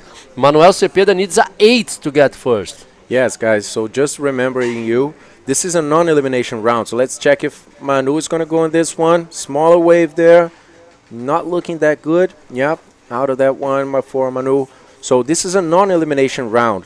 It means it means that nobody is leaving the competition. So all of the athletes are staying in the competition for the next round, but the first position is going to go straight to round number 5. So this is round number 3. All of them advanced to round number 4 except the first. There's Rodrigo Silva, the Chilean. Rodrigo Silva improving the speed, hit the lip, of course. A roller there for Rodrigo Silva. He needs a wave. He only has 1, 1, 1, and 1.25. So I'm pretty sure this wave, the last wave, was the best wave so far for Rodrigo Silva. Let's wait for the scores. First score was a 5, a 4. Let's see. You still need more 2 judges to give the score, and this is it. 4 points for Rodrigo Silva, putting him in the 3rd position. Now he needs only a 5.51 to take the lead out of Diego Cabrera. Yeah, this last 5 minutes we are seeing the athletes accelerating there. Rodrigo coming on that left-hander, bottom turning there, halfway on the face and hitting that roll, completing it, and securing those 4 points. Yeah, it's all about getting 2 good scores, guys. So even 30 minutes might not be enough in these types of conditions. I'm pretty sure Uri, of course, o Uri pegou uma onda ali para a direita, bastante velocidade, vai para a manobra, faz o aéreo, consegue completar, completou a manobra. Uri Valadão precisando de 5.01, ele tira 4.40, não foi suficiente, ainda está precisando de um 5.01, Uri Valadão para passar o Diego. E já vem Rodrigo Silva do Chile também, acaba ficando ali muito atrasado na onda, não ia dar para ele sair desse tubo. Acho que a onda do Uri foi uma boa manobra, né? O Uri, a gente já conhece aquele aéreo característico dele ali, porém a onda não proporcionou tanta projeção assim para ele cair lá na frente. Então, acho que isso acabou segurando um pouco a pontuação para o Uri. Lembrando que esse round é não eliminatório, pessoal. Então, ninguém vai ser eliminado, independente da posição que ficar nessas baterias. E apenas o primeiro, esse sim, vai pular o próximo round, vai direto para o round número 5. Então, não se preocupem que todos os atletas vão continuar na competição para o round de repescagem, que provavelmente vai acontecer ainda no dia de hoje. É isso mesmo, gente. O Diego Cabrera aí liderando a bateria depois daquele 8 dele. E lá vem Manuel Cepeda. Não, ele olhou, viu que não queria. Ele que estava com a prioridade número 1 deve perder essa prioridade.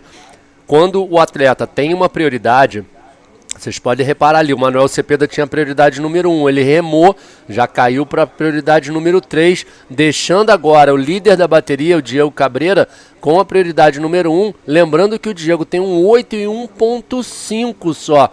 Então, if Diego surfs on one wave and change the 1.5, it will be very difficult for the other guys to get first position on this heat. And only 3 minutes and 30 seconds left. That's true, Fabio. And we are not seeing Manuel getting much done in there. He didn't find that good wave so far. Manuel is a very good rider when it comes to surfing big waves. But yeah, he's not finding those waves in this heat. Thankfully, it's not an eliminatory round.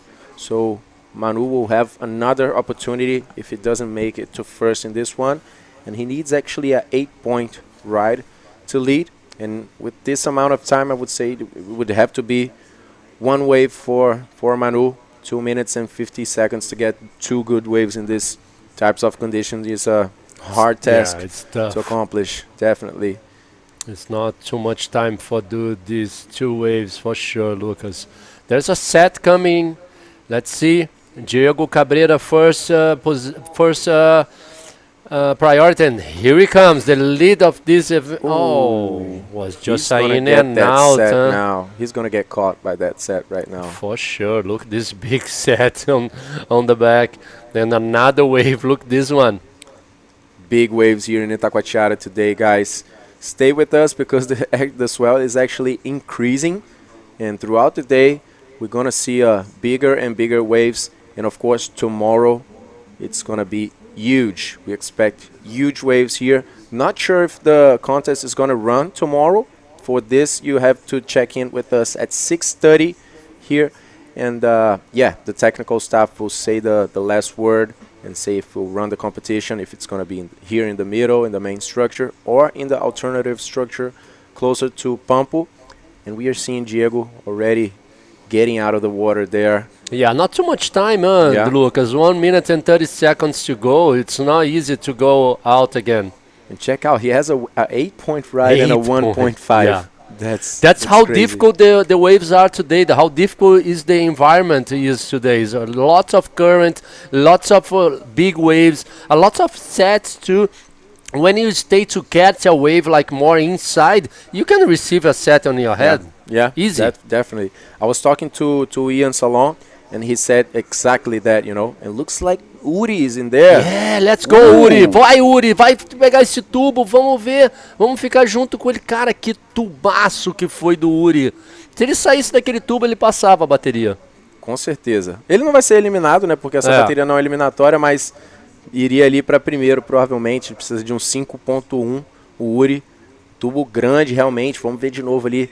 Faz aquela cavada estendida, cara. Coloca para dentro do tubo seco ali, mas na saída ela espumou um pouco. Eu acho que foi bem no final, ali. Lucas, bem no final que pegou ele ali, ó, tanto que dá para ver um pouco a prancha dele ali, ó, no meio da espuma branca. Aquela espuminha a cabecinha pequena, né? dele, A espuminha vem pequena, mas em 1 segundo ali ela vira uma espuma gigante e aí tem que ter muita velocidade, muita força ali, controle para poder passar. Nesse caso, não é fácil não, cara, fazer aquele drop ali e botar na cavada com o peito esticado ali, usando só a prancha para pegar velocidade.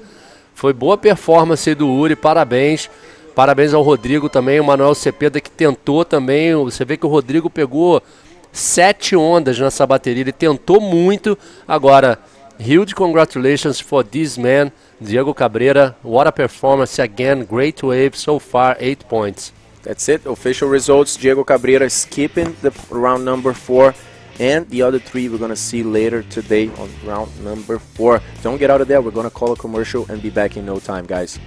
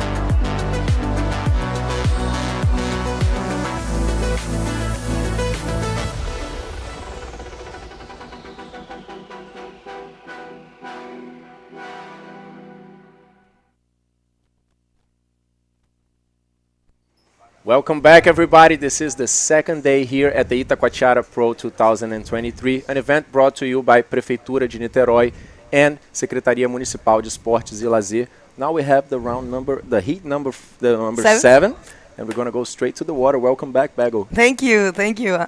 Environment out there is great.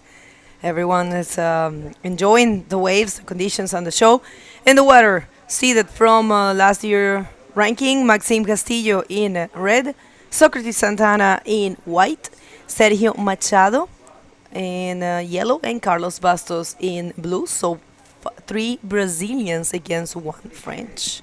Yeah, that's going to be a battle. Carlos has been doing so well since the first rounds here, also in Arica. And there we see the guys from the last heat, Diego Cabrera, surprising us all with that huge roll on the left-hander. Great action from Diego. Interesting thing to see him advancing with an 8-point ride and a 1.5 ride. Well, it shows how difficult it is to find that good wave, right? But they are over there. And if you find it, yeah. It happened with Zacarias, so Saka. He got a very good one and advanced, and a wave here for Sergio. This is an invert, and I believe it was completed. I think it wasn't, because we're seeing a 1-point ride. Are we missing a score? We don't know. But yeah, it's difficult. It's all about choosing properly. But yeah, we have 3 Brazilians here and 1 French. So I believe a lot of Portuguese is going to be made. Yeah, let's talk some Portuguese in here. Gente, temos 3 brasileiros nessa bateria, junto com 1 francês, Sérgio Machado, Sócrates Santana. O Sócrates já estava posicionado no ranking ali, então essa é a estreia dele na competição. E o Sérgio e o Carlos vieram se classificando desde os primeiros rounds. E a gente tem já a entrevista do Diego Cabrera com o Fábio lá na praia. Vai lá, Fábio. Diego, how good is to skip the repecharge round? Huh? Absolutely, yeah. It's amazing to be back and surfing. Not the best, but yeah, found some waves in these hard conditions. I knew with Yuri Valadao is for me, yeah, probably the stronger Brazilian guy for me. Yeah.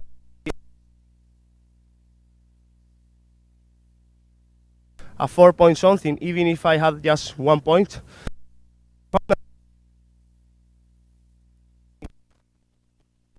So it looks like we had an issue with the audio in there. Let's see if we're working it out, guys. Live action, Yeah, definitely we want to hear from Diego. Let's see if we'll be able to do it in a few time. But in the meanwhile, we have 24 minutes and 36 seconds. We only had Sergio surfing that first wave, throwing that invert in there, but didn't complete that first maneuver. And also Socrates surfed 1 wave, was a 1-point ride.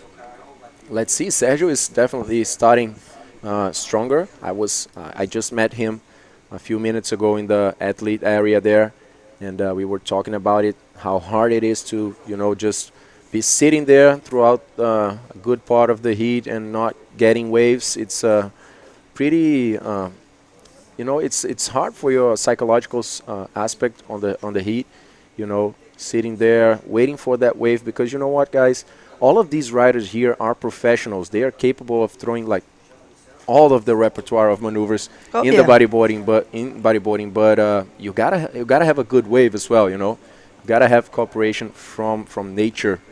Oh yeah, I mean it's they say it's luck, but yeah, we'll see. We have the interview again with our great rider Diego Cabrera and Fabio. Take it away, please. Thanks, Bago. We're going to try again. Diego, so how good is to skip the round of repecharge? Huh?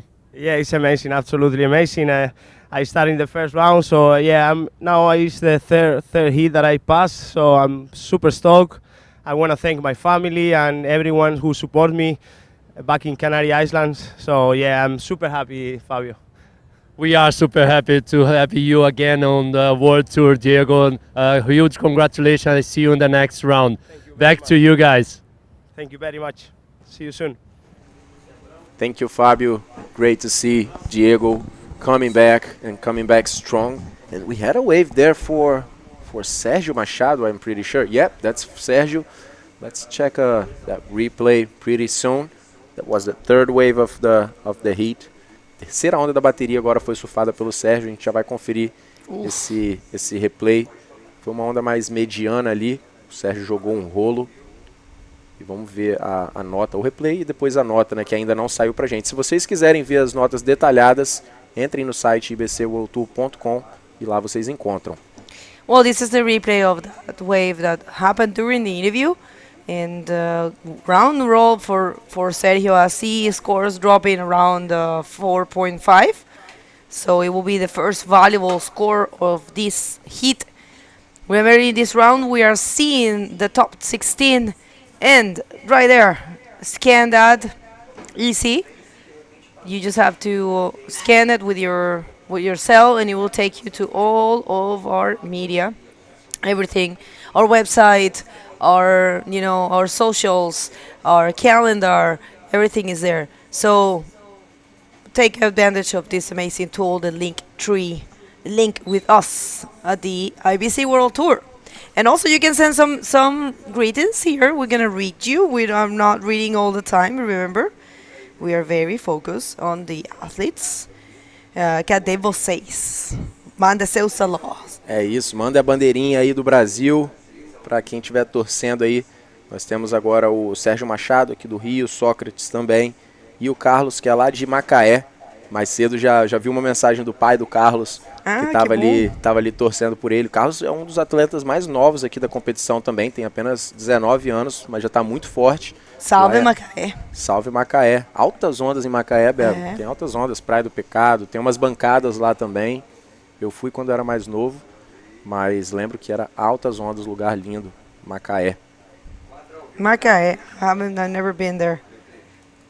E a última onda do Sérgio saiu aqui, foi um 4.75 naquele rolo que ele fez para a esquerda, né? Conseguiu completar, depois ele foi engolido na espuma, mas completou. Então o Sérgio segue na liderança aí com 1,5 e um 4.75. Você quer falar em português para ir no site da IBC? Para assistir as notas? Com certeza. Pessoal, a gente tem o canal do YouTube da IBC que transmite a live aqui. Porém, eu recomendo bastante que vocês assistam pelo site da IBC. O site é ibcworldtour.com e lá você consegue, né, tem um botão lá que você vai encontrar o live stream. Essa live aqui tem um botão bem na base do site ali, verde, que você vai conseguir assistir ao dia 2 do Itacoatiara Pro. E além disso, vocês conseguem ver as notas detalhadas de todas as ondas. Então, basicamente, a gente tem 4 juízes, né, que dão as notas para cada onda. A nota mais alta e a mais baixa são descartadas e as outras duas é feita uma média daquela nota ali para vocês verem essa nota final que tem aí. Então, muito mais informação, muito mais detalhe para vocês poderem acompanhar aqui com a gente e ficar por dentro de tudo. E além de tudo, também tem rankings, os calendários, né, do circuito mundial, que está incrível nesse ano, os highlights, todas as informações pertinentes ao circuito mundial da IBC. Então entrem lá no nosso site. Sammy Martino there, thank you for that information in Portuguese. And Robbie Berman coming up. And also, if you want to know the last heat of this round, this is a non-elimination round. Last heat, it's coming up with Moises Silva, Brahim Idush, José Augusto, and Robbie Berman. That's happening really fast. And you see that's the wet area for the athletes. That's where they change, they hang their wetsuits, they heat up for the competition, and also they leave their stuff. So Robbie Berman there getting ready with Brahim Idush. And we're going to see the Magic Twin, Moises Silva. We saw Rodrigo in the previous heats. And Moises is going to be surfing for the first time, as well as Brahim Idush. They're coming from being seeded from last year, top 16. Yeah, last heat for the round number 3. And next round, guys, we're going to see it heating up, the situation heating up for sure, because next round, it's going to be an elimination round. So it's going to be the second chance for whoever stood in second, third, and fourth in this round. So yeah, definitely it's going to be a tight dispute from all of these guys. And yeah, everybody coming from so far away, all of them looking for the highest spot in the podium, right? That's right. I don't know if I'm just going to say hi to Nicolás Funes, el hijo de Ubaldo Funes, que está sintonizando y está cumpliendo 14 años el día de hoy. Un abrazo gigante. Ubaldo Funes desde Antofagasta me mandó un mensajito, así que feliz cumpleaños, Nicolás. Ok, so... 17 minutos restantes nessa bateria. Essa bateria está bem devagar até agora. Algumas ondas passando ali, mas os atletas ainda não encontraram aquelas boas. Provavelmente agora, chegando na metade, né, para a segunda parte da bateria, a gente vai ver o que tem acontecido bastante, que é o ritmo começando a acelerar. Os atletas vendo que precisam de pouca nota ou de notas mais baixas para poder passar em primeiro. E passar em primeiro é um grande benefício nesse caso aqui, porque você vai pular o round de repescagem. Então não vai ter que entrar mais tarde no dia de hoje. Sérgio Machado, carioca, vem numa esquerda ali que parece que dá uma sessão de lado. Acabou a onda para o Sérgio e não ofereceu uma sessão ali para ele. Que é o líder ainda da bateria. What is he? Maybe he's requesting for information, Sergio Machado. Right now, yes, with a 6.25. Let's see. So I think he's choosing to remain in the middle of the beach, you know, not to go too far away, to outside, to stay right there in the inside and try to find the mid-sized waves. And it's been such a great day. Though I have the information, the official information. We are going to keep doing the event. We're going to continue with the round number 4, which is a full elimination round. It's the repecharge. So you guys stay tuned and share this live feed. We will be continuing. That's the word, because tomorrow it might be crazy, big and messy and dangerous and terror e pânico. Terror e pânico, com certeza. A Bego acabou de trazer aqui a confirmação, pessoal, por parte da equipe técnica, né, de que vai acontecer hoje o round 4, que é o round de repescagem desse que a gente está tendo agora. Então continuem aqui com a gente ainda vai ter mais 8 baterias depois que acabar esse round no dia de hoje. Então compartilhem a nossa live, sigam as redes sociais da IBC para estar por dentro de tudo que está acontecendo aqui.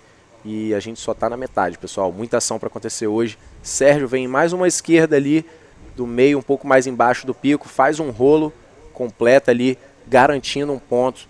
O Sérgio que está precisando de um 5.25, ele está ganhando por 5.25 e a segunda nota dele é bem baixa, 1,5. Então vai conseguir aumentar o seu somatório agora, pouco a pouco, né, Bego?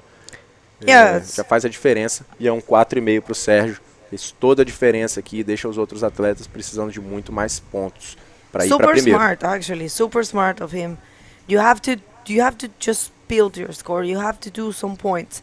I believe in my Maxime head is probably getting a big wave and performing one air reverse, because last year he almost get a 10 for a huge air reverse. So let's see the first wave for Carlos Bastos, looking for a section but not really happening for him, get caught in that foamy, explosive area. Itacoatiara, that's really tiring. Just to get that thing in your head, and right now have to paddle all the way back. Yeah. Well. How much energy you waste just by surfing one wave like this? Check out, he's getting out of the water. Yeah. You know, he That's why had to keep up with the wipeout in there. Now he's getting out of the water to walk all the way to where he was, you know, and then get in the water again. So it's a lot of energy, guys, and it all comes up to wave selection. There we see Maxime pedaling there. It looks like he's going to go for this one. Goes for the right-hander. Gets some speed, bottom turns, bouncing there. Ooh, I believe he wanted to go for the reverse in that section, but not quite balanced in there to do the maneuver. So yeah, first attempt from Maxime, not as good as he expected, but yeah, still 13 minutes to go in this heat. So in your experience, what do you recommend for the people to go and visit here in Itacoatiara? What's the most beautiful place to visit? Bego, I think the most beautiful is the beach itself, Yeah, just the yeah. beach here is so amazing, great vibes here, and also the food, Puro Suco, I would highly recommend, and thank you Puro Suco for supporting us. Of course, they have such great food in there, açaí, definitely having açaí, and going to Costão, Bego, Oh, the yeah. visual there is so great. You can see all the way like Niterói, the whole of Niterói, and also you can see from Rio, you can see Rio there, There's also the Morão in Andorinhas that you can go up. Sossego Beach. Sossego Beach is a very nice wedge. And Oh. there's the Maxime in there, hitting the ARS, keeps going. One more roll for Maxime. Good wave to start with. Now he made it. And let's see how the judges will evaluate this one from him. Good start for Maxime. After Sergio, going after the scores he needs to get that first position, of course. And yeah, Sossego is a very nice wedge, Bego. Oh, it's yeah? a right-hander, and it's pretty close to Itaquá here. And big ramps in there. Big ramps? Oh, I would like to meet it. I didn't know there was a wedge here, so well. Maxime right there is talking to the French boogie crew. Very trained, very prepared. Maxime Castillo coming from 2 excellent results from Arica. Third for the second time in his career and the first 10. And Socrates Santana, first wave, a spin, another one, and he's going to go for the roll for sure. Very secure, very smart. Of course, it was a small wave, but yeah, doing a good job just to try to do some points and, Resposta ali do Sócrates, que foi o segundo brasileiro aí a começar a agir nessa bateria. O Carlos pegou só uma onda, né?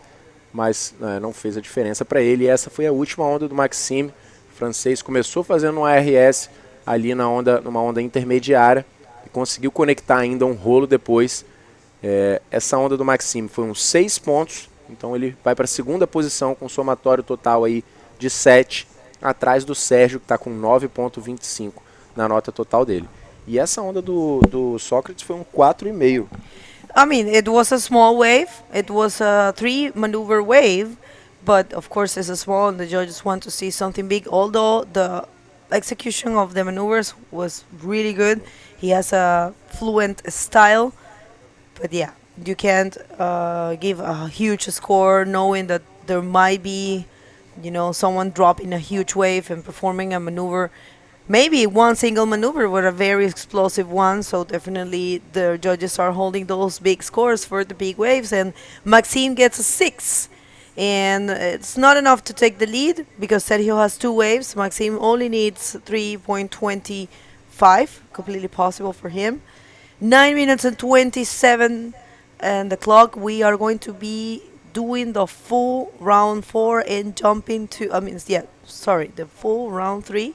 One more hit, and then we're going to be jumping to the round number 4, the rapid charge, and that's probably we're going to do the whole thing as well, since we don't know what's going to happen tomorrow. And yes, we were taking here the place of interest here in Itacoatiara. It's not only the beach, but also there is that was Carlos Bastos. Did he take away? I think he went straight, because the wave closed out. Let's check it out again pretty soon. But it was looking like it was going straight, right? Yeah. A lot of white water and the 2 hands in the nose. So it was pretty It's getting quick. out of the explosive area. Yeah, remember, guys, we don't see the beach from the studio here where we are. We see the same things, the same image you guys are seeing. So we have our director here, Felipe, and all of the team as well, helping us a lot, pulling those replays and showing the drone footage as well.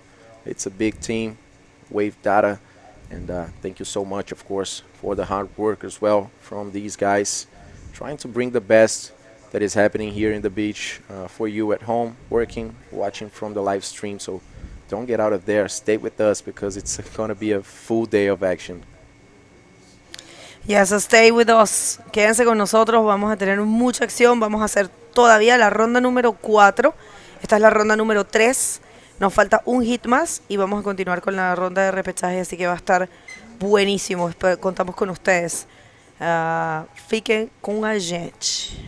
É isso aí, Fiquem pessoal. ligados. Fiquem ligados, sintonizados e juntos aqui com a gente. Já teve muita ação hoje. Os highlights de hoje com certeza vão ficar incríveis. A gente teve um tubo animal do Zacarias também. O Zacarias jogando um rolo numa bomba gigante. Não completou, mas animal, muita ação aqui hoje já. E agora a gente tem 7 minutos e 13 segundos nessa bateria. Lembrando que é um round não eliminatório. Lá vem Sócrates numa direita, colocou para dentro do tubo. Já estava bem lá para o lado esquerdo da praia.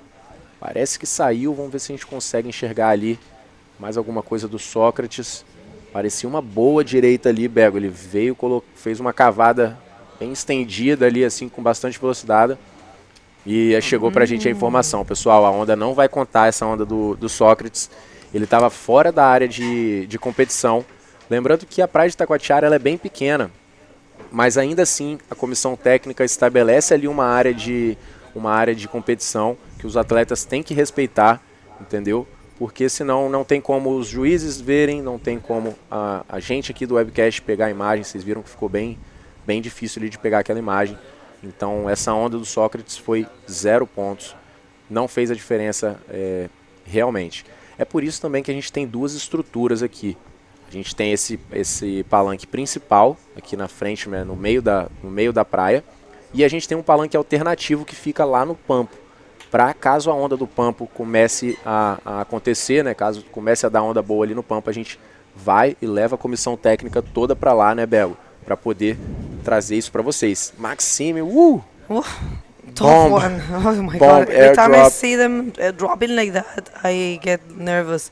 But he's going to be fine. But yeah, important situation. Last wave of Socrates is actually surfing out of the competition area. Whoa, what was that? Oh, whoa. I don't know if he actually is aware of that. But guys, there is a competition area. It's established before the event starts. The technical team informs all of the riders on where they have to surf. Even though the beach is small, they cannot surf along the whole beach, you know, because they're not going to be able to watch, and we're not going to be able to film. That's why there's established area. Also, like you were saying, we have an extra structure in El Pampo in case one of these days we're going to be running there. So we move everything to that area. So imagine how cool this event is and how much work Juliano Lara has, that he has done 2 structures. One here, the main one, and another one there in Pampo. So a wave here for Maxime, who knows that it's in the need of a small score. Very smart, goes for the roll. Maxime Castillo. And another one. Maybe not too fluent, but I think he might be getting the 3.25. Yeah. He is happy. He knows he probably got it. So let's see if Sergio. Look at him. Trying to get some more points in there. That's the replay, guys, for Maxime. Stalling in there to find that quick session for a roll. And then after that, the wave gets smaller. But anyway, he manages to close it off with another roll, trying to get, of course, that 3.25, right? It's not about getting that huge score right now anymore. It's all about getting the first place so you can save yourself for round number 5 and don't have to go in the water today. Yeah, and don't have to go in the water today because it's critical, guys. Watching from home is one thing, but when you're out there, it's huge. I think the dimension when you go out and see in the beach is so different, you know, looking from, like comparing to the screen. The scale, the dimension of everything is so different. This is like a huge waves and so much water moving. Yeah, and if you're here, if you're in Rio, we strongly recommend you to come and check it out because this is unique, really, to have a World Tour event in this type of conditions, in this wave that is also shaped for bodyboarding. It's very unique. And so if you're a bodyboarder, you are in Rio or you are in Brazil and you have the chance to come and check it out, I strongly recommend you to do so. And follow us through our link tree right there. The everything, all the information is there. You just have to scan that QR, and it will take you to our socials. And of course, Maxime Castillo gets a 4, and now he's on the lead. And Sergio Machado looking for a 5.26 to get back that position. Completely possible for Sergio. Yeah. É isso aí, pessoal. O Maxime, naquela última onda, ele precisava só de 3.25. Foi uma escolha muito boa dele aí. Pegar aquela onda, uma onda pequena, completar aqueles 2 rolos, conseguiu tirar 4 pontos e passa para a primeira posição. Lembrando que esse round é não eliminatório, então a questão aqui é sobre quem fica com o primeiro lugar. E quem fica com o primeiro pula o próximo round. Então você não vai ter que entrar na água de novo. Já confirmamos, né, que o round número 4, a repescagem, vai para a água no dia de hoje. As condições estão surfáveis, né? Então esse round vai para a água nos dias de hoje. E aí sim a gente vai ver os competidores ali com unhas e dentes batalhando para poder continuar na competição, continuar na batalha pelo título. Então deu para ver ali o que é a parte estratégica do jogo ali da bateria, né? O Maxime pegando uma onda bem menor e conseguindo os 4 pontos. Agora deixa o Sérgio em segundo, precisando de 5.26 para voltar para a liderança. Well, you need to leave pride on the side for this. Of course, they are all very good bodybuilders, and they all want to perform very, impressive and explosive maneuvers. But it's all about the time you have, the tools you are being given. So you have to, learn how to use them. And if you see you're not getting those scores, leave pride aside and do the job. Just perform basic maneuvers, get the points, and get out of there. Do what you gotta do. Yeah, and save yourself, like you said, man, because look how heavy this thing is, and never count out. Socrates Santana looking for a 5.51 to take that lead, that benefit of advancing 1 round, skipping 1 round. And sorry, is this going to be the 5.51? You will never take for granted someone like Socrates Santana coming from posto 5. Último minuto, Sócrates Santana ali dando o golpe final, vem numa esquerda, fazendo uma meia cavada ali na parede da onda, e quando ela fecha, consegue jogar o aéreo, completa ele limpo. O Sócrates está precisando de 5.51, muito possível que ele consiga até pegar a primeira posição e virar o jogo todo dessa bateria, né? O Sérgio dominou a bateria inteira praticamente. Agora no final, o Maxime passou e é isso. Faltando 30 segundos, Sócrates Santana tiram 6.35 naquele aéreo, Bego, e fecha a bateria em primeiro lugar, vai direto para o round número 5. Super muito professional. Boa, muito boa. Super professional. Congratulations to Socrates. Last seconds, changing everything. Don't move. We're going to hit the quick commercial break and going to be back real soon.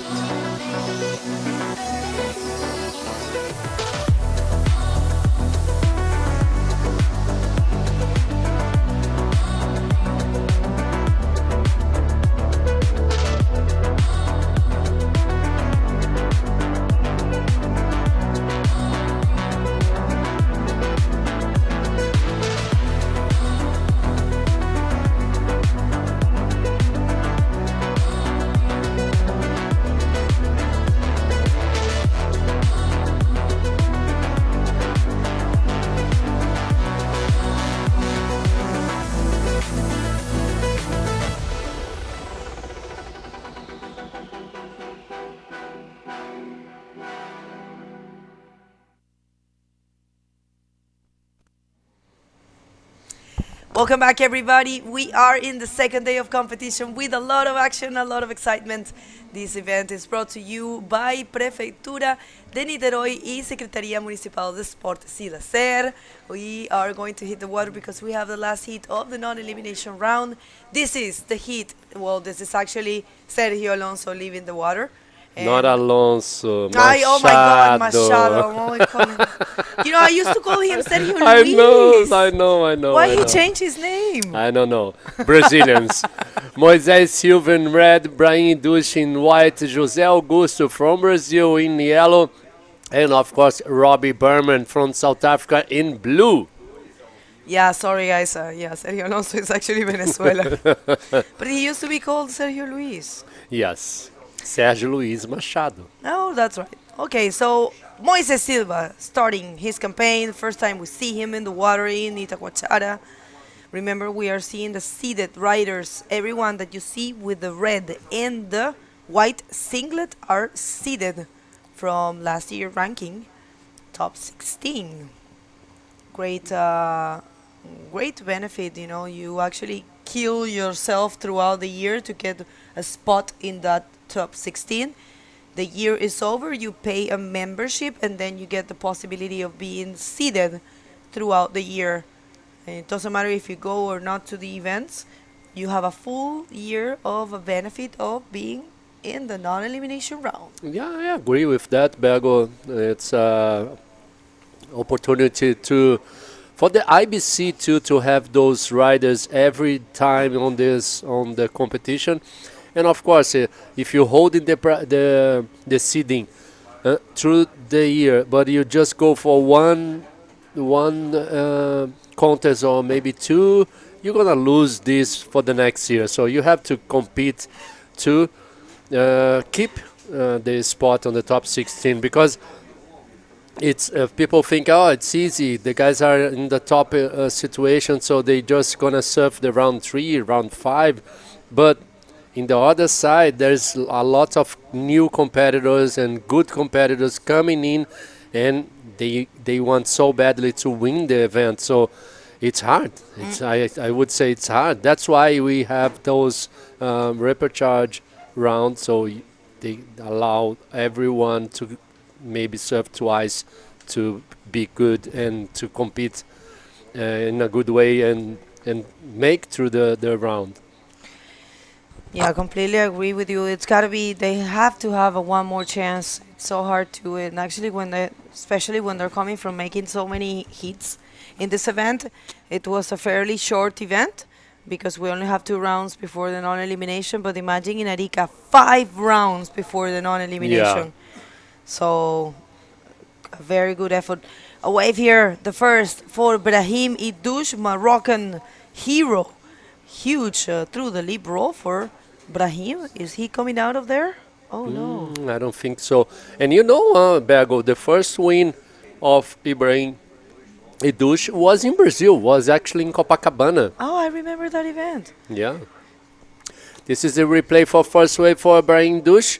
Hit the lip there, through the lip roller. Was a lot of white water, current, and whatever you guys can call this. Was very tough to complete that maneuver. How beautiful. I just bought that White House over there for you, Bergo. Thank you. Present, birthday gift. Yeah, you're more than welcome. Oh okay. My. Thank you very much. I don't really want a house. No? You want that one on the like the smallest one, like but big land? Well, guys, they say in Itacoatiara there's a lot of influential people, and you can tell by those amazing houses.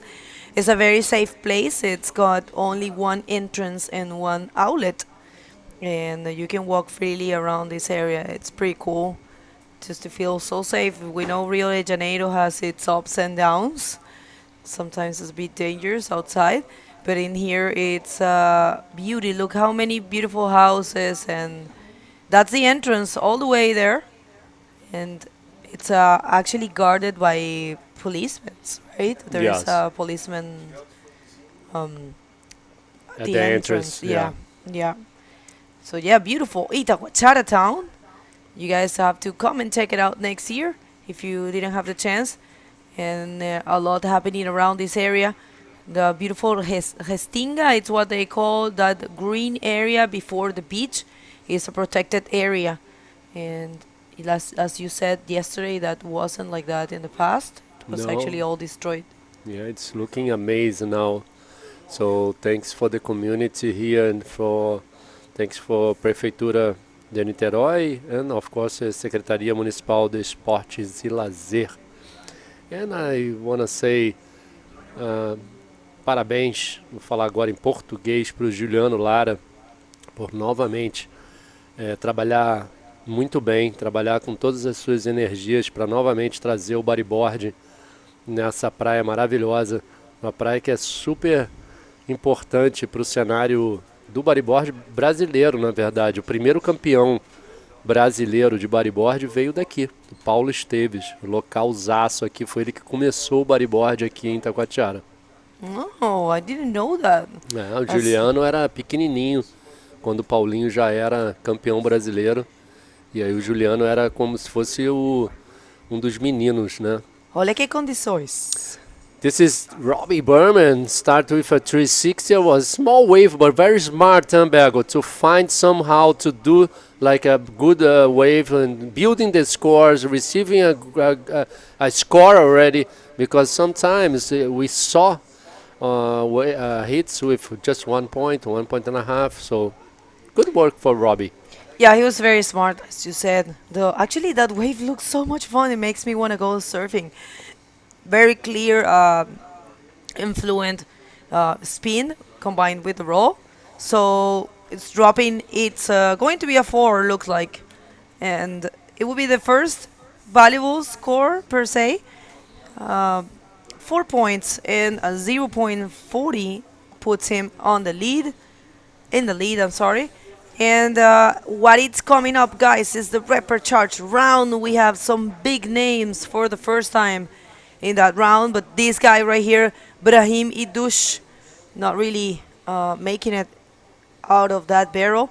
We had a very good conversation. We're gonna throw a series of podcasts for you guys, and we had the first episode there in Arica, just having a talk with him about the Morocco Bodyboard Pro, the event that's going to be happening in Morocco this year for the first time. And he was giving us some insights about how the event, what's going to happen. And look how beautiful the waves are. Yeah, it is clean, huh? So a good roll for Moisés Silva. Moisés Silva comenzando la campaña en este hit con ese buen rolo. Y se está poniendo bien bonito en realidad la ola. Para Moisés y para estos chicos se está como arreglando, Fabio, como que se está poniendo más limpio. Maybe the wind, Bego, maybe the wind is kind of slowing now. Let's see. This is the replay for Rodrigo Moisés. Sorry, Moisés. There was a rolo there, and he received a 4.75. Very smart, Moisés, to grab that wave. Was very clean. Only one maneuver, but look this, 4.75, already putting him in first position. Robbie Berman now needs a 1.76. Brian Dush, only, let's see, 4.26 to get first position. José Augusto didn't surf any wave, so he needs a 5.76 to get the lead.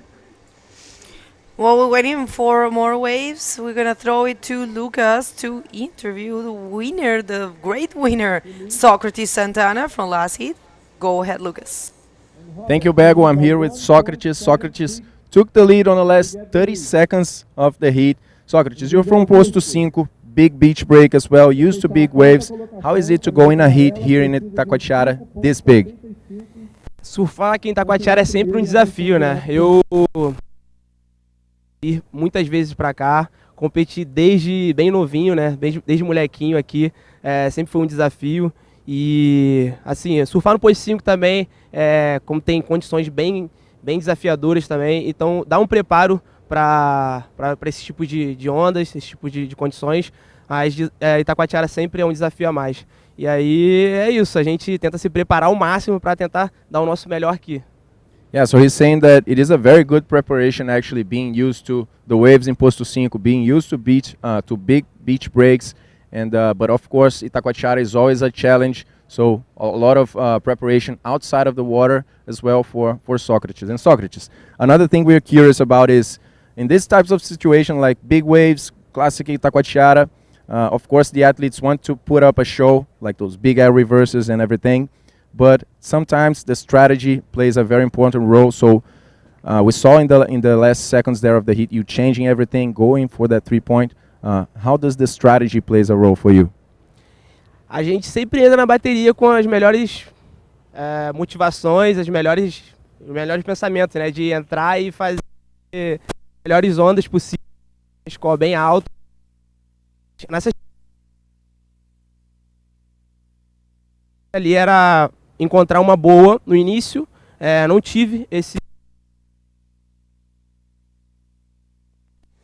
We had an issue there with Socrates' interview, but we're gonna be back pretty soon with him. So I think Moisés surfed a wave there, but it was not too good. He received 1.50 for the last wave. So situation is the same. Moisés in first, Robbie in second. Still looking for wave, and this is the replay for Moisés Silva. Was so much white water there for Moisés. He hit the lip there to do a roller, but unfortunately it was an incomplete maneuver. And now we see who is this, Robbie Berman. Let's see the replay for Robbie. He is looking for a 2.26 to get the lead. So let's see the replay for Robbie Berman, this kid from South Africa. He's doing a great job. He's improving himself from last year. He's surfing so good. And here he comes. This is the replay for Robbie. Nice wave through the lip roller. And he's managed to complete that maneuver. Robbie Berman, he needs only a 2.26, Bago. Well, I mean, I'm not impressed for sure. Not surprised, I will say, because Robbie has been surfing very good and he's very connected to the tour this year. So I knew he was going to give a battle for sure. Let's see if he can get that first position and skip the next round, which is happening right now. And a very good decision from the technical team to keep running. We will be seeing in the first heat Sami Moratino, Matias Diaz, and Miguel Ferreira. Second heat, Sasha Damiani, Chitan Capdeville, and Joaquin Soto. Gabriel Braga, Christopher Bayona, and Fabian Tazar. Fourth heat, it's Tanner McDaniel, Leonel Medina, and Gabriel Castro. Who else? And Tristan Roberts, Rodrigo Silva, and Carlos Bastos. Hit number 6, Uri Valadão, Thiago Barros. We still having... who was... we need another guy here. Hit number 7 is Maxime Castillo, Nicolas Capone. And hit 8, Sérgio Machado and Manuel Cepeda.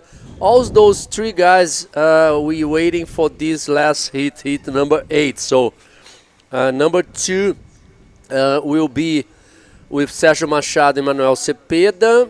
I'm pretty sure about that. That's it, huh, Bergo? Yeah, that's it. The second position will be joining Sérgio Machado and Manuel Cepeda. Third position will be joining Maxime Castillo and Nicolas Capone. And the fourth place on this hit number 8 will go together with Uri Valadão and Thiago Barros. So all the 8 hits from round number 4, it's not easy at all. Not easy. Not easy, but the conditions are getting better, so they might just be throwing better show. And now we are going to hear again from Socrates Santana and Lucas. Please take it away. Yes, we're back here, guys. So 2 sides of the coin, putting up a show and strategy of advancing the heat. Cara, a gente sempre entra com as melhores expectativas de entrar, fazer o notão, fazer grandes high scores, mas hoje exigiu mais a estratégia.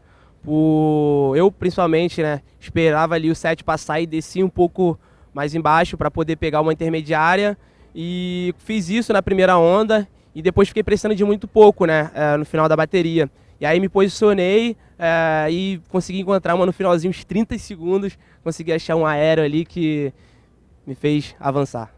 Yeah, so he's saying that, of course, they always want to put up a show, high scores and everything, but today especially, The strategy played a crucial role. So he was expecting for the set in the beginning. Then he came down below there to get the intermediary wave there. And he got a first one, was needing a low score as a backup score. And unfortunately, on the 30 last seconds, he made it and passed on to the round number 5, actually. And if you want to send a message to your people back in here in Rio. Quero mandar beijo, abraço para minha mãe, para meus irmãos, minha família, a família Santana, e também beijo para minha namorada, que com certeza está acompanhando, a família dela também. E tô amarradão em ter avançado, avancei um round a mais. Agora é manter o foco e ir para cima. Parabéns, Socrates. And we see Socrates on round number 5. Back to you guys. Congratulations, Socrates, parabéns. What a great performance. This is a full professional bodyboarding, you know. This is when you can tell that someone is very experienced in competition, and you know that technique of waiting that we have been saying all the time, for some people works, for some other doesn't. But in the case of Socrates, it worked very well. Look at that. This view is amazing. We got the front view of the wave itself and a few beautiful houses that we have right in front of our structure right there. We are in the structure that is towards the right, which is the blue one. And the athletes are in the structure that is yellow and orange. It's been perfect. I have to say the setup, it's perfect. It's very comfortable. Everyone has everything. We are just having a blast in this event. And we have to say kudos, props to Juliano Lara for bringing this event. And also, I don't know if you are aware, but this is not only this competition. It's a 17 days period of event. And a wave here for Moises. Well, nothing there. Just in and out. And last wave for Robbie Berman, Bergo, was a 5.25, putting him on the lead now. So, very well. Explain for us, so it's not only bodyboard contest, huh? No, we are having 17 days. I mean, the Itacoatiara Pro has 17 days of event, and they will be bringing also competition for skateboarding, sailing, downhill, surfing, and for the first time they will be having body surfing here. Jacaré. Jacaré. That's why Mike told me he came here to surf on the bodyboard contest and the Jacaré contest. And the Jacaré contest. I love how you call it Jacaré. I started doing Jacaré. Really? Yeah, the first time? I built a Jacaré. No, I'm kidding. I started to do a body surf actually without board, and then my father gave to me a phone board, and after this I was watching those Morey bodyboards ads, and my father gave to me on Christmas. And look at this wave for Moisés Silva, beautiful bottom turn, huge roller for this kid from Narica, and another one, Bergo. Oh wow! Wow, nice wave for Moisés Silva. He's looking for a 4.51. I'm pretty sure he will get that score, huh? Muy buen trabajo para Moisés Silva. Very good job there for Moisés. Looking for a 4.51. Young twin brother for Rodrigo Silva. Esta ola de aquí, una ola, mira, con tamaño, súper buen bottom, bien ejecutada la primera maniobra. No fue solo una primera maniobra, cayó en un lugar limpio y no contento con eso, la completa con este rolo. Muy buena ola para Moisés Silva, que está buscando una nota de 4.51 y me parece que va a tomar la primera posición y va a conseguir el beneficio de saltarse una ronda. Pero nadie se puede descontar porque todavía quedan 9 minutos con 40 y tanto Robbie como Brahim como José Augusto tienen muy buen nivel. Our judging criteria. So this is very important. Maximum degree of difficulty and commitment, radical control and maneuvers, speed, power and flow, critical section, variety of repertoire. It's good? Repertoire? Repertoire.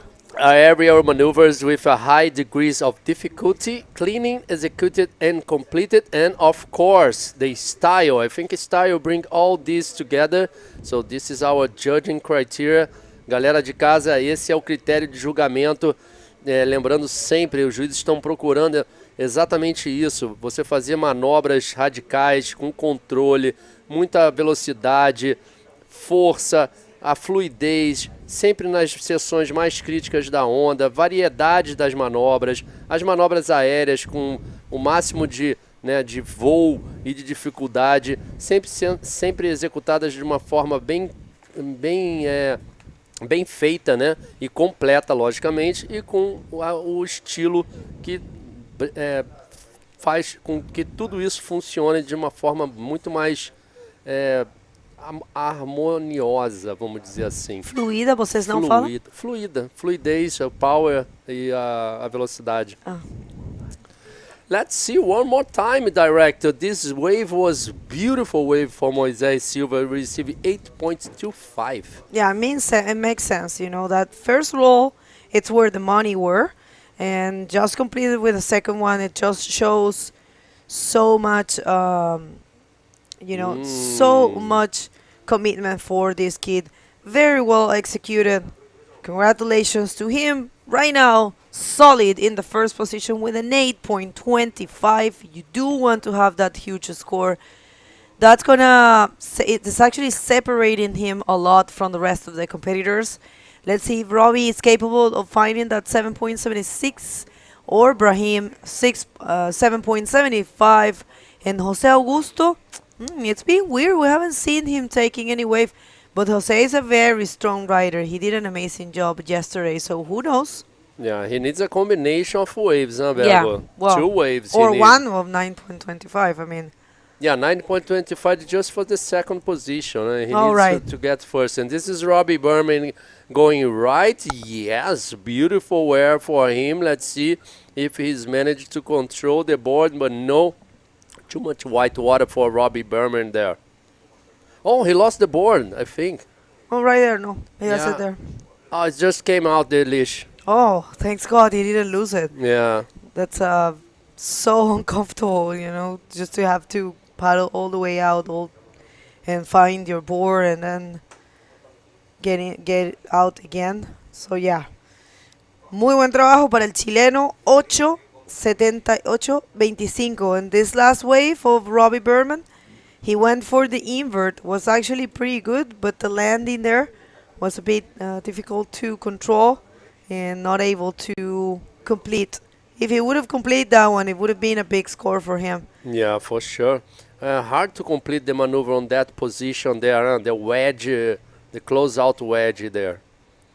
Lots of white water as well. Então, galera aí do Brasil, o José Augusto, brasileiro que está competindo com a camiseta amarela, está com a prioridade número 1. Ele ainda não surfou nenhuma onda e está precisando de uma combinação de 2 notas, porque o Moisés Silva, atleta chileno, está com 13 pontos. Ele está com 2 notas já lá muito boas. E o José Augusto, mesmo tirando 10 pontos, não chega no Moisés Silva.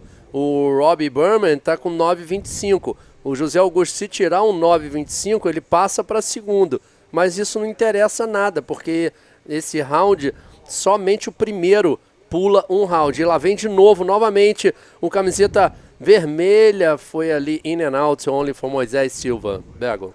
Sí, Moisés, que esa ola en realidad no la necesitaba tanto, pero siempre es bueno, Fabio, tratar de hacer puntajes más altos, porque si él pudiera cambiar el 475, quedaría mucho más sólido en la primera posición, siendo que los otros riders son muy fuertes, definitivamente él no se puede confiar. Sí está bastante cómodo, porque en realidad un 776 es una nota alta para Robbie Berman y un 775 también es una nota alta para Brahim y por supuesto para José Augusto también, pero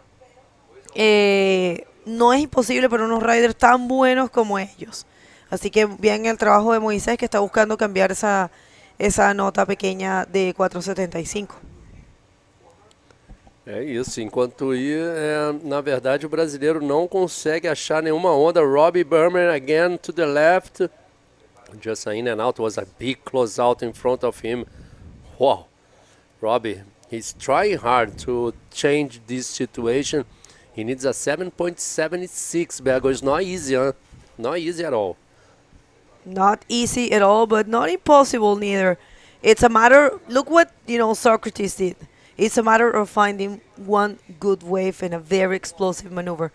If you just find that ramp, that sections, they are capable of. All of these guys know how to surf. It's not that they are beginners, So you can never take anyone for granted. We're going to see how this one unfolds. There's still 3 minutes and 40 seconds in the clock, but it's all looking very well for the young Chilean Moises Silva, advancing in the first position and skipping one round. And what you see in your screen, it's the next hit, which is the first one for the round number 4.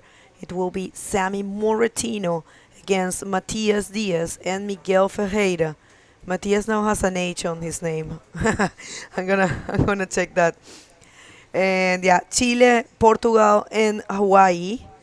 They're going to be facing each other in the next heat. And a wave here for José Augusto finally. A primeira onda do José Augusto ali na bateria, ele usa a prioridade número 1, coloca para dentro ali, mas infelizmente a onda fecha na frente dele, não vai ser suficiente para ele passar ali à frente dos atletas, ele que precisa de duas ondas. Ainda precisa de 2 ondas, porque essa nota foi 1.15, não é suficiente para ele tirar um 10, por exemplo, e passar o Moisés Silva. Faltando agora menos de 2 minutos y 30 segundos. Sí, se va este hit y el performance del chileno, el joven Moisés Silva, de 19 años, que no le fue muy bien en su casa en el último evento. Yo me imagino que debe tener, como lo que ustedes dicen en portugués, la sangre en el ojo, porque viene con, o como decimos nosotros en español en muchos países, el diente afilado, porque debe tener muchísimas ganas de demostrar su potencial. En su casa no le fue bien y claramente eso es un poco desmotivante cuando te pasa, pero al mismo tiempo te llena de energía para volver más fuerte en los siguientes eventos. Lo bueno es que este tour apenas está empezando. Bueno, esta es la tercera fecha de la categoría masculina y ya de aquí nos vamos a Maldivas. Vamos a tener un break, solamente vamos a tener un evento de Dropney, que es el Garden Island Classic, y vamos a ver el calendario para mostrarles. Termina este evento, tenemos el de Dropney para Hawái, que igual es un evento prácticamente especial, solo de Dropney, y después saltamos a la segunda parte, el segundo bloque del Tour Mundial de la IBC, que va a ser en Maldivas, con Dropney, mujeres, hombres, y junior masculino, y después vamos a la Salí Pro, en donde vamos a coronar a la campeona mundial femenina de junior, y vamos a Sintra Pro, Walker Bay Pro, Marrocco Pro, Bodyboard Pro y Gran Canaria Fronton King. Wave here for Robbie. Robbie going left, lots of speed, throwing that ARS there, but it was behind the wave. Let's see the judges what they think. Less than 40 seconds to go. This is the replay, Bago. Yeah, not much going on there for Robbie. He actually did a well execution for that ARS. I don't know how much that one's going to be, because it was, he was left on the very end of the wave. So let's see if he can improve his total score. And tomorrow, so much willing to see this place huge. I believe it's going to be a show. Com certeza vai ser um show de bodyboard amanhã. Vocês que estão com a gente, fiquem ligados nos nossos canais que vamos ter todas as informações para amanhã. So that's it for this hit number 8, Bago. Felicitaciones al chileno Moisés Silva por avanzar en primera posición, saltarse una ronda. Ustedes en casa no se muevan, vamos a volver con la ronda de repechaje en unos minutitos.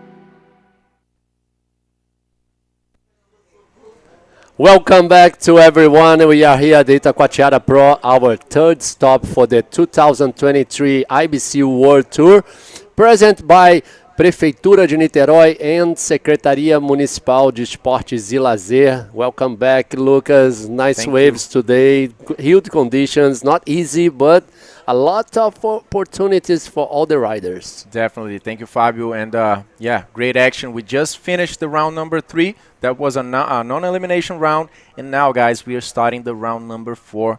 These are going to be battles, right? We're going to have three athletes in each heat. Right now, it's going to be 8 heats total. Hawaiian Semi Morentino, Chilean Matias Diaz, and the Portuguese Miguel Ferreira in this heat now in the water. We already had a wave surfed here, and it looks like it was a good wave from the side of Matias Diaz. He already scored a 7-point ride, guys. We're going to check it real quick. Just some time for our director to get that replay ready. And we're going to show it to you. Looks like Matias is already starting strong in this heat, Fabio. Of course, Lucas, Matias, very relaxed, let's say that, because he's trying all kinds of maneuvers. I want to see what he did to receive a 7 points. Let's see the replay. Was a lefty, let's see, no. We're still looking for some sets coming in, but it's Matias doing a great job. Here he comes, Matias to the left, nice wave, bottom turn, yes, Ooh. of course, a backflip there for Matias Diaz. That was a thick session in there that he passed by and hit that backflip. Strong maneuver there for Matias. Already starting, you know, Fabio, this round you can't miss too much. You can't make too many mistakes, because this is an elimination round. So only the first and second advance to round number 5, and the third position is going to be eliminated from the competition. So now we're going to see these guys giving it all for sure to keep going and of course secure their spot on the podium. Yeah, for sure, Lucas. It's so important to make through this round number 4. So round number 5 will be again three man's hit, and of course, the first and second will go to the round number 6. Round number 6 will be man-on-man. So important. This is a very tough round for all the riders. Ocean is kind of messing up now. I think we've been having more low tide now. I don't know. Let's check it out, the tide for today. I actually think it's high tide right now. Let's just double check, but that's it. That's the high tide is at 11 o'clock, and now it's 12:13 local time here. So the tide is just starting to low down. And you know, Lucas, will be a big change today for the tide. Semi. This is semi again.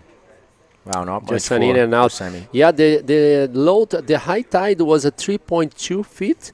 Then go to 1.1 feet, so it's a big change. Yeah, definitely makes a difference here in Itacoatiara. We have seen the waves change a lot since the early morning from this to this moment. Just as happened yesterday. Yesterday the waves were like a very onshore wind actually, and very messy conditions in the morning, but throughout the day it was getting cleaner and cleaner. And we saw best waves showing up in the afternoon, actually. That's the beautiful view from the Elephant Rock here in Itacoatiara. You guys can go up. There's actually a track. You can go up that hill. It's an amazing visual in there. Also Costão on the right side of the screen. It's like a 20 to mostly 30 minutes trek up to Costão. And the view is so amazing. We went there with the staff on the first days of competition. I actually never been there before. It was my first time, and it's so great, so beautiful here in Itacoatiara. It is so beautiful. Lots of green on the mountains as well. Huh?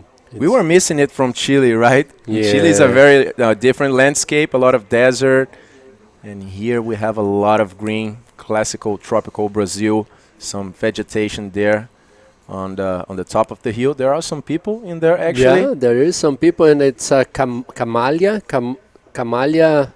forest on the top of the hill. It's a beautiful. Look at the coconut tree there too. It's so beautiful here.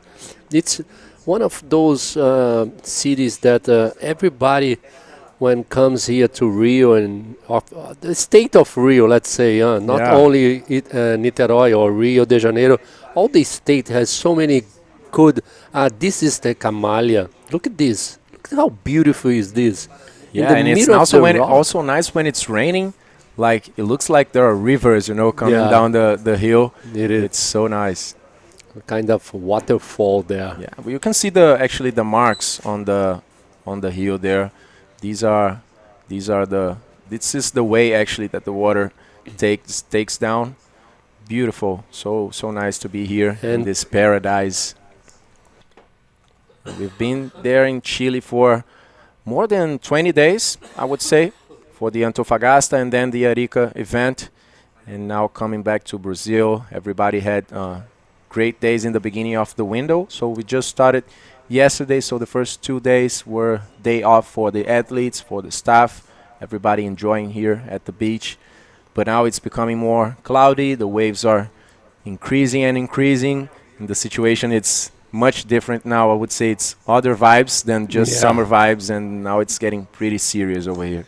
Well, Lucas, there is people on the past, I don't know if they still doing now, but they was like surfing the rocks on the mountains, on the costão, like going up all the way to the top to the beach, this. But sliding? No, sliding, like running, man. Wow. Crazy guys. Wow. I don't know if they still doing this, They still doing this? Yeah? Yeah, our director is from here, Filipinho, and he told me, yes, they still doing this.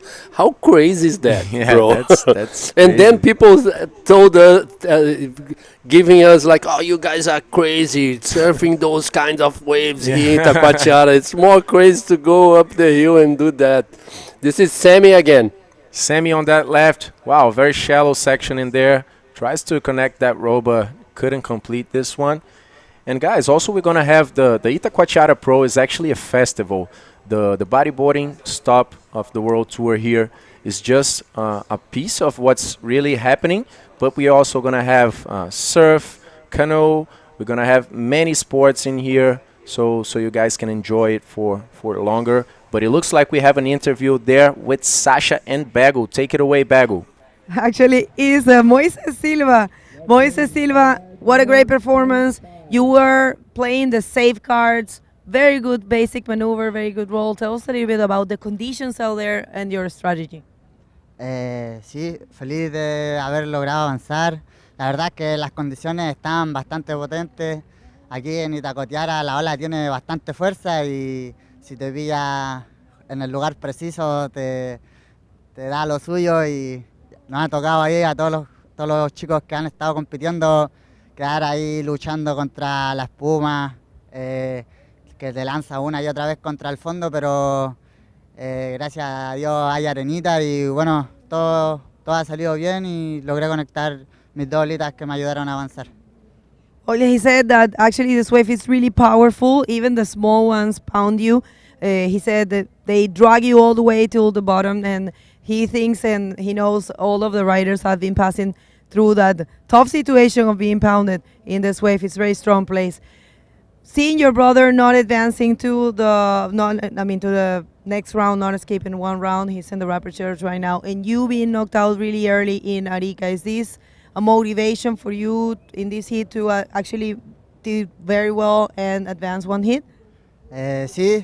Sí, la verdad es que vengo con después de cada evento, la verdad es que la motivación que adquiero y el hambre de venir a seguir, a competir, a dar lo mejor y lograr los objetivos cada vez crece más, y estoy muy feliz, sobre todo muy feliz de poder estar viviendo el bodyboard en tantos sitios, con tanta gente increíble. Tuve la fortuna igual de estar en el último hit de la ronda, entonces pude observar a todos los riders, lo que los ayudó a avanzar a ellos, sus hits, y pude jugar bien mis cartas gracias a eso también, así que súper feliz y motivado para seguir avanzando y vamos por todo y con todo. Well, he said the good thing about being in the last heat of the round gives you the chance of analyzing the rest of the competitors. So he had the chance to see what we're doing, and yes, he definitely feels that every event that he comes, it comes with motivation. He actually ended up he finished early in Arica, is his house, and in here he's very motivated. You want to say hi or thanks to anyone back home? ¿Quieres saludar a alguien? Sí, saludar a todos mis amigos, los cabros ahí del cerro, de la Arenilla Negra, de la playa, la banda del Flopo, todos ellos que siempre están ahí, igual a toda la gente a lo largo de Chile, siempre están ahí mandándome la buena vibra y toda la motivación, y eso me llena el alma y el corazón. También a mis patrocinadores, Pride, Rancio Bodyboard Tool, El Núcleo, Demonio de la Tinta, mis kinesiólogos, al colegio Miramar del Team Atipax, y si se me está yendo uno, que me perdone con el corazón, pero los quiero mucho a todos y gracias por toda la motivación y la vibra que mandan. Vamos con todo. Felicitaciones and best of luck for the rest of the competition. Back to you guys. Thank you so much, Bego. I actually called for Sasha because where we see here the last heat, now that we changed the round, I'm seeing actually the next heat instead of the previous one. So next heat is going to be Sasha Damjanic, Ethan Capdeville, and Joaquin Soto. So pardon my mistake in there. Next heat is going to be amazing as well, but we're still on this one with 16 minutes left, and we have Matias in first position with only one wave surfed so far, followed by Sammy, the Hawaiian, with a 1 point ride and a 1.50, while Miguel Ferreira, the Portuguese, didn't surf any waves so far. It is looking very hard. Check out the amount of white water in there, guys. It's many currents, you know, pushing you to the outside, pushing you sideways. So yeah, you definitely become very small when you get into that outside in Itacoatiara. You see that you're like an ant inside the ocean, you know, because you paddle as strong as you can, but it's not that big difference, you know. No. It's a hard situation there. We need like a swimming fins for the diving swimming fins. The problem is when you get a wipeout, you're gonna be locked in those swim fins. Yeah, no, I'm just kidding, you know, like the but it would be good actually for propulsion. Or maybe like a jet motor, like a jet ski motor, so we can just press the button and brew. Yes, guys, the thing is you gotta have, of course, experience, you know, preparation, and of course commitment. A lot of commitment just to go out in there requires some attitude, and definitely surfing those waves and getting those scores. It's not a task for anyone. These are just professional. So we just have one division here. There's Sammy on a big right-hander. Throws that roll to close it off. And that's going to be the best wave for Sammy so far, for sure. He needs a 5.51 to take the lead from Matias. And there comes the answer from Matias. This is Matias Diaz pulling in a barrel. Let's see if he can manage to complete it. Yes, of course, Matias Diaz. A beautiful barrel for Matias. Was a great wave for Sammy Morgentino as well. So let's wait for those two waves to score. Miguel Ferreira is still looking for opportunity here. There's no waves still for Miguel Ferreira. Galera de Portugal, vamos torcer aí pro Miguel Ferreira. Ele tá precisando pegar uma onda. O Matias agora surfou a sua segunda onda. Essa foi a quarta onda do Sammy Morgentino, o havaiano. Consegue um bonito el rolo ali na junção. What a great performance for Sammy on this wave, Lucas. It's not easy to do a bottom turn on that part of the wave with a lot of white water. Yes, Fabio, we have seen a lot of the athletes, you know, trying to get those average scores on the inside waves. But in this case, Sammy came on a bigger one, and also Matias is scooping into that barrel, getting some cover-up time in there. The wave becomes very white, but he has the speed to make it out cleanly, and that was a good wave for Matias. He already has a 7-point ride, so I think that Sammy's wave, he needs a 5.51 for now to go to the first position, but after the score of Matias' score comes out, I think Matias is going to be back in the first place, much probably, because that was a good barrel in there for him, and it's very hard to find those barrels. To find a barrel today here in Itacoatiara. It's not easy at all. So last wave for Sammy Morgentino was a 6.25, and of course, like you said, Lucas, last wave for Matias Diaz 5.75. So put Matias back on first position. Sammy Morgentino now is looking for a 6.51, and of course Miguel Ferreira, he needs a combination of wave. This is the replay for Sammy. Not easy at all to do that roller there on that particular part of the wave. And for Miguel Ferreira get second position, he needs a 7.75. The Português precisa de uma onda aí, precisa surfar uma onda, ainda tem tempo, 12 minutos ainda. É isso aí, esse foi o replay da segunda onda do Matias Dias, chileno. Tirou um 5.75 com esse tubo, conseguiu atrasar ali, né? Fez a direita o drop cavando para dentro do tubo, atrasou um pouco e conseguiu ficar um tempo ali numa boa onda, 5.75. E a onda do Sammy Morgentino, aquele rolo para a direita, foi um 6.25. Enquanto isso, o português Miguel Ferreira não pegou nenhuma onda e ele fica precisando agora de 7.75 para avançar. Lembrando que agora a gente começou o round 4. Essa é a primeira bateria do round 4. É a repescagem, que a gente chama. E aqui não existe segunda chance, pessoal. O primeiro e o segundo colocados avançam e continuam na competição. E o terceiro é eliminado. Então a gente vai ver o ritmo esquentar aqui. Com certeza o ritmo vai acelerar.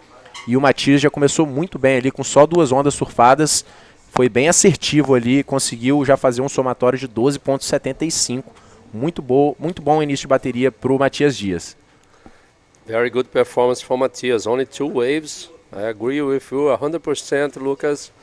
Very smart job for Matias. He starts with a 7, and of course the second wave was a nice barrel, 5.75. So Matias now in second priority, and here he comes. First wave for Miguel Ferreira from Portugal. Primeira onda aí do português.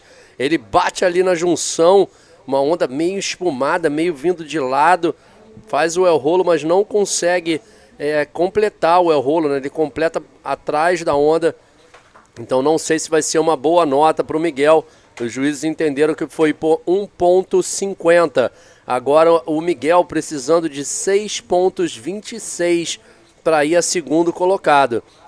Importante aí a galera de Portugal que está assistindo, lembrar que tem que terminar em primeiro ou segundo.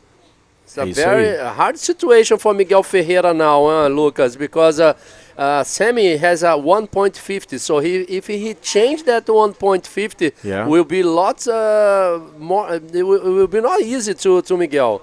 Yeah, and 2/3 of the heat have already gone by. So yeah, the situation is getting harder for Miguel. Com certeza a situação do Miguel vai ficando mais difícil aí com o passar do tempo. Só temos 9 minutos e 30 segundos restantes. Ele precisa aí de uma combinação de 12.75 para ir para primeiro. Matias Dias vem numa esquerda ali, faz um grande drop ali vertical, mas não consegue achar mais nada depois. E a onda do Miguel foi um 1,5. Era uma onda bem do inside, né? Uma onda bem pequena ali já no inside. Ele acabou batendo numa onda lateral que veio, então com certeza não vai contar tantos pontos assim como se fosse uma onda maior, né? Uma onda mais da série ou uma onda intermediária ali. Foi realmente uma onda do inside, então não fez a diferença, não foi o suficiente.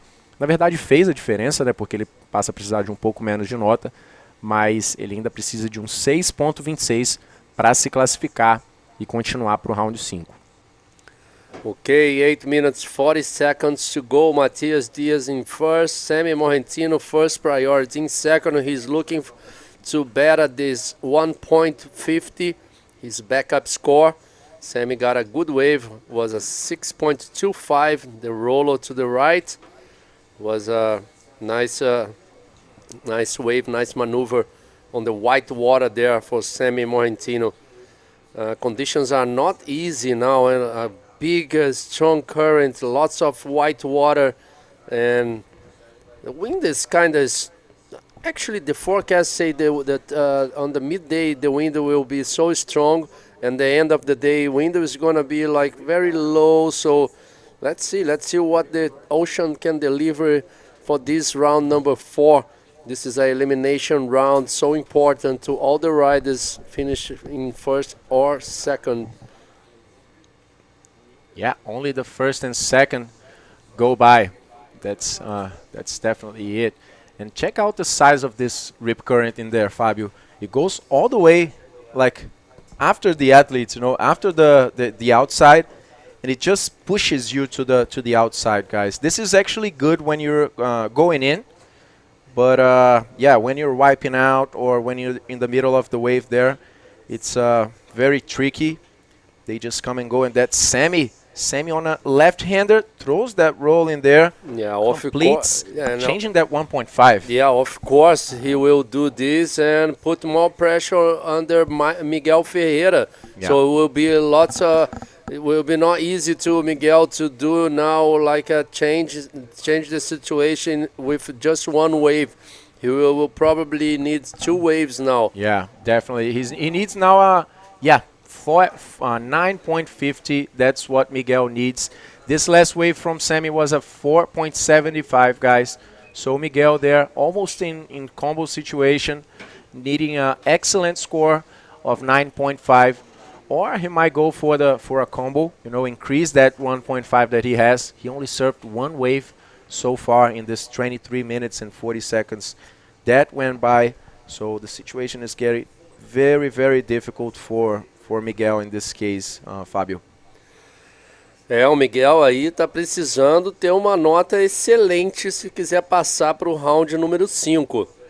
Ele que ficou esperando muito para a primeira nota dele, foi 1.50. Ele tá com a prioridade número 1, tá olhando ali aquela onda, decidiu não ir. Tá agora faltando menos de 6 minutos, ele precisa encontrar pelo menos uma onda muito boa ou pegar 2 ondas que troquem esse 1.50 e ele fica precisando de uma onda com uma nota menor. Lá vem o Miguel para a direita, escolheu a onda, faz a cavada, parte branca na onda, ele faz de novo a cavada, dá o el rolo, vamos ver, segura a prancha, Miguel, conseguiu completar, Lucas, vai ter tempo para voltar e pegar uma outra onda. É isso aí, Fábio, vai ter que correr agora de volta pro outside, tá ali bem no meio da praia, ele tem só 1,5, precisa de 9,5 para poder mudar a situação. Essa onda com certeza vai aumentar a nota dele, foi um 4.5. Então agora o Miguel fica precisando de 6,5. Teve uma primeira sessão ali, né, que apareceu, mas ele acabou não indo para aquela sessão. E aí sim a onda fechou e ele fez um rolo, conseguiu completar. Sai ali daqueles... Ele estava perto do 0 ali, né, mas sai ali, já dá o start o Miguel Ferreira. E agora tem que utilizar esses 4 minutos e 50 para poder buscar mais um 6,5. Se quiser continuar na competição. Caso não consiga, terceiro lugar é eliminado. Daqui para frente a gente vai começar a ver alguns nomes deixando a competição e essa disputa vai ficando cada vez mais acirrada. Com certeza, Lucas. Was not easy to complete that roll from Miguel Ferreira, hein? I can tell you guys this. It was like a wet session there and lots of white water behind him. But he managed to complete and receive a 4.50.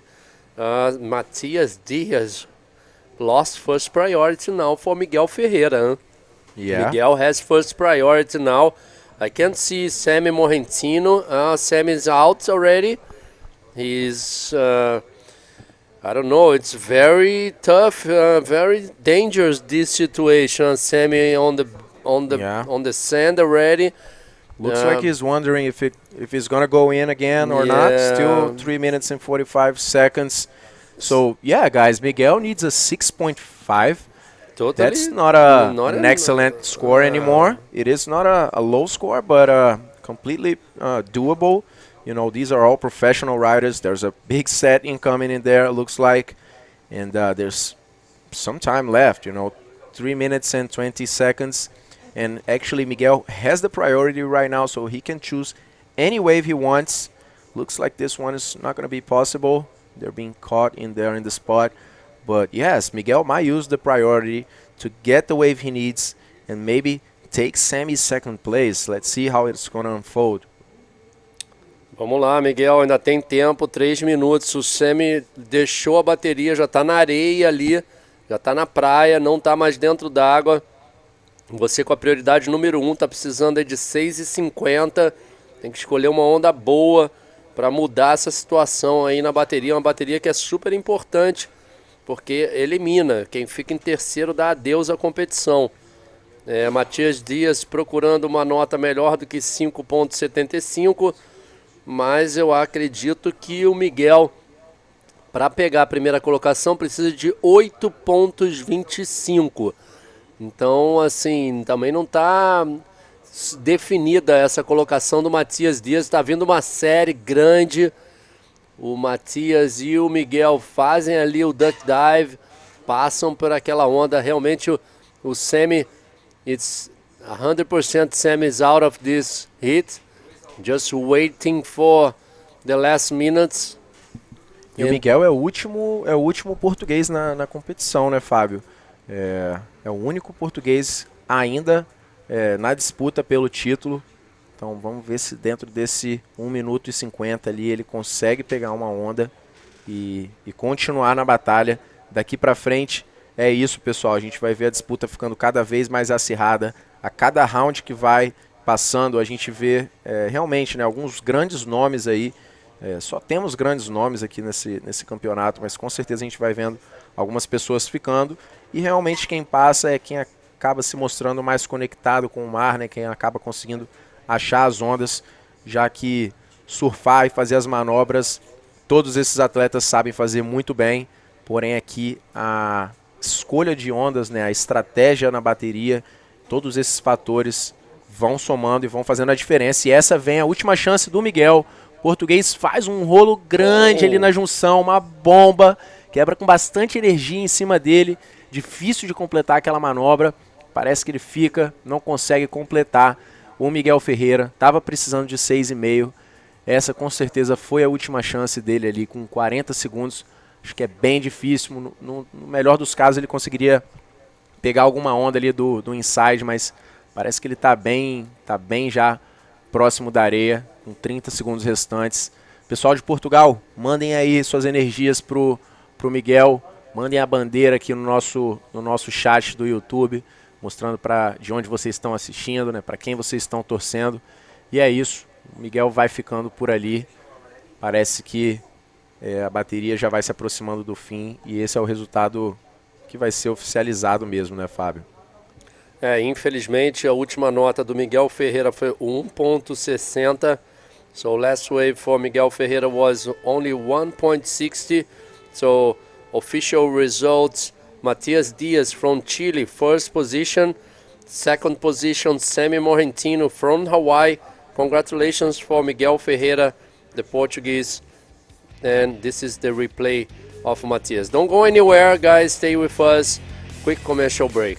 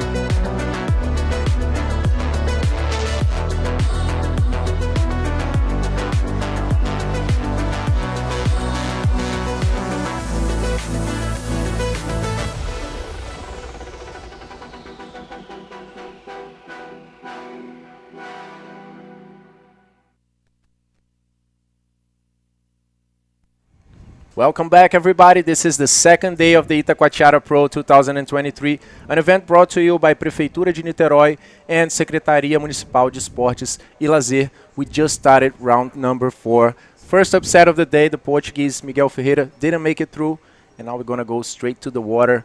You, me, and Bego for the round for the heat number 2, guys. Sasha Damianic from Chile against Ethan Capdeville from France y Joaquín Soto from Chile. 2 chilenos, un francés. Veamos cómo se va a desenvolver esto, cómo se va a desarrollar este hit, que va a estar muy bueno. Ya tenemos la primera ola de Ethan Capdeville, and this was an 1.75 for him. Looks like he didn't land that one. It was very close. That was looking clean, this wave, actually, in the beginning. But that was a hard landing for Ethan. And there comes Joaquin as well. Speedy on that right-hander. A lot of water moving there. He's just passing by that section. That was a difficult section to make through there. He kind of got lost in the white water. And that was only a 1-point ride for Joaquin. So the first wave for Ethan was a 1.75 in the first position right now, followed by Joaquin Soto, actually, with that 1-point ride, and Sasha Damianic also chilling, didn't surf any waves so far. Big conditions here in Itacoatiara today, guys. If you have an opportunity, come to the beach to check it out because it's definitely worth it. Worth it. Bueno, para quien está recién llegando, 2 chilenos y un francés, y les cuento que esta ronda es de full eliminación, es la ronda de repechaje. Los riders que están acá fueron los que no lograron avanzar en la ronda anterior que hicimos desde tempranito hoy, que fue la ronda de no eliminación. Aquí solamente hay 2 cupos, solo 2 personas van a poder avanzar y seguir en competencia. Y la ronda que viene va a ser de hombre a hombre, así que es realmente importante avanzar. Bueno, mientras esperamos que algún rider tome olas, tenemos a Fabio. We have Fabio at the beach ready for the interview. Fabio, take it away. Matthias, not easy at all, huh? Yeah, it's pretty huge out there. I can get like one good way in the first 5 minutes, so then I been more relaxed, just waiting for another good score, and I got another barrel, so I'm so happy to be in the next round. So what do you think for tomorrow? It will be too big, or what do you think about the forecast for the rest of the competition? Yeah, well, Giuliano and Chicos say that tomorrow looks too big for Itacoatiara. The wind is hard too, so I don't know. I think Friday and Saturday looks pretty good for Pampo, so let's see. So you did amazing job back in Arica. What are your thoughts? What do we can expect from you? Yeah, well, I don't know. I'm not sure. Itacoatiara is a tough wave. It's a lot of energy out there. So yeah, I just wanna continue in the competition, and that's it. Any words back home? Sí, nada, quiero darle las gracias a toda la gente que me apoya y me envía saludos por Instagram, también a mi familia, que es el principal apoyo de esto, y a mis auspiciadores, el Núcleo LTA, Intem, Pride Bodyboard y el Chiringuito Cabancha. Congratulations, my friend. I see you in the next round. Back to you. Felicitaciones, Mati. Aquí hay 2 chilenos más en el agua. 2 more Chileans in the water right now. Congratulations to Matias Diaz. I kind of knew he was going to take that win because he was too mad with himself by not taking the other win. And una ola aquí para Joaquín Soto, el iquiqueño. Otro iquiqueño más en el agua. Un rolo bien redondo, bien pronunciado. Esta va a ser la primera ola de valor de este hit hasta ahora. Securing those points, Joaquin, getting a inside wave in there, a smaller one, but managed to complete the roll cleanly. There, let's check it out again. Yeah, got a lot of speed, yeah, but look at that projection. Yeah, it was. He really took off from the wave. He had some time to get the speed he needed, and then found that last section, but now he's getting caught in the inside. That's the other side of the coin, you know, Bego. Secure those points. That was a 3-point ride for Joaquin, but now he's being caught on the inside, And yeah, that's tricky, especially in the beginning of the heat. You know, it's going to take a lot of energy from you. And let's see how it's going to unfold for Joaquín in the last moments of the heat. Bueno, la verdad que 3 puntos recibió Joaquín por esa ola. Entendemos que es porque es una ola pequeñita de las del inside. La ejecución del rolo fue muy bonita, pero sí, una ola pequeña. Y además el rolo lo hizo al final de la ola. Esas cosas hay que mantenerlas en consideración. Recordando el criterio de juzgamiento de judging criteria de este tour hasta ahora, porque recuerden que eso puede ir variando dependiendo de la ola y dependiendo también de la categoría, ¿no? Pero sí es algo bastante general en el criterio de juzgamiento del bodyboard profesional. Ahí lo pueden ver, máximo nivel de dificultad y compromiso, maniobras radicales controladas, velocidad, poder y fluidez, secciones críticas, variedad en el repertorio, maniobras aéreas con un alto nivel de dificultad, limpiamente ejecutadas y completadas, y por supuesto con estilo, que cuando hablamos del estilo no crean, gente, que nos referimos a que un estilo es mejor que el otro. Nunca se va a decir eso, sino que la forma sea del estilo, o sea, se ejecute con estilo. Eso es lo que se busca. Pero bueno, muy bien hasta ahora. Joaquín Soto con un punto y un 3. Definitivamente tiene que tratar de ir construyendo un poquito más su score, porque tanto Itacoatiara como Sacha son riders muy fuertes. De hecho, Sacha cambió la situación en Arica muchas veces al final del hit. Entonces, cualquier cosa puede pasar cuando te enfrentas a estos dos. Ita, una de las revelaciones del Tour Mundial este año, o la revelación francesa del Tour Mundial este año. I agree. Sí. I agree with that. Y Sacha, que ya tiene un número de años compitiendo en el Tour Mundial y que este año viene muy sólido. Así que definitivamente no hay nada seguro en este hit, ni en ninguno. Sasha is a very solid rider when it comes to big waves, Bego. If you guys just check out his Instagram, actually, you'll see a lot of action from Sasha in Chile and also in Mexico in big waves, you know, throwing those big punts. And there he comes on the left-hander over here. Let's see a few steps in there for Sasha, and the wave didn't form quite well for him. So, yeah, not much in this one for Sasha, trying to pass to the, go to the side and not get hit in the worst part of the wave in there. But, yeah, I think he's going to make it out. Not a big set coming here. It looks like further away there are some waves arriving, and Ethan also getting in position in there, pedaling a little bit more to the outside, because, you know, guys, this sets, we have seen this already a few times today, but when that big set comes in Itacoatiara, especially when the swell is picking up, everybody gets caught on the spot. You know, there's nothing you can do, and yeah, that's the price of surfing here in Itacoatiara. You have to be psychologically and physically prepared for sure, especially on a heat. Heat, there's so much stress and expectation, everything going on at the same time. So we are seeing these guys putting up a show, definitely showing some skills for us, showing us what bodyboarding is, in fact, and that's what we want to see. You know, big maneuvers, big barrels, the guys putting it down, and yeah, loving it. Just the second day for the Itacoatiara Pro 2023. Well, guys, if you missed it, we have some news about a possible date for next year, a professional date of the World Tour, the IBC World Tour at Osegor, at La Gravière, and that's been launched today at the NIL Challenge Instagram. If you don't follow them, NIL Challenge is a special event, or you can see on your screen is a link with us. You just have to scan that and it will take you to all of our media. But yeah, we wanted to give you this information because it's great that we might have a date next year in Osegor, in I think it's Osegor. That's a very difficult pronunciation, but I'm trying. In La Gravière, which is one of the best spots for bodyboarding there. Actually, Pierre used to surf there a lot.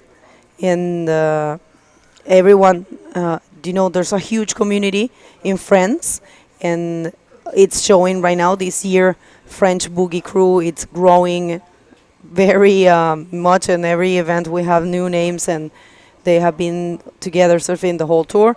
So it's great to have those news, and of course we might be seeing the NL Challenge, which is a special event.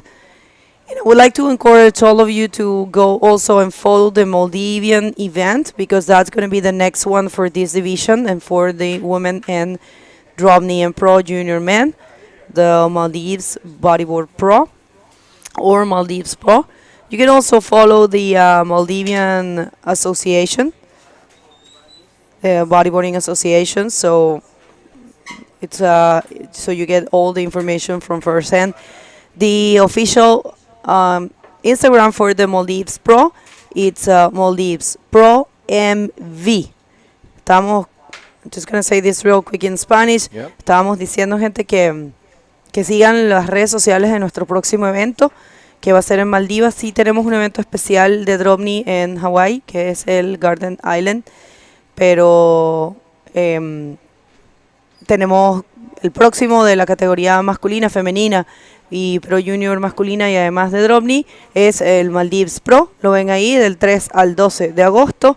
Y el Instagram oficial es Maldives, así Maldives Pro MV. Vayan y sigan el evento para que se puedan ir enterando de todas las cosas de primera mano, y para que también nos acompañen en esa próxima fecha, que es la segunda parte, el segundo bloque de la IBC World Tour. É isso, boas notícias, pessoal. A Bego está passando aqui. Já recomendando vocês a seguir a página do Campeonato das Maldivas, que vai acontecer logo depois do campeonato no Havaí, de Garden Island. Mas no caso das Maldivas é um campeonato com todas as categorias. Então tem profissional, masculino, feminino, Pro Júnior feminino e masculino. Então, desculpa, meu erro aqui, pessoal. Só não vai ter a Pro Júnior feminino, vai ter sim a masculino e feminino, e Pro Júnior masculino também, drop knee. Então, é isso mesmo. Só não vai ter a Pro Júnior feminino. Desculpem aí o meu erro. Então, sigam lá. A página do Instagram é Maldives Pro MV. E lá vocês já conseguem ver todas as atualizações, as informações sobre o próximo grande evento da IBC, que vai acontecer de 3 até o dia 12 de agosto. Antes desse evento, a gente vai ter um evento no Havaí, na ilha de Kauai, que vai ser o Garden Island, esse que vocês conseguem ver aí, Garden Island Boogie Classic. Esse evento vai ser um evento só com a categoria Drop Knee.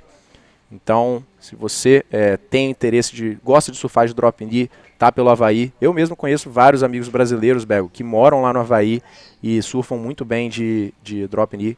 Então, uma boa chance de participar aí de uma etapa do Mundial. E além disso, também uma outra boa notícia de que o pessoal da equipe do Anael Challenge, campeonato que acontece lá na França, está trabalhando para fazer no ano que vem uma etapa do Mundial na praia de Rossegor, que é uma praia animal que dá altas ondas lá na França, fica em La Gravière, e estão confirmando, já ainda não tem a data fixa certinho, mas já estão confirmando que vai haver essa etapa na praia de Rossegor, lá na França, no ano que vem. Então, mais uma ótima novidade aí da IBC. A IBC que sempre vem trabalhando para trazer o melhor circuito. Claro que são muitas dificuldades, né? São muitos fatores que levam em conta fazer eventos em países por todo o mundo, né? Mas a IBC tem feito um trabalho realmente incrível de trazer as melhores ondas e buscar proporcionar a melhor estrutura para os atletas mostrarem realmente o que é o bodyboard. Então escaneiem esse código QR que está aí na tela. Vocês conseguem ver todas as informações no site da IBC também, além de assistir essa transmissão, ver todas as notas em detalhes e, claro, acompanhar as notícias com as novidades do circuito mundial da IBC, dessa que é a etapa que fecha, essa é a etapa que fecha a perna sul-americana do circuito mundial. E como a gente falou, né, depois daqui a gente vai para o Havaí e continua lá nas Maldivas. So this is the last stop of the tour here in South America, actually closing the South American leg. And I would say, Bego, that was a big success, you know, having the Wahine, the Antofagasta Bodyboarding Festival and the Itacoatiara Bodyboard with such great waves, such great performances from the athletes, and also here in Itacoatiara. I'm loving to be part of it, and yeah, excited with the World Tour this year. It's looking amazing. Yeah, this year is very powerful, and the second block it will bring two novelties: the La Salle Pro and the Morocco Bodyboard Pro. We're gonna get you all those Instagrams, but it's good that you also support those events. If you want to check every event has its Instagram. We're gonna get you all that information in the screen for you to follow, but you can also scroll in Instagram. Una ola que se ve con potencial para Sasha Damjanic. Consigue un rolo en esa parte final. No sé si lo logró concretar, y justo viene la respuesta rapidísima de Ethan Capdeville. Un rolo bien ejecutado. Se notó que quería hacer un backflip Ethan en esa última ola, pero está bien que asegure con maniobras básicas. Me lo estaba diciendo Moisés Silva, me dijo, quería hacer una maniobra más grande, quería hacer algo como bien espectacular, pero estuve viendo todos los hits anteriores y dije, no voy a inventar, no me voy a poner orgulloso, no voy a hacer tonterías, voy a irme por la maniobra clásica.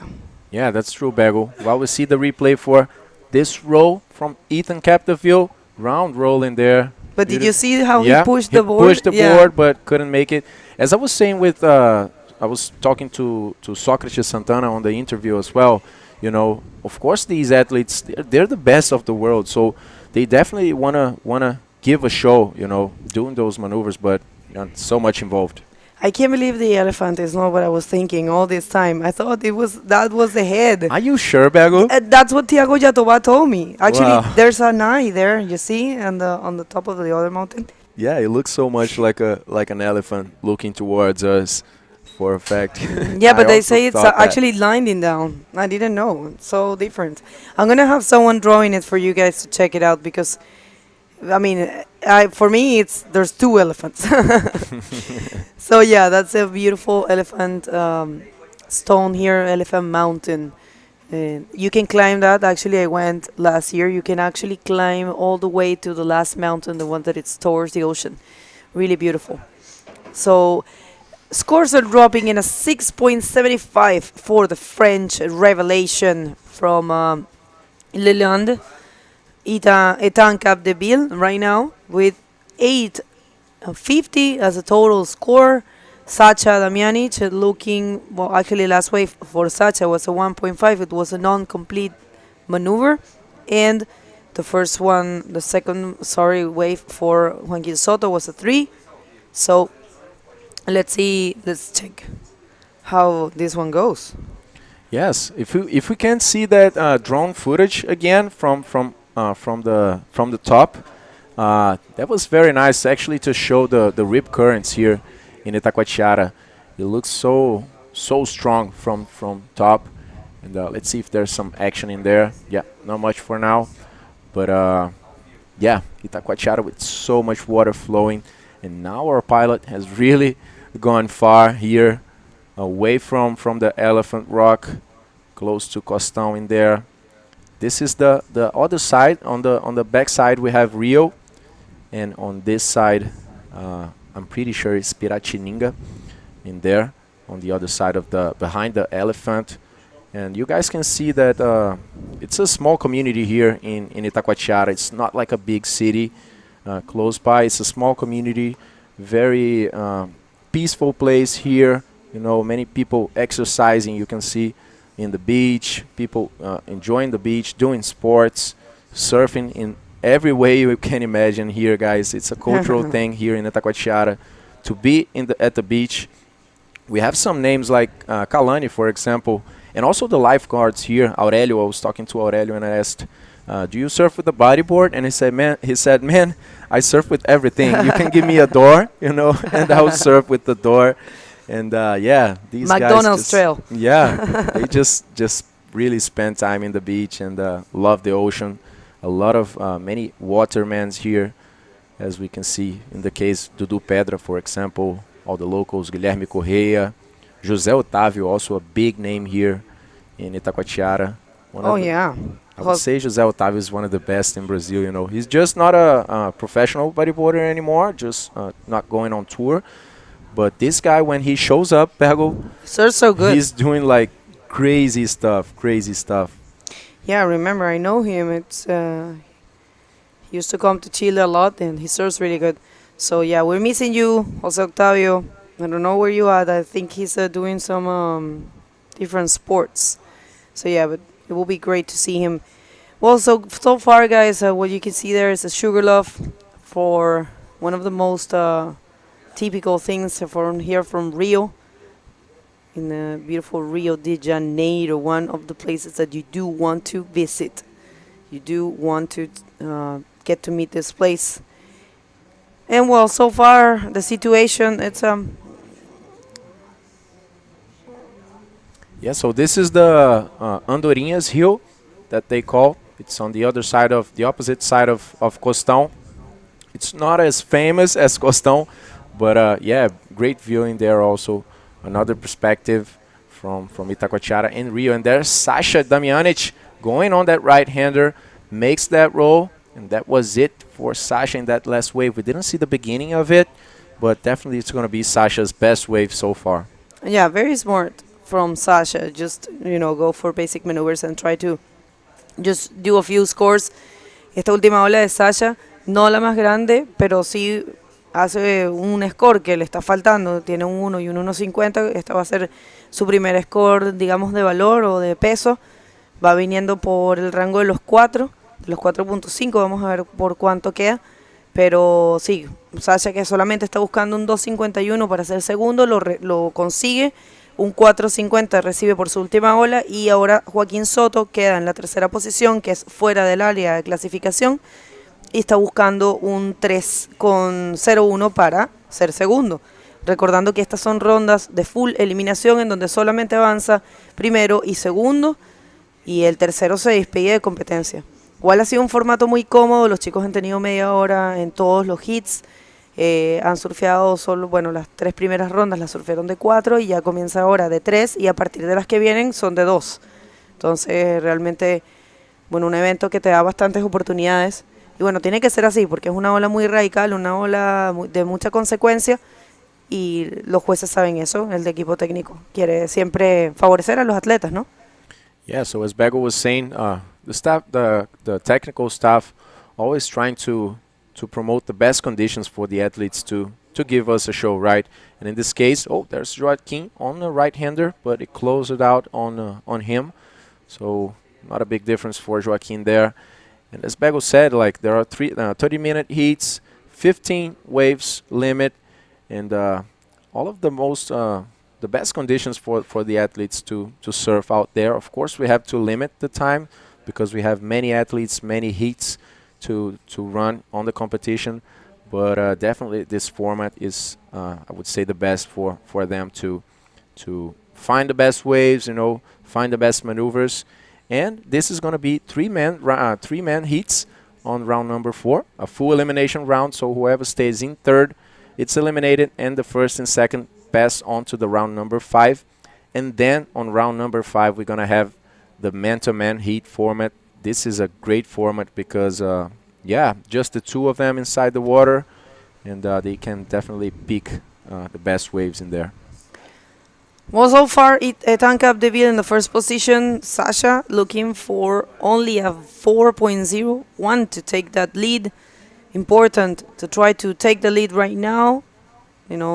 It's 2 spots in this heat, but either way, you want to remain in the first, so you just assure that position and your classification for the next round. Such an important round, and closer to the podium, closer to very there's a huge difference in points and prize money. Maybe this is a very good time for you to say something. We're gonna go and check out the chat. A ver, gente, si quieren mandar ahora un saludito, vamos a leerlos, que ha sido un hit un poquito más lento. Vamos a ver, Sacha está bien activo ahí, se ve que está buscando algo, y ahí venía Joaquín. No sé si Joaquín logró hacer alguna maniobra, pero ahí le cayó una olita en la cabeza. Not a good place to be in there for Joaquin. Didn't see that wave from him, but ended up in the middle of the beach there. We have Ethan with priority number 1, leading the heat right now with a low backup score. as well as Sasha. Sasha is needing a 4.01, and we can see him more down below in there, looking for those inside waves to maybe score that 4.01 and take the lead from Ethan. But that's Ethan coming on the left-hander there, too far away, lost the priority for sure. And yeah, we can see Sasha claiming that. And let's see.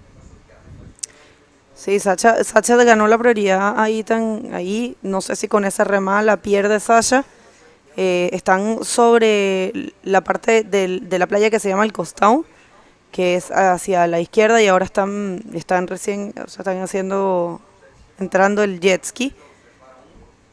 Y Joaquín perdió la tabla, miren, no nos habíamos dado cuenta de eso.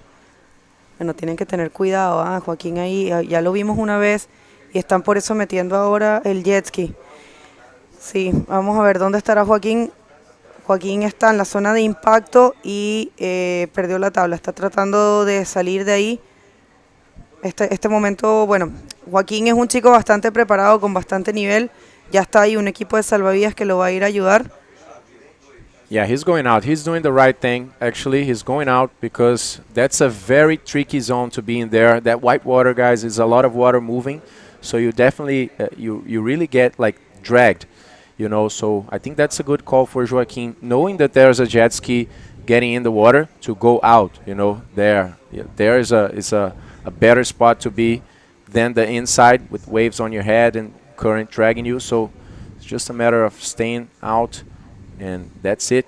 We have our lifeguards going in there pretty quickly. And Sasha on a smaller one here, completing that roll. Oh, didn't complete actually. Sasha, wow. And that's it. Joaquín fue súper inteligente, como estaba diciendo Lucas, porque perdió su tabla y hizo lo que tenía que hacer. No debes tratar de salir. Debes tratar de irte afuera. O sea, no debes tratar de salir de la playa. Debes tratar de remar hacia afuera porque la moto estaba viniendo y ya lo iban a sacar, así que muy buen trabajo de los salvavidas y también muy bien hecho Joaquín, ahí viene riéndose. Viene muerto de la risa Joaquín. No, está bien, todo bien, gracias a Dios. Sí, ahí debe estar la señora Ana María, la tía, no se preocupe tía, está todo bien, tranquila, vale, tranquila tía Ana María, está todo ok. Joaquín es súper fuerte y perdió su tabla, se le debió haber salido el leash, ahora debería tomar un poquito de aire, pero conociéndolo se va a querer meter de una vez. Y mira, se le había salido el lead, los aseguradores de la aleta, menos mal que no lo perdió, Yeah, losing the board there in the white water is a very difficult thing because actually the board it's a float for you, you know, so it helps you staying in there. And it's over, guys. So the results are the same as we were seeing. Ethan Capdeville in first, Sasha Damjanic in second, classifying to round number 5, and Joaquin Soto eliminated from the competition. Thankfully, everything's okay with Joaquin. He's out of the water already, so don't get out of there. We're going to call these commercials really quick and be back soon.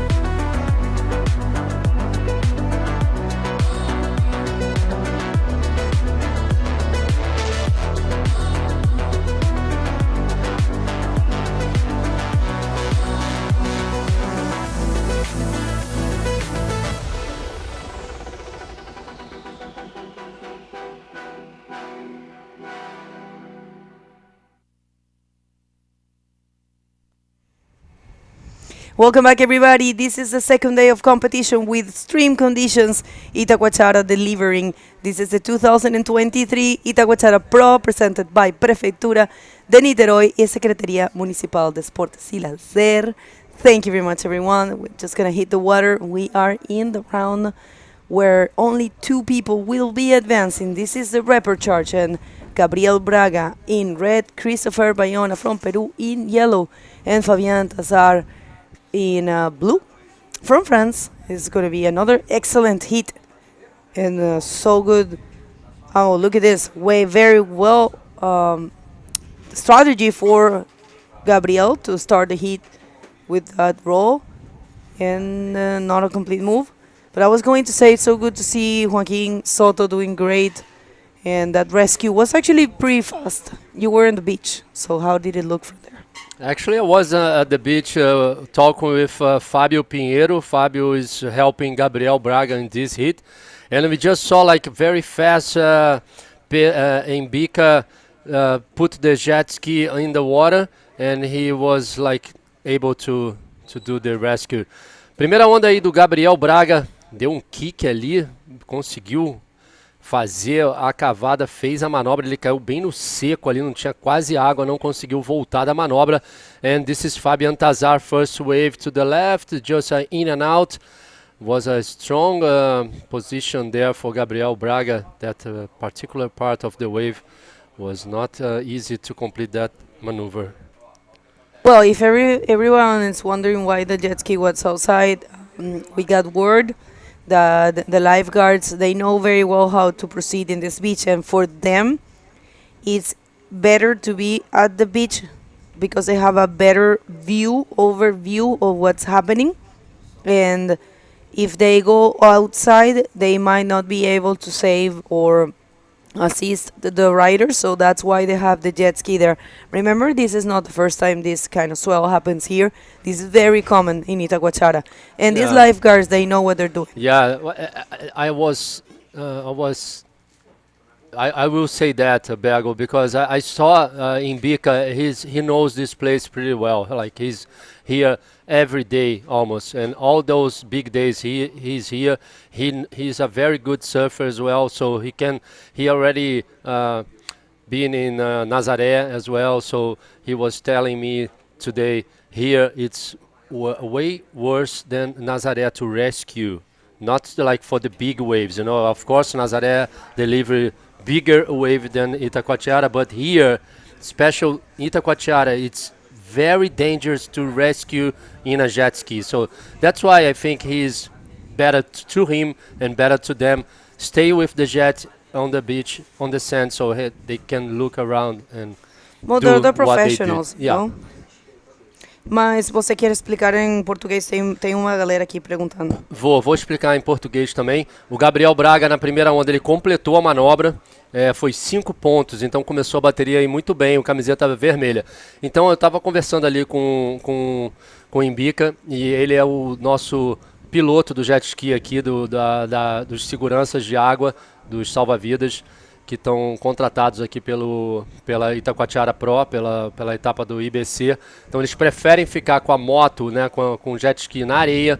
Eles têm um campo de visão maior, são só 4 atletas que estão dentro d'água, então eles conseguem ver o que está realmente acontecendo, o que aconteceu ali com o atleta, eles viram exatamente a hora que aconteceu. Agora Christopher Bayona to this right, let's see, stay together with this Peruvian. Nice to maneuver for yellow. Let's see. Complete maneuver for him, Bergo. Nice wave to start his campaign. Christopher Bayona from Peru. Então vou aqui terminar rapidinho. Eles pegaram o jet bem rápido, colocaram na água. Eles têm uma galera ali ajudando eles e deu tudo certo. Olha isso. Bueno, la repetición de la última ola de Christopher Bayona, el peruano, que ha dado muy buen performance en este evento. Un rolo bien redondo. Y de hecho, mira dónde cayó como de lado, cayó como hacia otro sentido. Tú pensarías que iba de recto, pero fue inteligente en haber tomado ese camino. Si hubiese seguido recto, tal vez la espuma no lo hubiese permitido. Viene cayendo una nota importante para Christopher Bayona, después de esa última ola. Bueno, y Gabriel Braga está primero con un 5.650 para el peruano. Fue una buena ejecución de esa maniobra. Peruano también muy joven, que hace poco recién dejó de ser junior. Me parece que, si no me equivoco, me parece que tiene 19 años, o sea, tiene un año que dejó de ser junior y que ha venido surfeando muy bien. Recuerdo que también nos impresionó hace 2 años y el año pasado, no sé si el año pasado estuvo, pero sí hace 2 años en el frontón, que surfeó increíble. Y que es algo que vale la pena también comentar. Muchas veces los riders que vienen de arena, oye, mira cómo está eso, está grande, grande de verdad. Sim, e está crescendo. Sim, está bem grande, as condições bem difíceis, Bergo. Não está fácil, não. Tem muita corrente de retorno. The rip current, hein? Rip current. Eso es strong rip currents here. That's why they're trying to run. We are going to be running the full round number 4. Tomorrow is going to be too dangerous, and actually the next day is also big. And we don't have too many more days. This event has to end on Sunday, and also on Sunday there is they say there is a storm coming, so it's not such a good idea. So that's why, guys, we are running today, because we don't really know if it's going to be even worse. Just gonna explain that real quick in Spanish. La situación es la siguiente: estamos avanzando lo más que se pueda el día de hoy, porque mañana va a estar gigante, más de lo que está hoy. Y ya vamos a volver a esa idea. A wave here for Gabriel Braga, entra en el tubo y no. Bueno, las olas van a crecer mucho más. De hecho, cada vez se ven más grandes, ya lo sabemos. Hay algún hit que venga con un poquito menos de olas que el otro. Se ha visto con olas grandes, la verdad. El pasado fue un poco más tranquilo. Pero sí, el staff técnico junto a los locales, que son los que saben de este lugar, tomaron la decisión y por supuesto los riders, tomaron la decisión de continuar hoy, porque mañana puede que esté monstruoso, que no se pueda surfear. Y mañana es miércoles, el jueves también puede que continúe grande, entonces tal vez no sabemos qué pueda pasar y tal vez tengamos que ponerle pausa al campeonato el día de mañana y el día de pasado. Y también el domingo tenemos tormenta, entonces tampoco es que son las condiciones que se quieren. Dentro de lo que se sabe que puede ser Itacoatiara, en realidad hoy está bueno, está surfeable y está posible para llevar a cabo la competencia. Okay, Bergo, and we have an interview with Ethan Capdeville. Take it away, Lucas. Oh, Lucas, where are you, Lucas? Okay, go, Lucas. I just had a quick issue with the mic. But yeah, here with Ethan, just passing in first this heat, Ethan. Was pretty hard, the waves in there. Wave selection counted so much. You actually surfed like 3 waves, but big sets incoming. How were you feeling in the water? Because all of the 3 athletes didn't get many waves. Yeah, in the water it's really hard. It's very big, a lot of currents, a lot of set, and not a lot of good waves. So you need to don't catch a lot of wave and just select the good one. And I take a good wave at the beginning, but I didn't land it my water, and I take another one at the end, and like that I passed the hit. So I'm very happy, but that was very difficult. I was the first hit of the round 3 this morning, so yeah, that was a long day, and I'm happy to win my hit. Yeah, so you didn't make it in first in round number 3, went to the rapid charge, now making it in first. Tell us how is your mindset for the rest of the competition? Yeah, I'm very happy now, just focus to have some good wave. Hope there are some good wave, because the forecast looks very good. Let's see what's happened, but I'm very focused and very motivated. Yeah. Send a message for your people back in France. Ouais, gros bisous à tous ceux qui me regardent, à la famille, les amis. Gros merci à Olayan Bodyboarding, à Sen et à La Saibol Limizan. Allez, gros bisous à tous, on continue. Congratulations, Ethan. Back to you guys. Thank you. Oh, I'm sorry. Thank you very much, and congratulations to Ethan Capdeville. We were calling him Ethan, but in French it's Ethan. Ethan. Yeah, great job for French Revelation. And this guy right here, look at that. Actually, Gabriel. Wow, was a foamy wave there, huh? Foamy, difficult. Gabriel's second wave was only 1.75, so it was an incomplete barrel. So Christopher Baiana now is in first with 2 waves, 6.5 50 and a 1 point, so total of 7.50. Gabriel Braga needs a 2.51 to get the lead. And of course, Fabian Tazar, with just one wave in and out, he needs a 6.25 to get second position. Plenty time, less than 18 minutes this hit.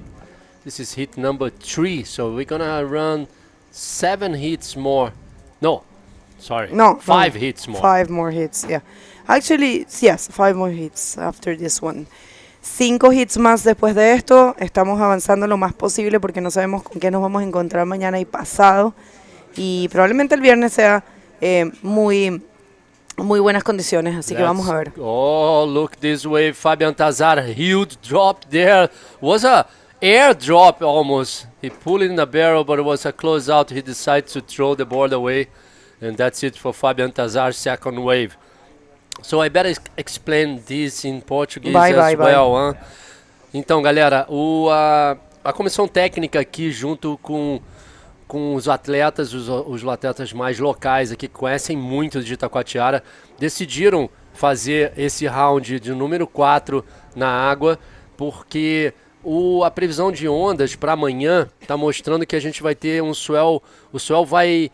Na verdade, já temos um swell no estado do Rio e está chegando um novo swell em cima desse. Então as ondas vão aumentar para amanhã. As condições podem ficar muito difíceis, inclusive para a quinta-feira também. Então a gente tem que adiantar esse campeonato, porque provavelmente teremos campeonato na sexta e terminando no sábado. Isso é que as pessoas estão comentando aqui, mas tudo isso pode mudar. A gente pode amanhã amanhecer e ter ondas grandes com condições boas, condições surfáveis para o campeonato acontecer. Lembrando que Itacoatiara sempre mostra nas etapas do circuito mundial as suas garras, vamos dizer assim, porque aqui tem ondas muito grandes, ondas poderosas, e é isso que todos os atletas do circuito mundial estão procurando, para mostrar realmente aonde que o esporte chegou, aonde que o esporte chega no extremo dele. E a gente está na elite do circuito mundial, essa é a categoria mais importante, a categoria masculina do circuito. E aí na onda, novamente, o Fabian Tazar didn't find nothing there, Bergo. Seems to me Fabian Tazar is still looking for those lefts. I only saw one very good left today. It was Zaka. Zaka with a 9-point ride. No one has taken Zaka out of the highest. Look at that set, Fabio. Mira. Look Mira on set the que back, viene. on the back, on the Sí, back. por eso. Look at, well, yo voy a volver a eso, pero este es un set gigante. Tenemos a Fabián abajo. Fabián Tazar, it's all the way in, and there's a huge set approaching there. Hopefully he will be fine. Look at that wave. Oh, well. This is Itacoatiara. This is what we were expecting. You know you can face something like this when you come to this place. You know this is what can happen. Let's see. Fabian is actually using the current. And, well, actually, look at that thing. Look at that thing. Let's see if we can get a frontal view. Okay, well. Fabian is doing the right thing, you know, just waiting there. You don't want to get too tired. You don't want to, you know, rush yourself too much. Usually when you're there, you just have to wait for the set to pass and then you start paddling. Because if you start paddling against that thing, you're going to be, you know, losing the breath. Look at that. Even Gabriel, who is outside, is getting that huge wave on his head. Well, today, I mean, definitely the swell is arriving, definitely. So see, that was actually very smart of Fabian, very smart. Très intelligent of Fabian. Because if he stayed there, you know, he would have get more waves, and it's better just to get out, wait for the calm, and then start to paddle back through countdown, right? What would you do if you were there? Same thing as Fabian. Yes. Same thing. It's better. It's better option, and it will take longer, like what he's doing now.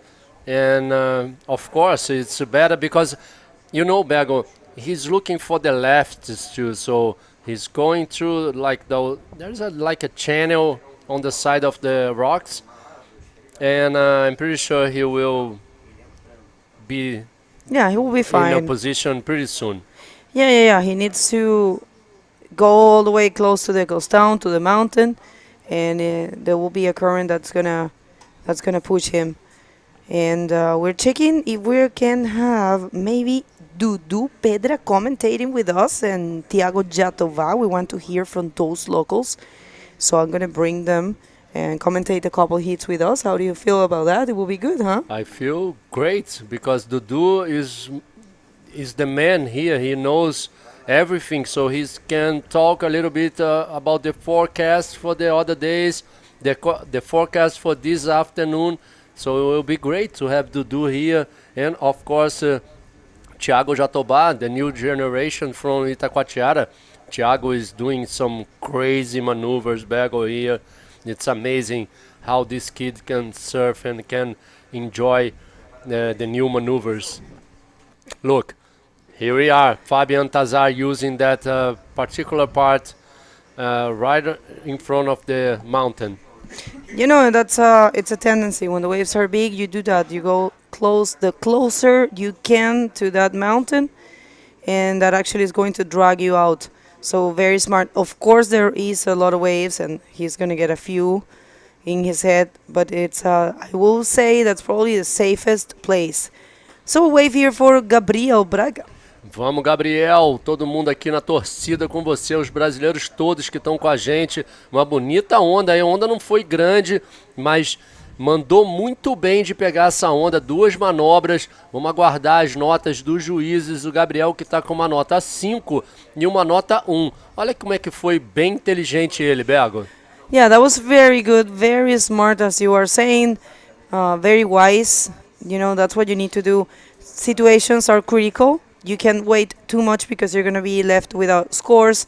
Also, you have to play your cards very wisely, because when you take a wave, you need to seize it and just perform the best possible. You don't know what's going to happen. You don't know if you're going to get you don't know if you're going to get a huge wave or a huge set in your head. So I believe it was very smart and actually gave him the score he needed, 5.75. Gabriel Braga now is back in the first position. And right now, Christopher Bayona is looking for a 4.25, which is very, easy score. And Fabian looking for a 6.41 to be second. So Fabian has it a little bit more difficult, but not impossible. Yeah, not impossible at all. Então aí, belíssimo trabalho para o atleta Gabriel Braga. A última onda dele foi um 5.75, foi até melhor que a primeira onda dele. Uma combinação ali de 2 manobras, 2 rolos. Apesar da onda não ter sido uma onda grande, ela estava bem limpa. Ele definiu bem as 2 manobras com cavada, cavada certa, indo para o lip na hora certa. Depois ele voltou, fez outra manobra, recebeu aí 5.75. Agora na onda, o camiseta amarela, o Christopher Bayona. Christopher Bayona, quien lo decía, es el primero de Perú. Lo decía ayer en su entrevista, campeón nacional de Perú. Muy buen trabajo ahí, pero bueno, esa maniobra fue no completa. Y ahora va a tener que salirse nomás. Yo creo que ya lo entendió. Dijo, no, yo no voy a ir en contra de eso. Yo mejor me salgo y me meto por el costado, que es la izquierda de allá. Yo creo que es definitivamente lo más inteligente. Y aquí una ola para Fabián Tazar, que estaba entrando. Vamos a ver. Let's see this one for Fabián. No. You see how fast he was outside already? Like so fast. So that's the way the guys needs to do. Like sometimes there's a big set, just go walk a little bit or run a little bit, then go again, close from the mountains, close from Costão, and paddling in. So 8 minutes 40 seconds now. Gabriel Braga, first priority, first position. He needs a wave better than 5 points to increase the lead. Então o Gabriel ali está em primeiro lugar, está precisando trocar aquela nota de 5 pontos para ele aumentar a diferença dele para o Christopher Bayona, que é o atleta peruano. Ele está com 1.5 ali na segunda nota de backup dele, precisando só de 4,5. Vem o Fabian Tazar to the right, just in and out. O Fabian Tazar tá ali meio que tendo dificuldade para pegar uma onda boa. Mas o Gabriel Braga tem que abrir o olho dele ali para aumentar aquela liderança dele em cima do Christopher Bayona. So it's a good hit for Gabriel Braga, Bego. Seems to me he's very connected to Itacoatiara. Oh, Gabriel is an amazing rider. I was very impressed in Arica. His performance was amazing. Only the last heat that he didn't have the chance to, on the heat that he lost, that he didn't have the chance to show himself too much. Actually, against Sasha Damjanic, Sasha almost drowned actually. Wow. But yeah, he was able to advance, and his performance, a part of that last heat he served in Arica, was really impressive. Really good. No, he has a very good style, Yeah. and he's very powerful. Also a very nice person. He is. So Gabriel Braga, Actually, baiano, né? Bego, we have a lot of good people in Everyone. our tour. I think everyone, they are very nice. Very nice people, all of them. People from outside of bodyboarding, always when they meet people like, especially those top riders, they all comes to me and say, "Oh, Fabio, they are so nice to see, like a good rider, like a world champion sometimes. It's a good person." Yeah. Everyone is really good, and the tour has a lot of good vibes, people. And if you're a bodyboarder, we strongly encourage you to come back to the tour. The vibes are really good. Everyone, I have to say, I've been working in this. I've been around 11 years working in commentary, and I've seen all kinds of things happening, and it's been different all the time. It's always good, but different. But in this tour and in this moment of bodyboarding, oh, look at that bomb. You don't want to be there. You don't want to be in that inside. And there's a bigger one in the back. Yeah, I wanted to say that this time of bodyboarding, it's a more professional moment, I will say. Everyone that is in tour is very healthy, physically and mentally. They're very driven. They're very, sports driven, I will say. And, the world's changing in so many ways that it's the bodyboarding and the world tour is not escaping from that. The world, it's having a tendency to be more inclusive and more, I would say, human, to be more concerned about the others. And in the tour, we have a very, very nice, I would say, brotherhood. Everyone is very united. Everyone is very polite to each other. They treat themselves really good. We haven't seen any rough situations, or So it's worth it to just give it a shot. If you're a bodyboarder and you wanna give it a shot, there's a lot of good things happening right now in the athletes side, and also of course in the promoters. IBC World Tour is bringing a few new events. So good environment right now for bodyboarding. For sure, Bego. That's why I try every day to put more people involved on the bodyboarding. Special like those people, they never went in the ocean and never ride a wave. So bodyboard is for everyone. And of course, if you are a bodyboarder already, just come in. Just come. Look this. Vou falar em português. Vai. Porque se a galera tá ouvindo a gente aqui, se vocês estão por perto aqui de Itacoatiara, ou estão em qualquer lugar do Brasil, venham a Itacoatiara. Vem aqui na sexta-feira, que com certeza sexta-feira a gente deve ter evento aqui. Vem conhecer os atletas profissionais. Temos atletas brasileiros maravilhosos. Temos as pessoas os maiores atletas aí. Temos o atual campeão mundial aqui na etapa. Temos o Tanner McDaniel, que é o atual líder do circuito. Temos o Sócrates Santana, que é bicampeão Pro Júnior mundial. Temos tanto atleta aqui que às vezes eu até esqueço. Tem o Dudu Pedra, que é local daqui de Itacoatiara, trocar uma ideia com ele. Com o Thiago Jatobá, que é da nova geração.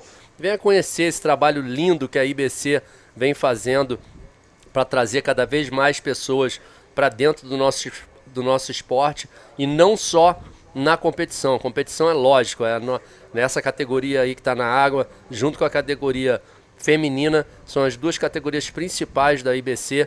Esse evento é um evento especial para a categoria masculina, então venha conhecer, venha entender um pouquinho mais desse esporte maravilhoso que traz sempre saúde e é muito bom para a cabeça, é muito bom.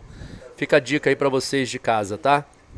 Very good. In the water, Gabriel Braga in first position with first priority, less than 3 minutes, 2 minutes and 40 seconds to go. Christopher Bayona with in second position now with third priority. Second priority, Fabian Tazar. Fabian Tazar needs a wave, and here he comes. Gabriel Braga again to the right.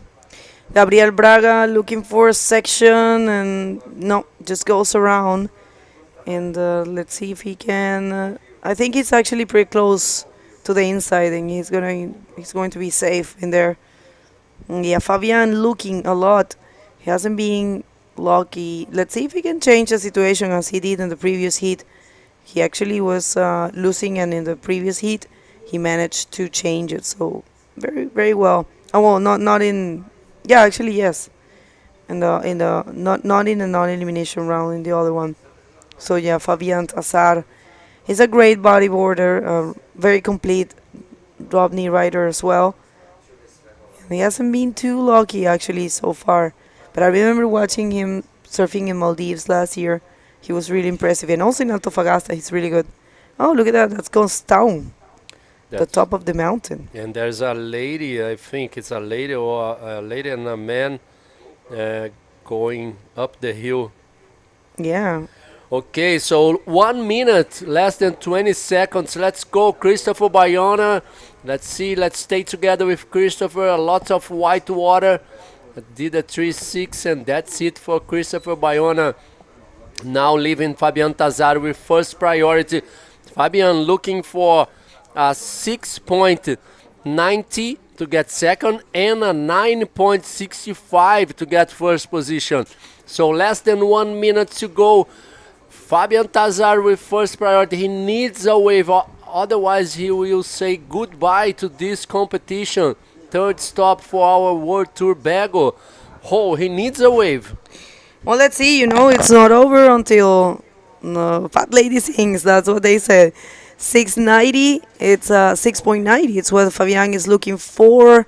Is he going to take one of these big waves and perform a huge maneuver? Who knows? You can never count out anyone that has, just reached this point.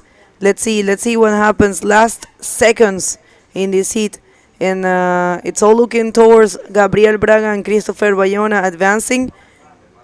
And I believe that's going to be it. Maybe he's taking this one. Go. 1 second. Yes, he did. Let's see. Let's stay together. No. Well, what a bummer. Yeah, well, Fabian Tazar, congratulations. We love you, and you're an amazing bodyboarder as well. And congratulations to Gabriel Braga and Christopher Bayona for advancing to round number 5. We're going to hit a quick commercial break. I'm going to be back real soon.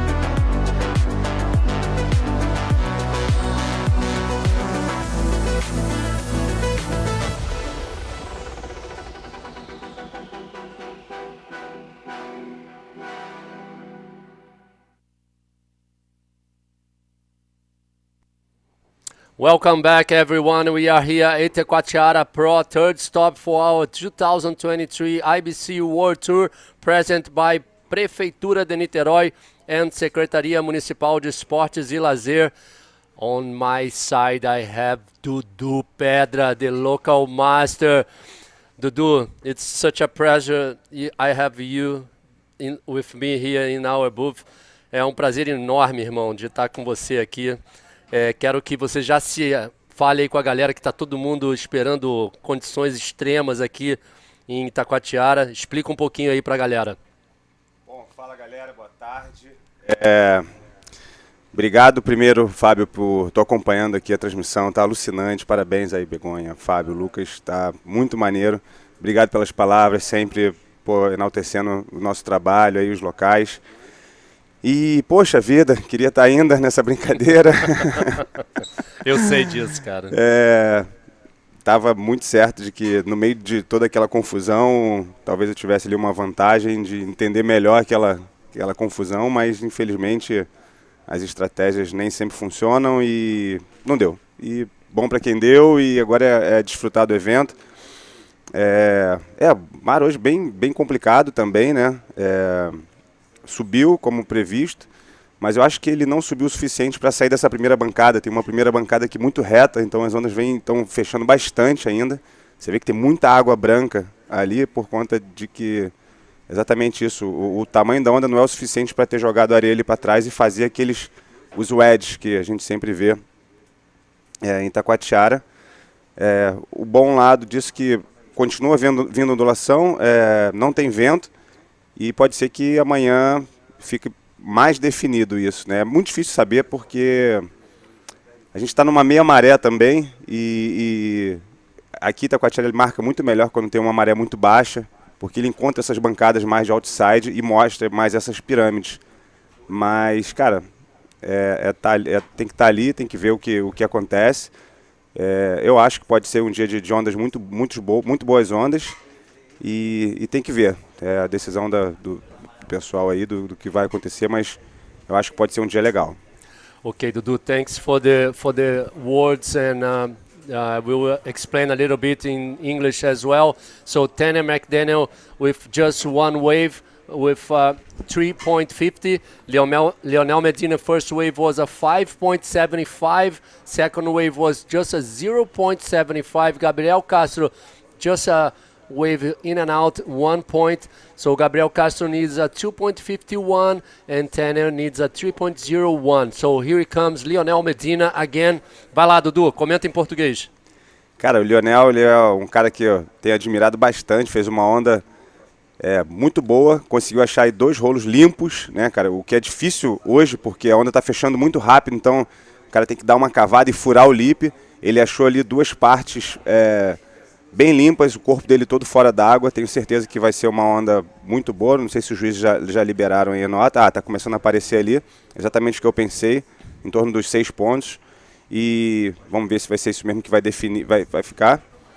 So this is the first wave for Lionel Medina, was a 5.75. A nice rollo there through the lip rollo.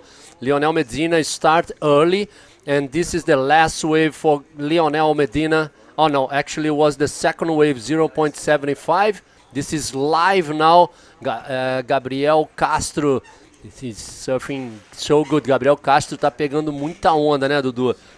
Bem conectado lá em Arica, mesmo quando estava pequeno e quando estava grande também, o garoto conseguiu meio que se achar ali naquelas esquerdas. Cara, o Gabriel, ele vem com aquela cara meio que de uma pessoa inocente, né? Mas quando ele chegou e entrou na água lá em Arica, ele parecia que já estava na 10ª temporada, estava muito bem colocado dentro do pico, pegou altas ondas, fez tudo o que tinha que fazer e superou as minhas expectativas. E aqui também, cara, é difícil, né? Porque vem de um lugar onde não tem ondas grandes e imagina, de repente, estar lá dentro e ver essas ondas todas grandes. Olha a última onda aí do Lionel Medina, uma onda que passou ali por uma sessão, mais um rolo bem limpo. Eu acho que essa é a diferença, né, cara? Eu acho que como juiz ali, a gente tem visto muito hoje aqueles rolos furando o lip, essa onda mesmo do Gabriel, você vê que ele fica um pouco mais preso. Não, essa foi outra. This was out of the competition area, so that's why he received 0 points for that wave. Uma pena. Uma pena porque foi uma primeira manobra bem legal e a segunda foi exatamente aquilo que eu estava falando, uma onda um pouco mais presa com a espuma de Itacoatiara, né? E aquilo que a gente sabe, né, cara? Itacoatiara é muito forte, então para você sair, completar a manobra e sair ali na frente da espuma é bem difícil. E quem consegue fazer isso com mais clareza, acho que está ali na... o juiz tem analisado isso, quem faz isso de uma forma mais limpa tem conseguido uma recompensa melhor nas notas. Então, what Dudu was saying at the start of this heat was the waves are big here in Itacoatiara, but it still break on that part of the wave. That's it, Dudu, like on the white part. So the first bank. The first bank. So if the waves are getting bigger, probably the waves will start to breaking further. Yeah. I think the wedge gonna show the wedge more up, more outside. So yeah, maybe if get a little bigger, the waves will be better. Will be better. Bit. Yeah. And probably and tomorrow shows no wind, and so maybe we're gonna have huge conditions with clean conditions. So this is just an in and out for Leonel Medina. Pô, isso aconteceu comigo na minha última onda ontem, cara. Eu ia falar isso, cara. Eu passei, eu olhei lá na frente, falei, cara, tem uma chance aqui ainda. Só que a espuma me pegou e eu não consegui atingir o lip. Mas, Dudu, acho que todo mundo quer saber aqui, cara. Eu queria te perguntar isso, já que a gente está live aqui, você não vai poder não me responder. Vambora. Você tem medo quando o mar fica aqui 20 pés e vocês falam que tem 2 metrinhos? Bom, primeiro... Não, eu quero saber sim ou não. Tem medo? Cara, não. Não. Na verdade, não. Eu sabia que você ia me responder isso, eu não tenho medo. A verdade é o equilíbrio. Eu acho que a gente tem muito respeito, eu tenho muito respeito por Itacoatiara. Eu sei as consequências, não faço nada de uma forma inconsequente. No último grande swell que teve, eu entrei no maior momento, não tinha ninguém dentro d'água. E eu sabia que... Lá dentro eu meio que pensei isso. Eu falei, cara, qualquer coisa que aconteça aqui, eu sei que ninguém vai me tirar. Tinha muita corrente, eu estava muito longe. Eu digo assim, de forma, né, alguém chegar ali no braço, porque estava realmente muito difícil. Talvez teria que esperar o helicóptero, enfim. Mas, cara, eu amo essa situação, eu amo viver no meio do oceano, dessa força do oceano, eu amo estar conectado. Hoje eu tenho pensado muito em entender o mar, entender o oceano, estar conectado com essa força, e isso me dá muito prazer. Então o prazer é muito maior do que o medo. Do que o medo. Perfeito, cara, perfeito. Acho que você me respondeu bem, eu acreditava que você ia me responder dessa maneira. This is Tanner McDaniel, second wave, try to do a roll there. Como é difícil completar. It's very hard to complete that maneuver, of course, because of the wedge under it makes a lot of white water. Exatamente. Vem onda de todas as direções, cara. Vem força de água de todas as direções. É difícil você cair na frente dela ali. Mesmo uma pessoa se vê bem leve, que flui muito na onda, tem muita velocidade, mas nesse momento agora, ó, que ele completa, vem uma água do lado esquerdo, vem água do lado direito, imprensa ele ali, e às vezes cima, né? o bodyboard afunda, cara. E o corpo vai, mas o bodyboard fica. Então, é muito complicado mesmo. Tá, agora você já me respondeu que você não tem medo. Eu sabia que você ia me responder isso e sabia que você ia responder que você tem muito respeito pelo oceano. Vamos falar agora das correntes de Itacoatiara. Você entende muito dessas correntes. Você usa algum momento ali para entrar no mar muito grande aqui ou não tem muito isso? Em todo momento, cara. Eu uso as correntes ao meu favor. Eu gosto de estar no meio dessa, né, esse rio, né, que na verdade quando está bem grande não é nem um fluxo de água, às vezes é um rio mesmo que leva, e eu uso até para furar. Eu acho mais fácil furar no meio dessa água já movida, eu consigo ir mais fundo do que numa água normal, então eu uso a corrente para entrar, mas dentro da água, até tenho falado com muitos atletas assim, se eu pudesse dar algum toque, é fugir dela. Por exemplo, o Gabriel está ali, está perto de uma corrente, eu já sairia de perto dela, porque a onda Itacoatiara tem muita velocidade, você começa a pegar velocidade, se você estiver ali, você vai quicar muito. Então eu uso a corrente para entrar, mas depois eu tento me manter longe dela. E Itacoatiara não tem corrente fixa, ela nunca está sempre no mesmo lugar, está sempre se movendo. Então você tem que dançar com o mar, tem que estar indo para um lado e indo para o outro. O Gabriel na onda, ó, já vem com velocidade, consegue fazer a manobra e entra naquele momento que eu falei ali. Vamos ver se ele consegue vencer essa espuma branca. Infelizmente não. Eu acho que não, ali a prancha foi, né, exatamente o que você falou, ela foi para baixo d'água, não ficou com ele. Agora a gente está vendo essa visão aí, no mar grande, vindo de sul, você utiliza aquele canal ali perto da pedra ou não? Muitas vezes quando tem um pampo ali rolando, ali por exemplo no meio seria o melhor lugar para entrar. Eu entraria naquela corrente... aquela espuma branca ali, né? Isso, entraria por ali. Itacoatiara, cara, não é difícil de entrar. Você se colocar ali dentro, você mergulhar naquela espuma ali, a corrente ela vai te jogar lá para fora. O difícil é sair. Ok. to get in, it's easy. To get out, it's just call the helicopter. Okay, we have an interview ready. Take it away, Bego. Thank you very much, Fabio and Dudu. Well, Gabriel, that was a tough hit. You actually got a huge set. How's the ocean looking inside? Cara, parece que o mar dobrou de tamanho de manhã para agora. Tá super difícil, as ondas estão grandes, correnteza, não para de vir onda, mas tentei me concentrar, manter calmo, consegui achar 2 ondas pro somatório. E é isso, tá super difícil, mas graças a Deus consegui avançar a bateria.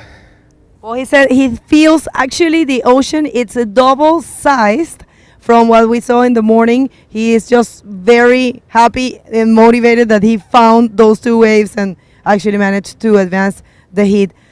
For tomorrow, your expectations, are you willing to surf? You know it's going to be bigger, or what do you think? Eu prefiro que seja day off. Mas se for it's on, a gente está preparado, vem treinando para isso. E é isso, manter o foco, descansar bem, que se amanhã tiver, a gente tem que estar preparado. He says he actually expects that tomorrow is a day off, but yeah, if it has to surf, he's actually prepared for that. You want to say something to someone back home? Yes, quero agradecer a Deus primeiramente, minha família que está me assistindo, meus amigos lá de Salvador, todo o Brasil que está me motivando, e a todos os meus patrocinadores, Pride, a UCLA, Sodila, Sudesb, que tem me apoiado sempre, e a minha namorada e a Fábio que estão aqui me apoiando, estão me ajudando, dando todo o suporte possível nesse campeonato. Valeu, galera. Well, parabéns, Gabriel, and best of luck for tomorrow or the rest of the competition. Back to you guys. Thank you, Bego. Happy kid, happy baiano. Baiano aí, super feliz, o Gabriel Braga. Já que a gente está vendo o choque aí, Dudu, fala um pouquinho desse lugar aí tão especial de vocês. Opa, antes, vamos ver aqui a onda do Leonel Medina. Was just like pulling in the barrel, but it was an incomplete maneuver for Leonel Medina. Leonel Medina in first position. Tanner McDaniel is looking for 8.25, so Leonel Medina is doing a great job in this heat. Gabriel Castro is still looking for a 3.50 to get second. So Dudu, tell us about this spot, shock.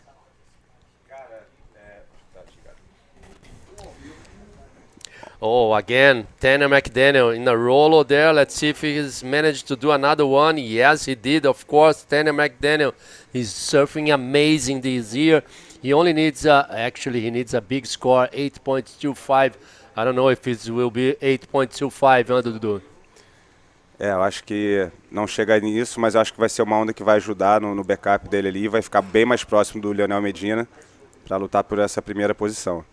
O onda conseguiu velocidade, fez 2 manobras limpas, consegue jogar o corpo para frente da espuma, já volta com o objetivo de atacar o lip de novo, uma cavada boa, acerta ali o lip. É uma onda legal, acho que vai ser melhor do que a onda que ele já tinha e vai chegar bem mais perto ali do Leonel. Bom, cara, o choque é a nossa faculdade, né? A gente aprende a surfar um slab tão poderoso como essa onda, uma onda tão incerta, que nos faz tá pronto ali para o choque. Você vê uma onda vindo, parece que ela é boa. Quando você desce, vem uma lateral, vem uma contra-onda e do nada faz um tubo, o lip cai na tua cabeça. Então é uma condição muito bonita, mas muito complicada também. Olha a lateral que eu falei passando ali, tá vendo? Isso tem muito a ver com o período também. Quando o período está muito alto, tem muito dessa lateral. Mas, cara, muitas das vezes a gente pega as ondas aí, onda da vida, onda que faz aquele registro alucinante. Cada vez mais a gente tem conseguido surfar o choque com condições maiores. Mas eu diria que o mais perfeito seria um pouco menor do que hoje, com a direção certa, com a maré certa. dá sim aqueles dias clássicos. Ó, hoje é um dia com muita lateral, tá vendo? A maré tá cheia e você vê que a pista ali tá muito bagunçada. Já é bagunçada mesmo, meio que de natureza, mas com o mar um pouquinho menor, ele fica muito mais encaixado. É uma laje muito perto de muitas paredes. Na verdade, o nome choque foi dado pelos pescadores por causa das ondas que batem nas pedras ali. Não é a onda ali em si, é o choque das ondas na pedra. Então, por essa toda a movimentação de água, uma laje que fica muito perto de toda essa corrente, você vê que ela fica muito bump ali. Mas um tamanho um pouco menor, ele fica mais clean, fica mais certo e a gente consegue pegar altas ondas. Boa, Dudu. This is Leonel Medina. Let's see what he can get for us.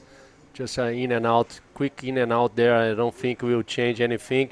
Last wave for Tanner McDaniel was a 6.50. Of course, it's way better now for him. He only needs a 5.25, putting Gabriel Castro needing a 8.50. So some people are asking us, Dudu, why that second wave for Gabriel Castro was not a good score, because it was outside of the competition area. So he received 0 points for that wave. That wave he did 2 rollers. Eu vou explicar para a galera que está em português, que perguntou aí por que a onda do Gabriel não entrou. Tem uma área delimitando ali onde os competidores podem surfar, e o Gabriel ele pegou essa onda fora da área. Então, infelizmente, a onda ela conta como uma onda surfada, mas ela vem como 0 pontos. Então, ele perde um direito, né, de pegar até, eu não sei hoje quantas ondas são, 15 ondas. Então, na verdade, ali ele, né, perde uma onda, mas ela, infelizmente, não é contada. Tem 2 bandeiras, uma perto do costão ali, dá para ver de longe, e uma logo aqui no canto esquerdo aqui da tela. Essa é a área que os atletas podem surfar, e com certeza ele pegou bem no cantinho da pedra ali. Então, infelizmente, essa onda não foi contada.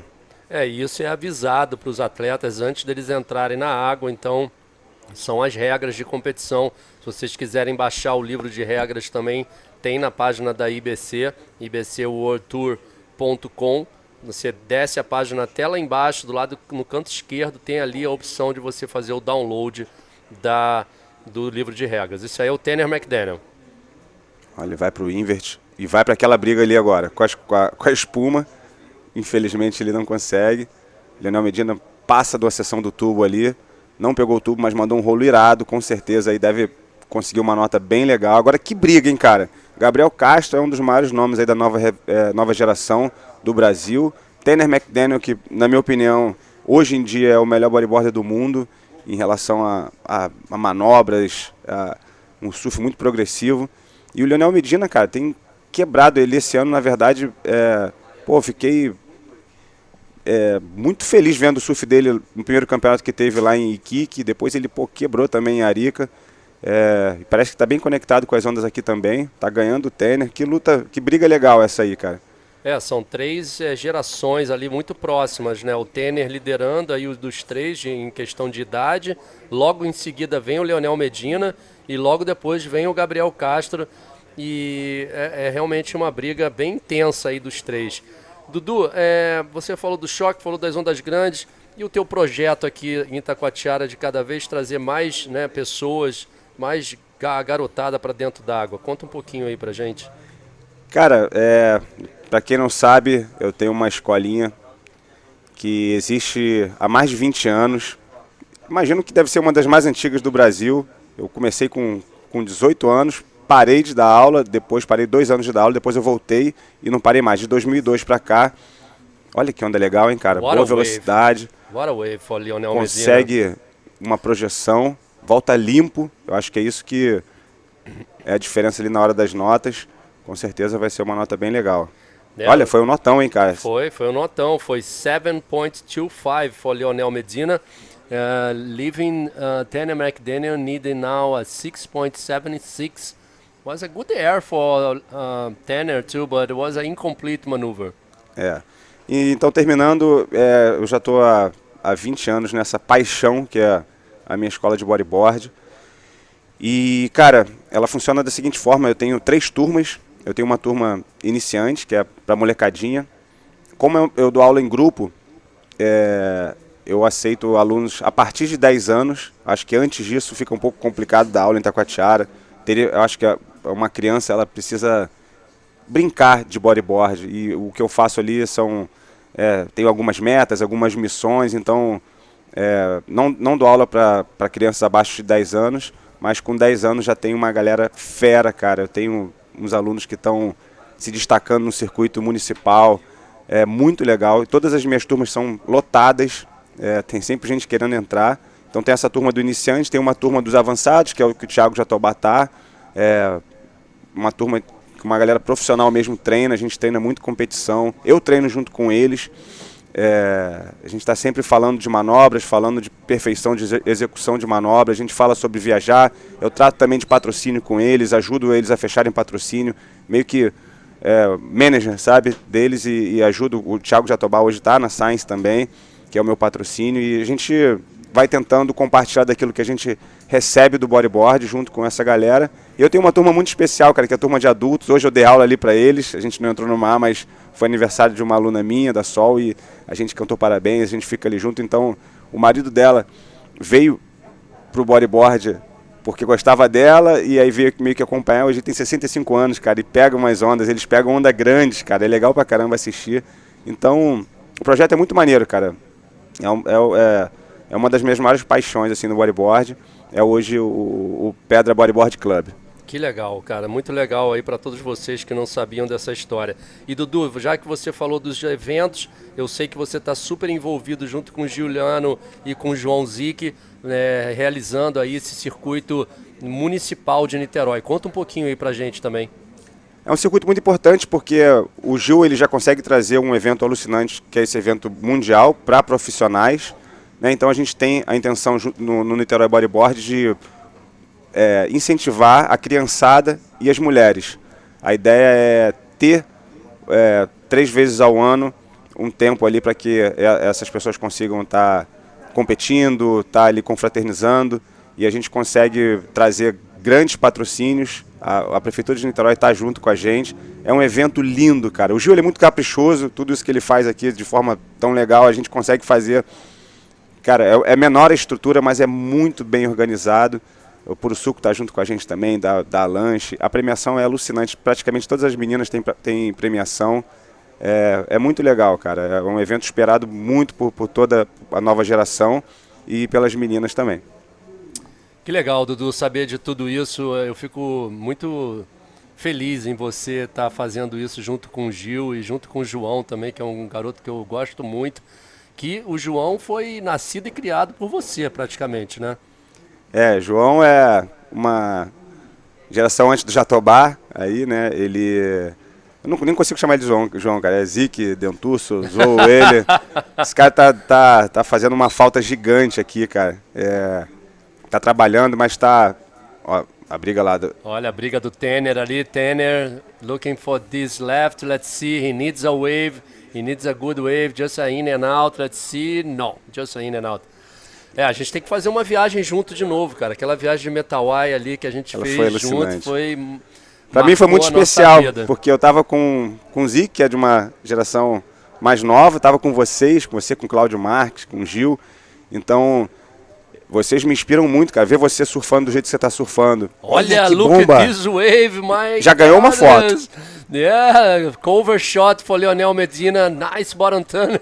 I think he saw the situation now there, huh? Dudu, eu acho que ele viu aquele tubo ali e falou, não, isso aí não é pra mim, não. Mas você viu que as pirâmides já começam a marcar. De repente, já seja o tamanho do mar, as ondas já começam a se encontrar mais ali no outside e faz já esses triângulos. Então, é mais ou menos isso que pode ser que aconteça para amanhã. Assim eu espero. É difícil prever. A gente espera isso também. Mas foi muito legal realmente aquela viagem, a gente estando com o Cláudio Marques também, né, cara? Que é a primeira geração do bodyboard nacional. Muito legal. Hugo Cortes também, vocês todos aqui muito maneiro, cara. De Itacoatiara. O Cebola que está aqui comentando, né? Tá como announcer aqui na praia. E lá vem o Tanner para a esquerda novamente, faz o bonito é o rolo ali, furando o lip. Como o Dudu falou, que não é uma coisa fácil, mas ele aterriza na frente da espuma. Eu acho que essa onda não dá, né, Dudu, pro Tanner virar 6,76. Você que já foi juiz, você pode falar. Eu nunca fui juiz. Acho que não. Vai trocar aquele 3,5, mas não vai ser melhor do que a outra onda. Não sei, né? Acho que não. Acho que não vai ser melhor. Até pela comparação direta mesmo com a outra onda do... Olha que bomba, que onda, cara. Hein, cara. Será que... Vamos ver se conseguiria, se cavasse rápido ali. Cara, ele ganhou uma foto absurda. Já ganhou um fotão. Se Tony D'Andrea estiver por ali, ó, acho que dava, hein? Eu acho que se fosse você, tu ia jogar a manobra ali, hein, Dudu? Ou você, o Guilherme. Cadê o Guilherme Correia? Por que ele não tá no campeonato? Cara, o Guilherme tem surfado direto, surfa quase todo dia aí. Mas ele também tem um negócio em Búzios, então tem que ir e voltar direto para Búzios. Olha, até brincou ali. Ele sabe que ele já tem as notas e ele não quis sacrificar ali, mas com certeza... Não quis se quebrar, né? Ali, se a gente ali ia querer dar um aérozão, fazer uma foto, muitas das vezes quando você vê os fotões nossos, é uma onda dessa que depois a gente tem que largar, porque senão a onda mata a gente. This wave for Tanner was a 6 points, was not enough. Tanner is still in second position. Now Gabriel Castro need a combination of 2 waves to get second position. So 1 minute 40 seconds to go. Dudu, it's such a pleasure, man. Eu estou muito feliz de estar com você aqui, realmente. E saber de você que você não tem medo, isso só me comprovou que realmente tu é um maluco, meu irmão. Muito respeito por esse cara aqui, Dudu. Fala aí suas últimas palavras, a gente tem 1 minuto e 20 ainda para você aí. Pô, obrigado por estar participando. Como vocês, todos que eu vejo aqui, todos têm uma ligação com o mar. Eu gosto de estar em todas as áreas. Queria estar lá dentro, queria estar sendo comentado por vocês, mas infelizmente não consegui. Mas estou participando, estou vivendo o Itacoatiara Pro. Obrigado por todo o trabalho de vocês, por todo o esforço. Eu ouço o que todo mundo tem falado e tem todo mundo elogiado muito. Parabéns pelo que vocês estão fazendo. E, cara, é isso. Tomara que amanhã a gente tenha uma condição muito legal. Hoje ainda termina o dia com ondas melhores, para que a gente possa ver o verdadeiro show de bodyboard. Isso impressiona a nossa comunidade local. Isso apresenta para o mundo o que é o bodyboard. Então, para falar a verdade, eu sei que o mar não está muito bom, mas eu prefiro assim do que marola, porque pra gente mostrar pra galera o que é o bodyboard. Então, obrigado Deus, obrigado Gil, obrigado Prefeitura, obrigado vocês que têm trabalhado aí com excelência. E estou por aqui também, preciso viver isso, preciso aprender mais, para no ano que vem chegar um pouco mais longe. Nós que agradecemos aí o respeito total com a gente, todos os locais aqui de Itacoatiara por receberem tão bem a gente, a toda a comunidade também que respeita o nosso posicionamento aqui na praia, né? Deixar 10 dias a gente está aqui usufruindo de Itacoatiara. So guys, this is it for the round 4, hit number 4. Thank you so much, Dudu Pedra. Valeu, obrigado. And, don't go anywhere, stay with us because we have a lot of actions. We have a quick commercial break and we're gonna be back pretty soon.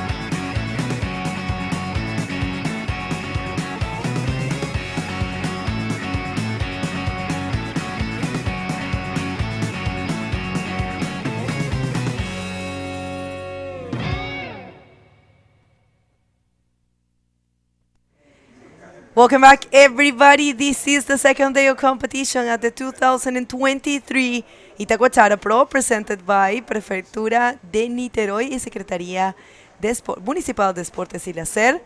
Lucas, what a heat we are going to have in our hands. Let's keep Bego, the waves don't stop picking up. It is getting huge. And we're going to go straight to the water right now for the heat number 5, actually. We have some waves being served already. Tristan also caught a 5-point ride. Tristan is wearing red singlet. And this is the last heat, actually. This heat is going to be between Tristan Roberts with the red singlet, Rodrigo Silva, the Chilean, with the yellow singlet. There's Rodrigo over there. And the Brazilian from Macaé, Carlos Bastos, 19 years old. 3 men in the water right now. The waves are picking up, Bego, and it's looking huge, looking from out there, you know. It's different from the screen, for sure. It's huge, definitely is huge. And Gabriel said in his interview that he felt the ocean double up its size. And wow. I believe it's true. I believe he's right. I believe it too, because all of the athletes are mentioning, you know, that the best waves, actually, the more rideable waves are on the inside there. But it's very risky to stay down on the inside with those sets coming very far away. And yeah, one set of Itacoatiara is it's a very high price to pay. But yeah, these are the best of the world, guys. So you guys can be sure that this is the highest level of bodyboarding we can achieve. So many good athletes from all over here. We have athletes from Spain, from France, from Canary Island, Brazil, Chile, Peru, so many places. And yeah, in this heat now we have one Brazilian, one Chilean, and the South African, the current champion of the world, Tristan Roberts. That's right. And you know what? I was very impressed about the comments of Dudu Pedra. He was saying that this place is actually not that hard. That he said it's not hard to paddle out in Itacoatiara. I was like, imagine. Are you for real? Like, I thought it was really difficult. So he says he uses the rip currents to his favor. I mean, like Fabio was saying, all of us, we use the currents to our favor. But in here, it looks more difficult. But no, he's saying it's actually pretty easy. Yeah, the thing is, you have to. The big thing with Dudu is that he knows those currents exactly. already, you know, because to learn how they work, you have to get caught by them, you know. Exactly. And that's the hard thing. So you have to pay before, so after you get the rewards. But yeah, definitely, when we check Dudu going in those huge swells here in Itacoatiara, he's always using those currents. Also, that current on the side of Costão there, most of the guys when they're surfing in the surfboard, they also use that one because there are not many big waves breaking on that side, and there's a very strong rip current. And it looks like Fabio is already there with Lionel Medina. Take it away, Fabio.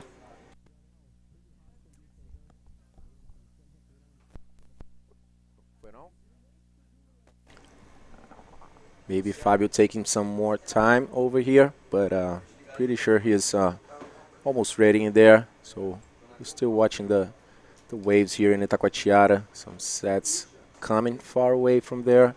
And now it looks like Fabio's ready, so go for it, Fabio. Lionel, pretty hard conditions, huh? Sí, las condiciones estuvieron muy increíbles. But you managed to do good maneuvers, huh? 2 rollers in one wave. Sí, estuve mirando el hit anterior, vi que había una baja buena de arena ahí, que se podía conectar 2 maniobras y ahí le lancé, me fui ahí y surfé bien, surfé a gusto. Algunas me calzó, que eran bastante fuertes, pero sé que tengo el portente ahí para aguantar y me salió bien. So he found a wave there, like it was tough conditions outside, but he's managed to do like a couple maneuvers there. I was with Dudu Pedra inside. You know, Dudu is a local guy here, and we saw that wave you got, like a big wedge. Sí, estaba buscando la ola grande esa que me era para intentar buscar una mejor maniobra y vino lo que fue el cerrón, así que solo quedará la foto. We saw you like laughing for the wave. Thank you. Y nada, agradecer a todos, a los patrocinadores, a los que me están apoyando de Canarias, a mis amigos. Seguimos para adelante y vamos con todo. Gracias, congratulations, Leonel Medina. I see you in the next round. Back to you guys. Congratulations, felicitaciones Lionel Medina. Increíble, hemos tenido un par de sorpresas en este evento, pero bueno, no tan increíble porque definitivamente todos estos riders tienen un nivelazo. Así que Lionel Medina ahí ganándole a Tanner y Gabriel Castro despidiéndose de campeonato. Bueno, hasta ahora la situación en el agua, the situation in the water. In first position we have Tristan Roberts and Rodrigo Silva in second, who hasn't been able to take many waves.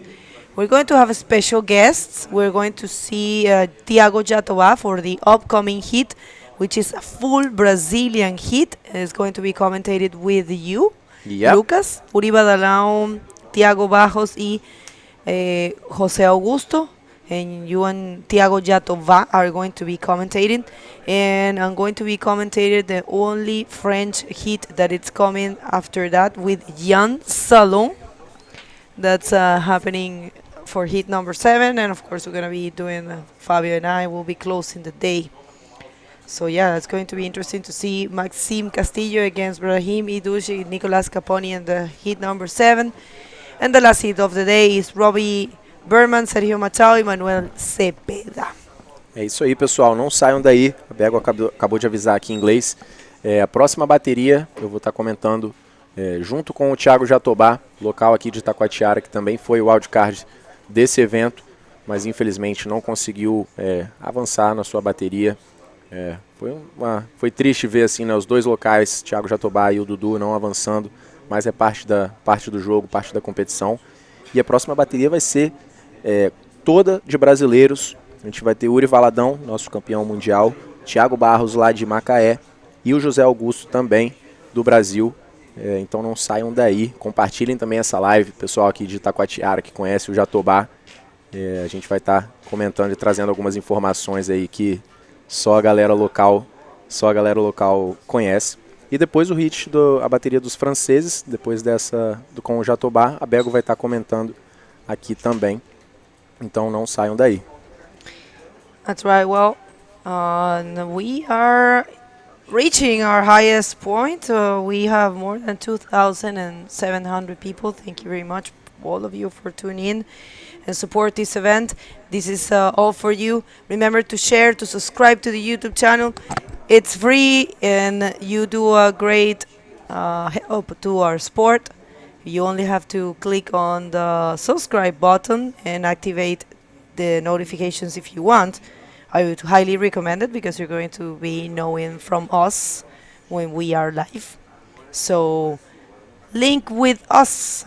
Also, there's a link tree that we have been showing throughout the event that connects you with us and all of our social media, websites, and calendar and everything related to the IBC World Tour, the one tour that we have for professional bodyboarding. And we are in the last event for the South American leg. There you have it. Thank you, director. He was looking for the link tree. Only scan that and you will find all the information. Link with us. É isso aí, pessoal. Conecta com a gente aqui da IBC. Nesse QR Code vocês conseguem acessar toda a informação respectiva ao campeonato mundial de bodyboard, ao circuito mundial de bodyboard. Então, aí vocês conseguem encontrar o site da IBC, o link das lives, conseguem encontrar os rankings, né, de todas as categorias também. O calendário do circuito mundial desse ano, que está incrível. A próxima etapa vai ser apenas para drop knee, vai acontecer na ilha de Kauai, no Havaí. E depois a gente vai ter um campeonato lá nas Maldivas.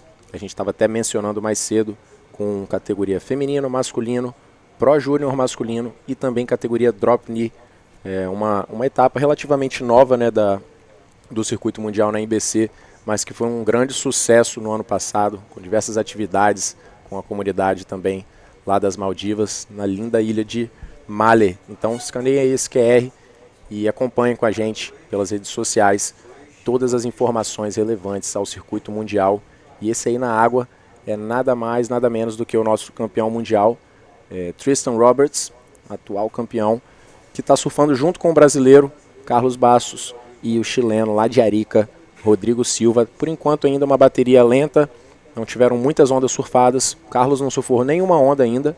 O Tristan já tirou uma nota só, que foi um 5. E enquanto isso o Rodrigo já tem uma nota 1 e uma outra nota 1 também. Foram ondas não completas. Well, that's right. Situation in the water remains the same. It's Tristan Roberts, our current world champ, in the first position, and he is paddling very strong to get that one, and it's a wise decision not to take that messy wave in that. He's actually surfing in the middle like everyone. And look at this one for Rodrigo Silva. Vamos a ver el chileno, el gemelo de Moisés Silva buscando una sección. Se le limpió la sección y no. Oh. Dios mío, qué estrés esos momentos. De verdad uno ve eso y se estresa, pero parece que no viene un set tan grande. Vamos a ver. No sé, igual si viene una medio grande ahí. Pero bueno, Rodrigo, que surfea el flopos, está acostumbrado a poder pasar estas olas. Aunque les digo, gente, de verdad el poder de esta playa es impresionante. Lo dijo su propio hermano gemelo, Moisés Silva, dijo que la ola te atrapa y te bate contra el fondo. Es como lo que él se estaba sintiendo, ¿sabes? Que it literally smashes you on the bottom. It's so interesting how each one of these waves in the World Tour have a degree of difficulty, and not only a degree, but a variety of factors. Like, for example, Arica is one of the most expected stops of the tour, and it is so dangerous because there are like many rocks in front of the wave, so it adds a lot of risk if you get caught on the inside. But in the case of Itacoatiara, despite being so heavy, the currents, these currents play such a big role. And we were just seeing Dudu Pedra saying, hold on, that's Carlos Bastos on a right-hander in that, looking clean, goes for a roll. Nice first wave for Carlos. Not sure if he's going to complete it. There he is. Good start for Carlos in there. Probably jumping to the second or maybe first position with that roll if it's more than a 5. But as I was saying, Bago, Dudu, like one of the biggest riders here, and you have to be friends with these currents to surf here. Because if you don't understand them, and if you get caught by those currents, like in Arica, for example, there are not these types of currents, It's different. It's other types of risks, but here it plays a role. You're completely right. The risks are different. But look where Tristan is. That's a washing machine right there. But a huge one. Yeah. But no, he's no stranger to this. Tristan dropping in this bomb. Is he going to find a section? I think he will. And he is aiming and going for the roll. Very wise, and that's a safe maneuver. And I believe it's great. It's a backup score for our current world champ, and actually 2 times world champion. He knows what to do. A roll, and he's going to get that backup score, enough to keep him in the first position. And right now what he's going to do, it's going to run all the way till El Cantão. That's where you paddle out in a more safe way. So very wise from Tristan Roberts. 3.5 he gets, not a huge score. But he already had that 5, so went back to the first position. He's just doing the job, that's what it takes. So right now with so much risk, and also being in the recharge round, knowing that there's only 2 spots, you do want to just play your cards wisely and just mark some points and get out of there as soon as possible. Definitely, Bego. Not going in the water for the case of the guys that got the first place on the round number 3. It's definitely a huge benefit, not having to go into the water again today, just watching how everybody surfs. That's the wish for every rider, for sure. But if you didn't make it in first, you'll have to go again and use that last chance, show what you've got. And that's what we're seeing here right now. Such huge waves breaking here in Itacoatiara. Those inside sections, pretty shallow and heavy wave, strong currents, and these guys definitely, just for being there, it's a very tough situation. But we've seen so many good action here for from these guys, and yeah, great. Just the second day for the Itacoatiara Pro 2023. This event is brought to you by Prefeitura de Niterói and Secretaria Municipal de Esportes e Lazer. And of course, our supporters, Bego, Puro Suco, have to say, love it. Eco Ponte, Itacoatiara Inn, Pousada Pedras Brancas, Camarote Itaipu, and also Academia Aquafish. Thank you so much for helping this event happen. An event that has been happening since 2012, actually making history here in this beach. And it stopped in 2019 because of the COVID situation. And now we're back since last year, and thankfully a great year today here. Great year in 2023 also, an amazing event here. That's right, and if you're tuning in right now, let us know where you at. We are going to read you. It's a good moment to read you. We have a little bit of a pause. The riders are just being clever and trying to pick the wave wisely. They don't want to, put themselves in risk. So it's going to be good to know where you at. ¿Dónde están? Vamos a leerlos en este momento. Vamos a leer un poquito. Mira quién está aquí. NXF. NXF. Always there. Thank you, guys. Cuidado com o fluxo. Sabe o que é o fluxo, Bego? É aquela parte branca ali, ó. Oh. É um lugar que te suga e você fica ali. The washing preso. machine. Yeah, that's true. We call it the fluxo. Oh, Watch out for the fluxo. Oh my. Well, we have Luke Broughton from South Africa. Thank you very much for being there. I wonder where all the Safas are. It's great to see the South African tuning in. I'm pretty sure Dion Mayer is also tuning in. Kudos to Dion. And probably we also have Bianca. They are involved in the Walker Bay Pro event. We're going to see what's happening in this one. This is Rodrigo Silva. Vamos a ver el chileno Rodrigo. Good roll, very smart. That was a huge maneuver for Rodrigo Silva. He celebrates. Of course, he will be claiming people. I am a defender of the claiming. Yeah, for sure. And I defend claiming. After hitting a wave that size, definitely it would be a good idea to claim. That's definitely going to be a high score, guys. A lot of commitment there from the Ariqueño, the guy from Arica, Rodrigo Silva. Big roll in there. Big wave, man. And why not to claim?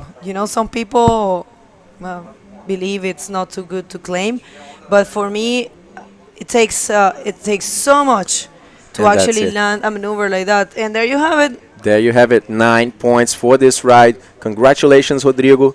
I think it was the highest score of the contest so far, Bego. Am I right? No. It's he's equaling his equal Zaka Nunes got a 9 That's as well. true. There was also a 9 earlier today. Yeah. But the two biggest scores of the competition so far, big air roll there for Rodrigo Silva. Jumped straight to the first position. Now we have the scores back in the screen, guys. Tristan Roberts in second with a 5 and a 3.5. And Carlos Bastos, only one wave surfed so far. It was a 5.5 in the third position right now, needing only a 3-point ride to get back to classification. Mira dónde está Rodrigo, ¿ah? Igual valió la pena, valió la pena completamente. Miren, todo Chile, un trabajo alucinante de Rodrigo Silva, que consiguió una ola de gran tamaño. Vamos a ver los criterios de juzgamiento. Let's see the judging criteria, because I want to go over this.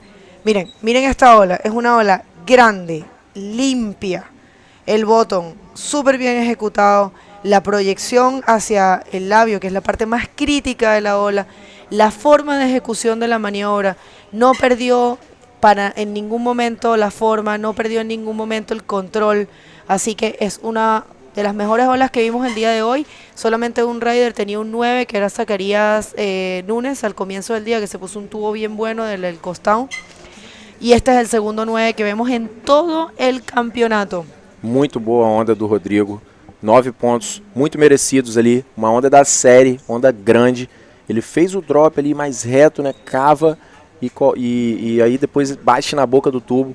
A onda acaba ficando um pouco branca. E aí já vem Tristan Roberts, campeão mundial, respondendo na direita. Essa foi os 5 pontos dele e essa foi a onda de 5,5 do Carlos Bastos. That's right, we're watching the best waves of this heat so far. So the first one was a 5, and the second one, it's a 5. This one right here is a 5 for Carlos Bastos. And the one that impressed us all was the 9-point ride for the young Rodrigo Silva, coming from Chile, coming from Arica. So yes, best waves, and this is the one we were talking about. Such a well-performed maneuver, such a well-reading wave, and it's completely accurate. A 9-point ride for Rodrigo Silva. And I would like to say what it's happening to our main characters. Of course, this is the beauty of bodyboarding. You never know what's going to happen, and it's great to see new names, you know, taking the classics.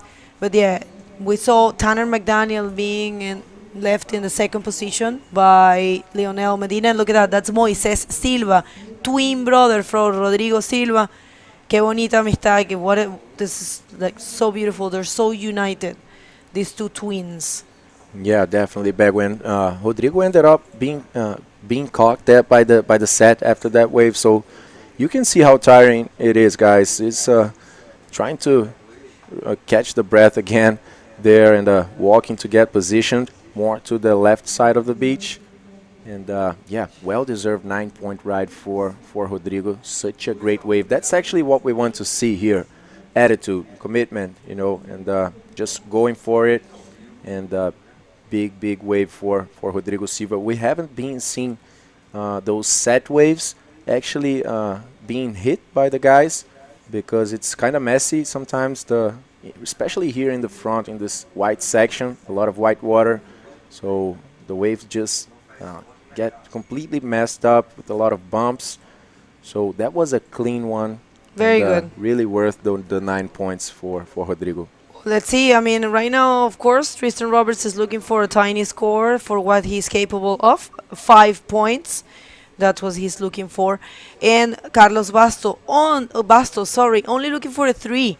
So, you know, the fight is still on. Basically, anyone can take that lead or take that classification. It's up to finding a wave and a mid-range score. None of them are really looking for huge scores.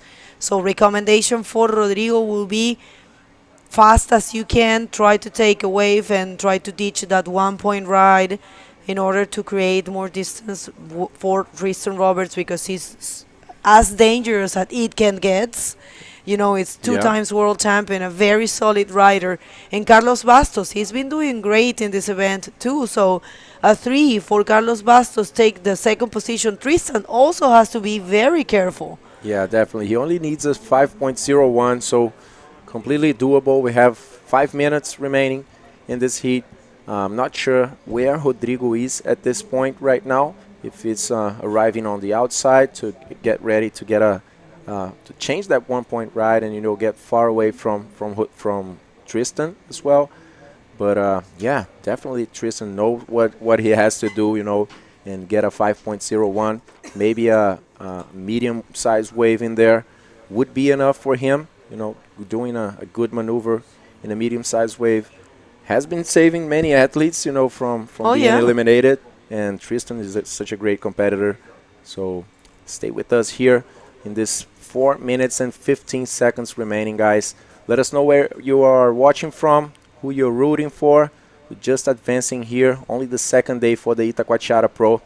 After this round, actually, we're going to go to round number 5, which is going to be a man-to-man round. So great action. I love the man-to-man format. The priority works so well. You know, they can choose the waves easily, more easier. And yeah, it's going to be great for sure. One pushing each other. Full on fair play. That's what you get in the man-on-man or 101 heats. And the next one is a full Brazilian heat, guys. You won't miss it because we're going to have a special guest, local, young gun and John Revelation from here, from Itacoatiara. We're going to see Thiago Jatobá commentating with you here. So it's going to be pretty interesting. You guys remember to speak English. Yeah, a little bit. Speak a lot of Portuguese, you know, I have to say. Mas é isso aí, Queen pessoal. Não saiam daí que na próxima bateria, faltam só 3 minutos para acabar essa bateria.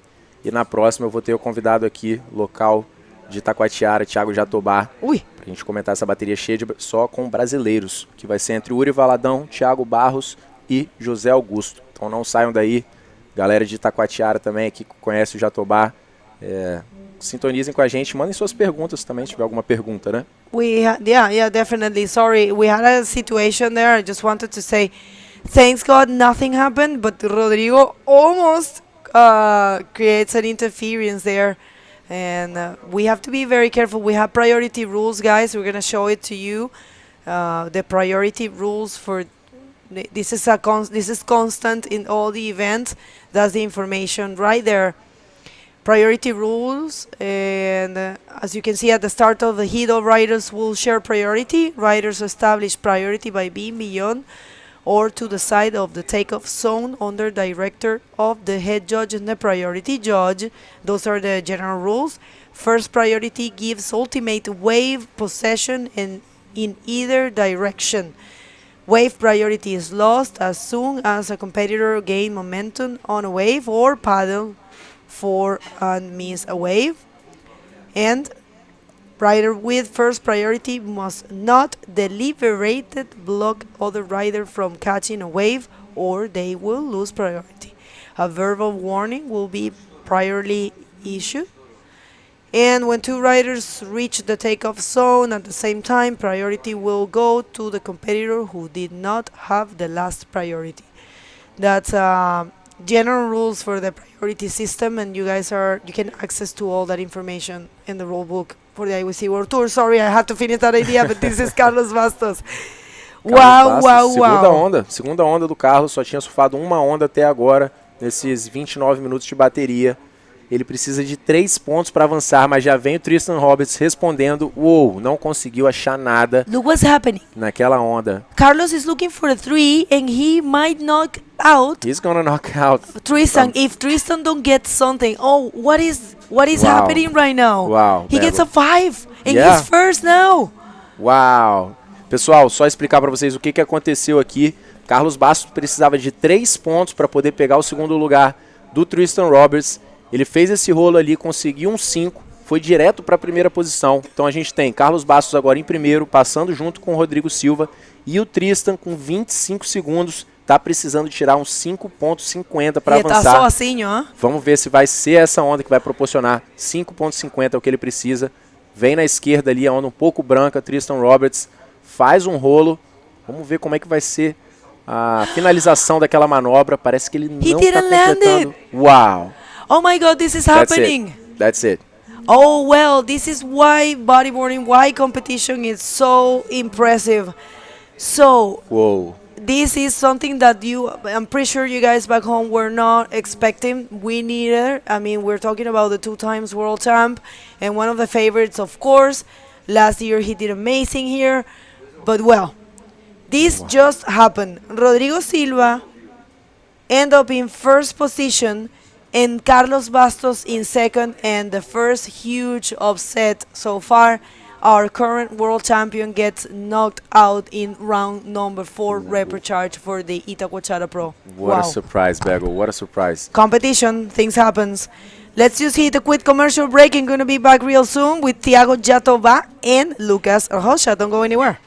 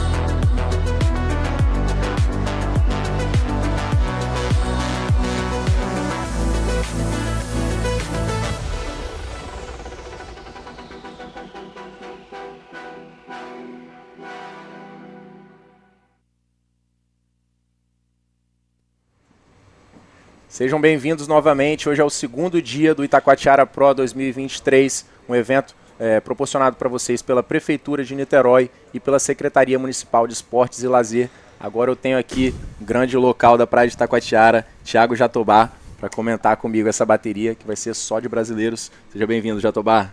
E aí, estamos aqui, né? Vamos lá comentar. Esse marzinho bem difícil, condições extremas aqui em Itacoatiara. Galera que não me conhece aí, sou local daqui da praia. Já fiz meu surf ali no Pampo. E vamos aí, que essa bateria agora é só de brasileiros. Thiago Barros, Uri Valadão e o José Augusto lá do Ceará. É isso aí, vamos para a água. Bateria de 30 minutos, né, como a gente já vem tendo. Limite de 15 ondas. Apesar de ninguém ter chegado perto desse limite de 15 ondas, está bem difícil aí.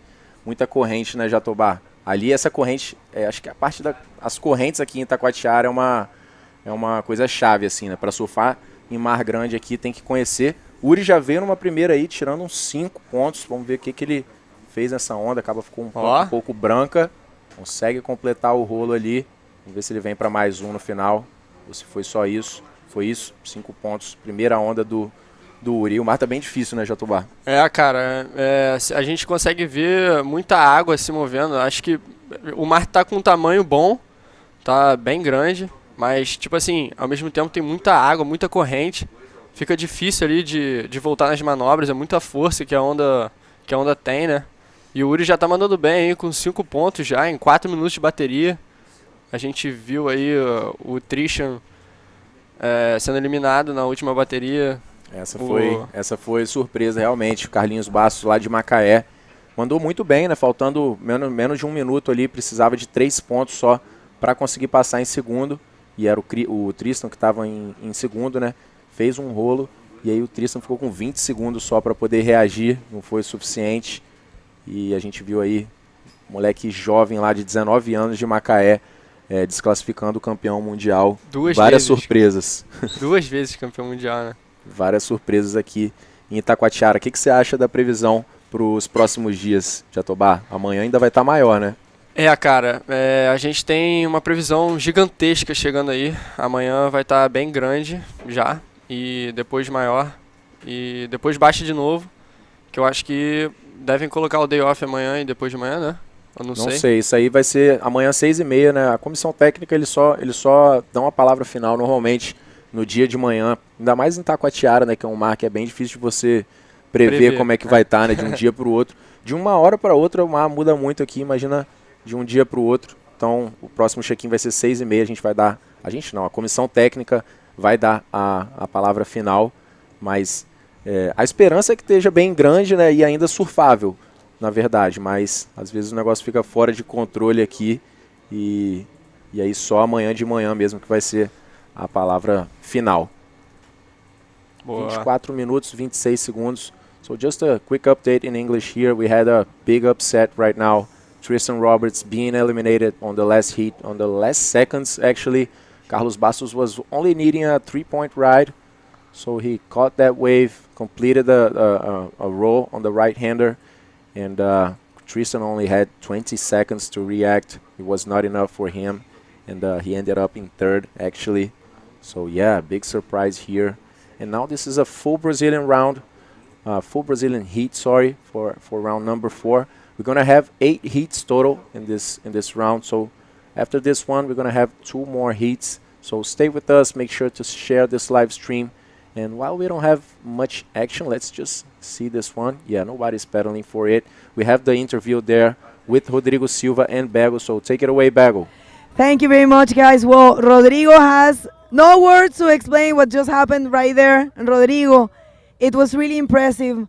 The maneuver, one single maneuver actually, because you didn't have a huge backup score. But tell us a little bit about that roll. Bueno, la verdad está mucho sentimiento en el agua. Ya 20 minutos y no había hecho ni una maniobra, no había hecho ni una sumatoria y adentro está muy difícil, es una tormenta, hay olas gigantes, se mueve el fondo así, cambia mucho, es difícil estar bien posicionado en el agua y como que esa ola vino hacia mí, fue la primera hit que me escogió y estaba dispuesto a darlo todo, era grande pero sabía que un rolo grande me iba a puntuar alto han sido las notas más altas, han sido rolos en las olas grandes, así que lo di todo y me agarré con fuerza, tenía ganas de pasar y contento que haya salido todo bien. Well, he says he was actually thinking he was going to lose because 20 minutes it took him to take a good wave. He just saw this one. He says the wave chose him, and he just saw the potential, and he said, I need to do something big, and I'm just going to go for a very good roll, and I'm going to get the score. So that's what he did, and he's just so happy to be advancing. So right now, you said this is your best, this is your first 9 in the World Tour, and your brother is also advancing. So 2 things to celebrate. How are you feeling? Muy feliz de estar en competencia aún. La verdad es que está ya casi derrotado dentro del agua y feliz de que estén mis amigos también en competencia, mi hermano que se saltó el round. Y nada, muy contento de seguir avanzando. Fue una pelea dura en el agua, me cayeron ganarle a Tristan Rover. Feliz de haberlo conseguido nuevamente, ya segunda vez que logro esta hazaña que para mí es muy importante, uno de los riders más potentes ahora actualmente y fue un honor para mí haber competido este hit y haber logrado la victoria. Muy agradecido de toda mi banda que me está apoyando acá fuera del agua, que me daban aliento para que no me rindiera, aunque ya estaba así pero en mi límite. Mi gente me apoyaba, mis amigos, y eso me dio fuerzas para volver a entrar al agua a buscar una segunda ola. Un saludo como siempre para todos los que me apoyan desde casa, mi familia, mi tía, mi mamita, mis hermanos, mis amigos, mis patrocinadores que me apoyan, que creen en mí, me ayudan a estar aquí representando a Chile y a mi ciudad. Así que muchas gracias a todos ustedes, que sin ustedes no sería posible esto. De corazón, muchas gracias. Felicitaciones y la mejor de las suertes para el resto de la competencia. Back to you guys. Thank you, Bego. Great interview there. So good to see this young guy from Arica. Very used to big waves. Also managing to find a very good one. What a great wave was that from Rodrigo Moisés. Atitude ali, né, o Jatobá, aquela esquerda não era para qualquer um. A gente não viu muitas daquela ali no campeonato até agora, né? Atitude onda do aí chileno. do Uri Valadão, vamos ver, achou uma direita ali um pouco branca. Saiu da onda, não foi muito boa. Mas, cara, a onda bastante pesada ali. Como eu disse, tem muita água se movendo. Então, a onda fica com muita força, ó. Ele achou ali uma seção branca, mesmo assim conseguiu voltar na onda, que é uma coisa muito difícil ali. Onda balançada, mandou um rolo, tirou 9 pontos, acho que foi a maior nota do campeonato. Foi junto com a do Zacarias, mais cedo também. Ele tirou 9. Tirou um 9. Foram as duas mais altas até agora. Por enquanto a bateria tá mais devagar, né? Só o Uri surfou ali uma onda de 5 e uma onda de 1. Thiago e o José Augusto ainda não surfaram. Thiago vem se posicionando ali, mas não foi naquela. E o Itacoatiara Pro, pessoal, é um evento que é uma etapa do circuito mundial de bodyboard, mas ele vai muito além disso também. Um festival completo, né? A gente tem aqui, depois vamos ter atividades nos próximos dias com bodyboard, com skate, surf, body surf também. Acho que depois de 3 dias que acabar a etapa de bodyboard, vai ter uma etapa de body surf. Estava falando com o Mike Sturge também, ele vai estar competindo aqui. E Itacoatiara respira esporte, né? Aqui tem pessoal na água, na terra, no ar, de tudo que é jeito, sempre praticando esporte. Esporte é saúde, pessoal. Além disso, a gente vai ter também mountain bike downhill, parapente, canoa polinésia e muito mais nesse evento que acontece desde 2012. Ele foi até 2019 e aí foi interrompido pela pandemia, mas no ano passado já volta e esse ano estamos aqui de novo, um grande sucesso. E ali tem uma outra onda também. Você gosta de surfar ali? Sobrevoando ali, deu pra ver o choquezinho rolando uma onda ali, ó. Eu fui lá de manhã, cara, só que eu não entrei não. Eu vi que o cego tava caindo lá com o embica, né?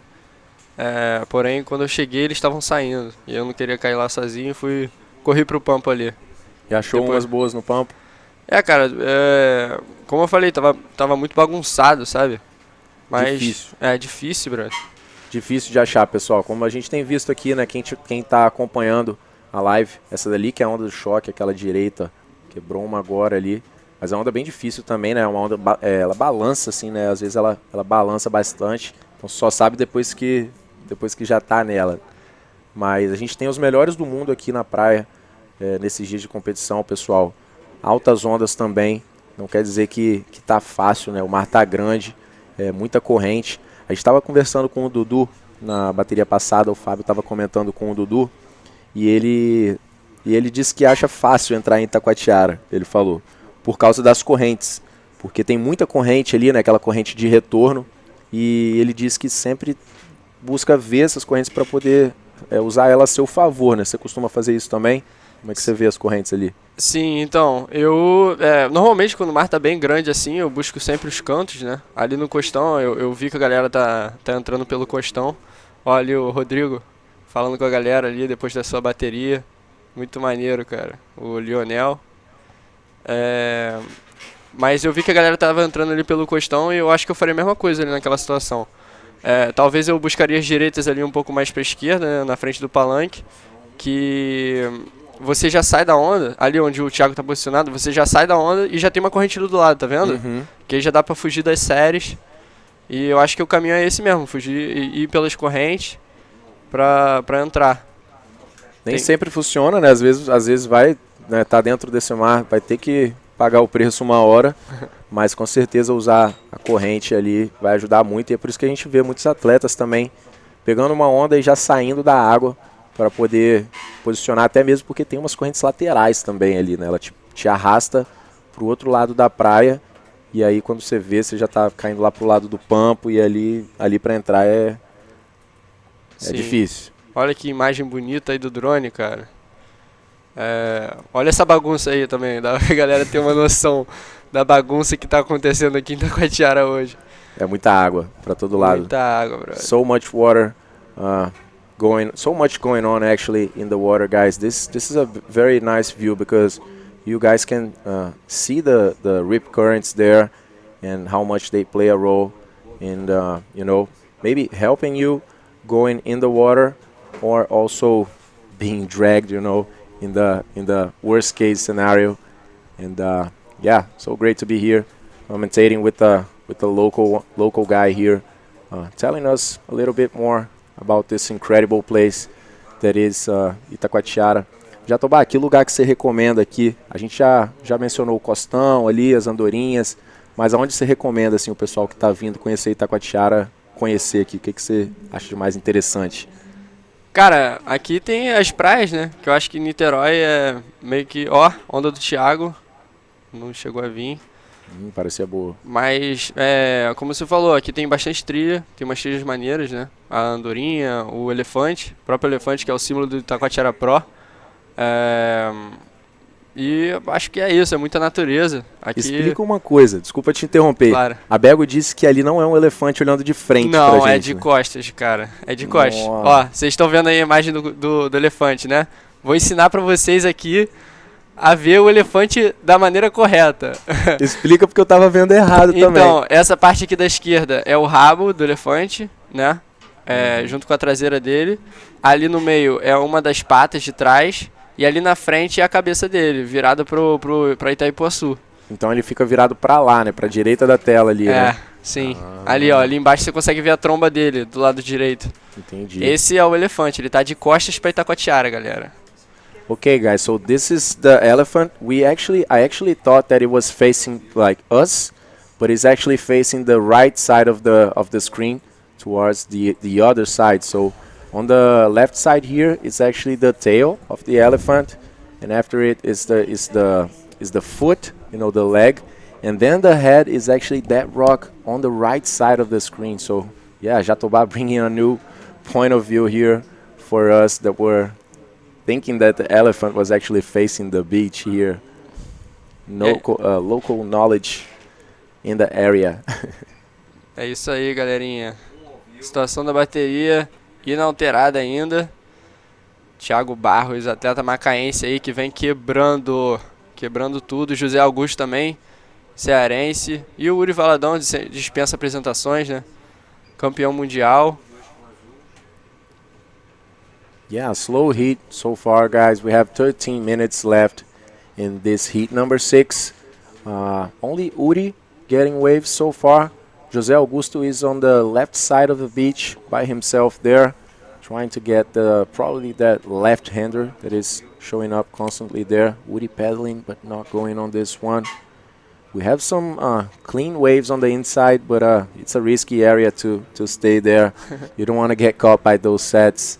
And yeah, so far, only Woody surfing, securing that 5-point ride and a 1-point ride, advancing in first. Ali você ficar ali embaixo é arriscado, cara. Ainda mais numa bateria, onde você tem uma questão ali da adrenalina, né? Você tá nervoso, ficar ali embaixo caçando as miúdas, pode ser que suba uma série, você se canse mais ainda. Igual aconteceu ali com o Rodrigo agora, né? O Rodrigo Silva pegou uma boa onda ali de esquerda, foi uma das maiores notas do dia, junto com o Zacarias, e deu pra ver ele saindo bem cansado.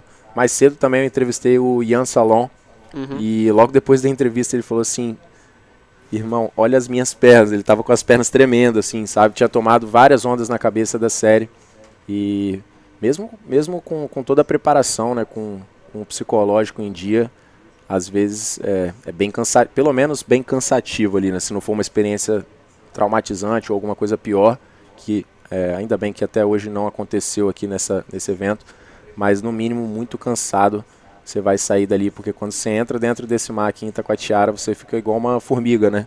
Você fica igual uma formiguinha ali dentro. É realmente monumental aqui, onda grande. O pessoal de Itacoatiara já é acostumado com ondas grandes, né? 2 dias atrás não tinha nada. Nada. A gente estava tentando fazer tal out aqui, com aquela marolinha bem na beira, né? E não conseguia porque não tinha onda. E aí ontem o mar já subiu bastante, e hoje ainda mais. E a expectativa é que amanhã ainda vai estar bem maior. Maior, cara. Amanhã o bicho vai pegar. Tava lembrando aqui, você falando dessa questão do Ian Salum sair com as pernas tremendo. Do Dia da Mãe, cara, aquele céu histórico que rolou aqui em Itacoatiara, o Kalani saiu também de helicóptero, que ele falou que o corpo não respondia mais. É verdade, tem um vídeo, onda pro né? Uri, onda maneira, hein, pra direita, ficou um pouco branco ali, tentou buscar a seção, vai achar a boca ali no final, vamos ver, manda um rolo, completa a manobra. É isso aí, cara, é buscar a onda pra ter um somatório ali. Você vê que ele já tem uns 5 pontos. Agora ele vai ter a nota de backup, né? De backup, Tá aí, replay da segunda onda do Uri. Vem acelerando por fora ali na cavada para tentar achar uma seção na boca do tubo, mas só lá na frente que ele encontra aquela na parte mais branca. Mas com certeza vai trocar esse 1 ponto, vai aumentar seu somatório. Agora sim, vem cavando ali por fora. Ela não deu a boca do tubo ali naquele primeiro momento, né? O Uri volta para a linha da onda, segura ali um pouco, esperando ela fechar e dar aquela seção. E aí sim, joga um rolo ali na parte branca mesmo.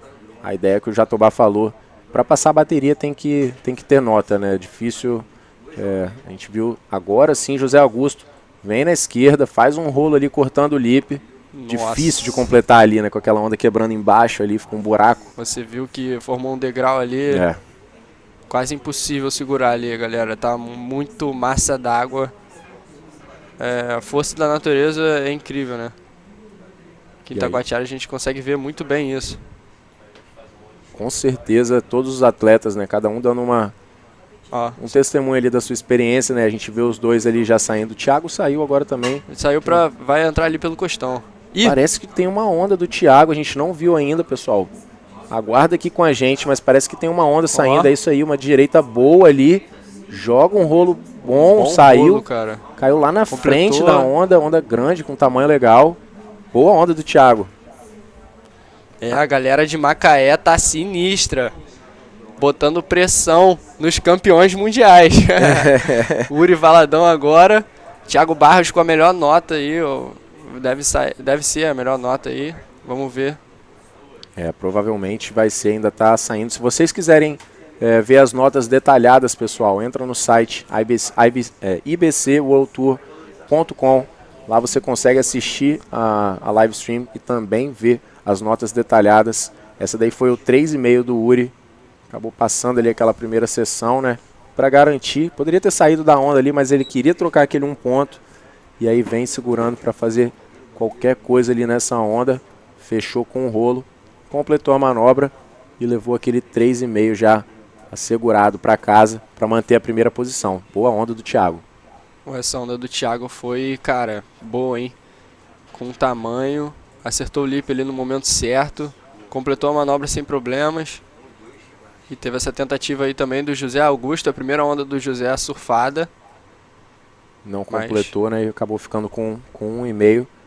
Mas eu arriscaria dizer que essa onda do Thiago foi a melhor onda da bateria até agora. Foi uma manobra bem limpa ali, né? O Uri conseguiu um 5 no início, mas esse rolo do Thiago foi bem limpo.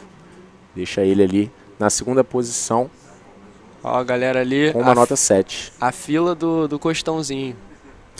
É a fila do costão. 1, 2, 3, 4, 5 pessoas entrando ali pelo costão. 6.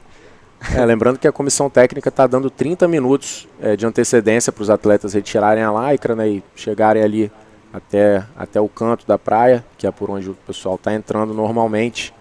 Então, essa última onda do Thiago, saiu a nota, foi uns 7 pontos. Ele vai para a segunda posição agora, já que o Uri tem um somatório ali de 5 e 3,5, né? Continua na primeira posição. E o José Augusto, que está em terceiro, precisa ali de uma nota de backup de 5,51 para poder avançar para o round número 5. Lembrando que hoje nós tivemos o round número 3, que é um round não eliminatório, e agora a gente tem o round número 4, que é a repescagem, e aí a gente vai encerrar o dia de hoje na bateria número 8 da repescagem. Então, além dessa bateria, nós teremos mais 2 baterias ainda. A próxima, a Bego vai estar comentando aqui, junto com o convidado também, a bateria só de franceses. 5 minutos e 47 segundos restantes nessa bateria. Por enquanto, quem leva é o campeão mundial, Uri Valadão, nosso último campeão mundial, né? E o Thiago Barros agora só precisa de 1,5 para assumir a liderança aí da bateria, deixando o Uri aí numa situação difícil, né, cara? Acho que ele tá com 5 e 3,5. Vamos ver qual vai ser a estratégia aí do Uri. Jatobá, fala pra gente como foi pra você competir em casa, sabe? Ser o wildcard do evento e competir aqui na praia de Itacoatiara deve ser um privilégio, né, pra você em casa. Cara, eu fiquei muito feliz de ter conseguido esse wildcard. Eu não pude ir pro Chile, né? Então não tava sem pontuação nenhuma. Mas infelizmente não consegui avançar aí no round 2 ontem. O mar tava bem difícil, condições grandes também, né? Ontem já tinha um tamanho, hoje tá bem maior, mas ontem tinha um tamanho e um pouco fechadeira. Difícil de se localizar ali, mas é isso, eu acho que eu dei meu melhor ontem, sabe? Deixei 110% de mim ali na água e foi isso. Mas é um privilégio poder competir aqui, poder receber esse campeonato também dessa proporção mundial. Tá vindo os amigos aí do Chile, revendo a galera. Pra mim isso é incrível. É uma vibe inexplicável o Itacoatiara Pro.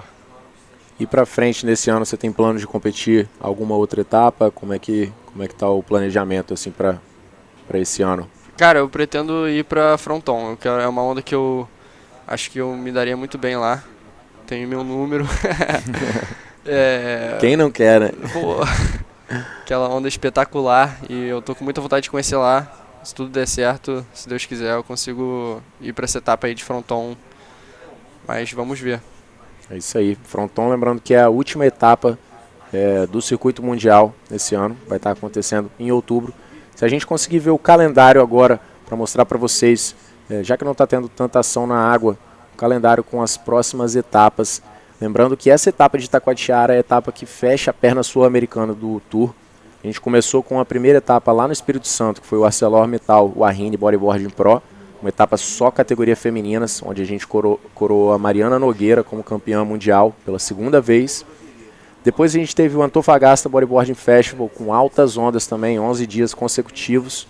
Acabamos de voltar do Itacoatiara Bodyboard, que quem levou para casa foi o Pierre, um evento também só para categoria masculina, assim como aqui em Itacoatiara. E depois a gente vai ter, no dia 20 a 23 de julho, o Garden Island Boogie Classic, que vai ser um evento lá em Kauai, no Havaí, só para a categoria Drop Knee.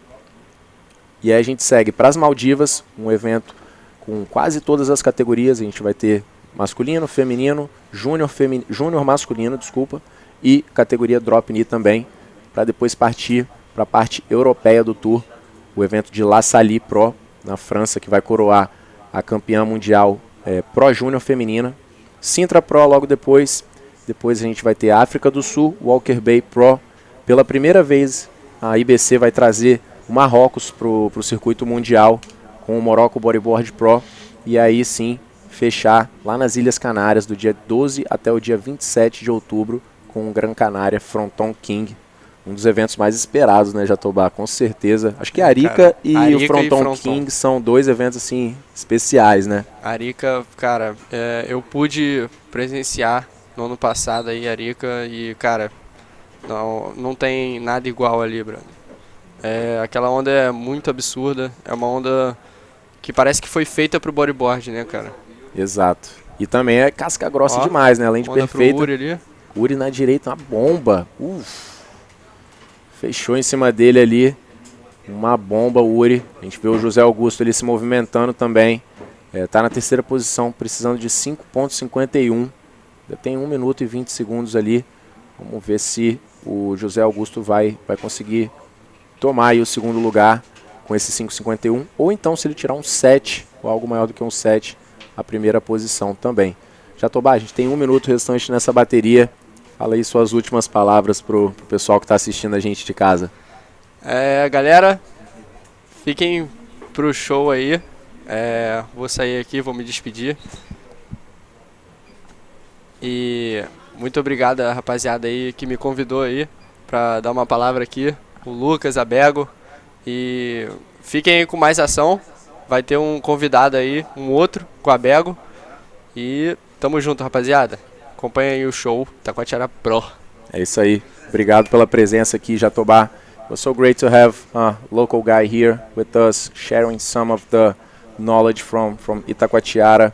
We have only 25 seconds remaining on this heat, and it looks like it's going to be Uri Valadão in first, followed by Thiago Barros, and José Augusto only caught one wave, that was only a 1.5. Então é isso, pessoal. Parece que essa bateria vai ficar dessa mesma maneira aí. 5 segundos restantes.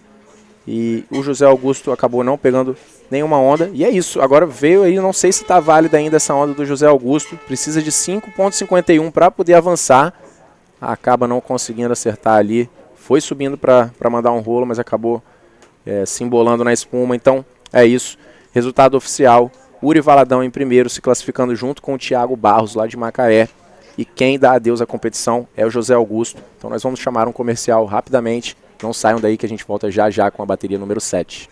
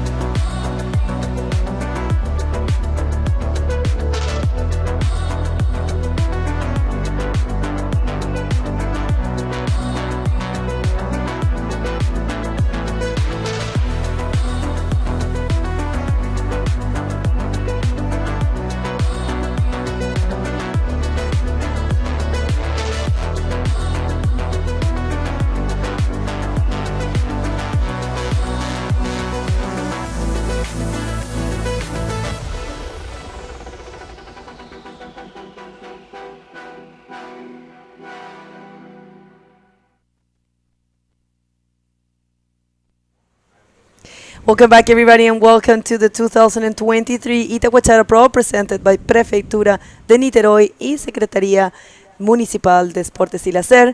Next to me, I have the pleasure to have Yann Salon from France, from Brittany. Welcome, bienvenue. Salut Bégo. Salut Yann. Merci pour être ici. Pour tous les Français, parce qu'on a un hit que c'est seulement de français. Well, we have Brahim Idouche, of course, and he's from Morocco, but he speaks French, so that's why we brought Yann Salon here for commentate with us. We have Maxime Castillo in red from France, Brahim Idouche from Morocco, and Nicolas Caponi. Yann, you did such an amazing job out there. You actually skipped around, and I'm pretty sure you're very happy to not be surfing right now. Yeah, so stuck to made it and to stay calm in the day. And look, my friend, Brahim qui part. Well, the first wave is Brahim Idouche, and not really much happening there. So how do you see the waves? Qu'est-ce que tu penses de le bag? Ben là, c'était très dur, hein, comme vous avez pu voir là, la ligne à prendre. Et puis en général, là, depuis ce matin, c'est des énormes mouvements d'eau dans tous les sens. Il y a beaucoup de courant, c'est très gros. Tout à l'heure, Lionel Medina, je pense qu'il a pris une vague, elle faisait 4 mètres quasiment. Donc voilà, c'est très très dur de réussir à prendre vite des bons scores. Il y a moyen de d'avoir ces deux scores aussi si on arrive du coup à être au bon endroit au bon moment, parce que des fois avec le courant on se retrouve sur le bon pic, mais vraiment c'est dur du coup d'avoir le bon timing. Nicolas Caponi qui part sur la vague, il essaye de trouver sa ligne, il la prend, allez very nice. Boom, solide rollo. Very solid rollo there. We have a Jan here. He's going to be doing a bunch of French because we have a lot of people tuning in from France. Remember, we have 3 nationalities that speak French right now in the water. Good friends, all from French boogie crew. Brahim Idouche from Morocco, Nicolas Caponi, and of course Maxime Castillo. And those are the heat contenders from the previous one. And Uri Bala down. Very good to see him advancing in the first position. Tiago Bajos as well, and Jose Augusto unfortunately didn't find the waves, so congratulations to this guy.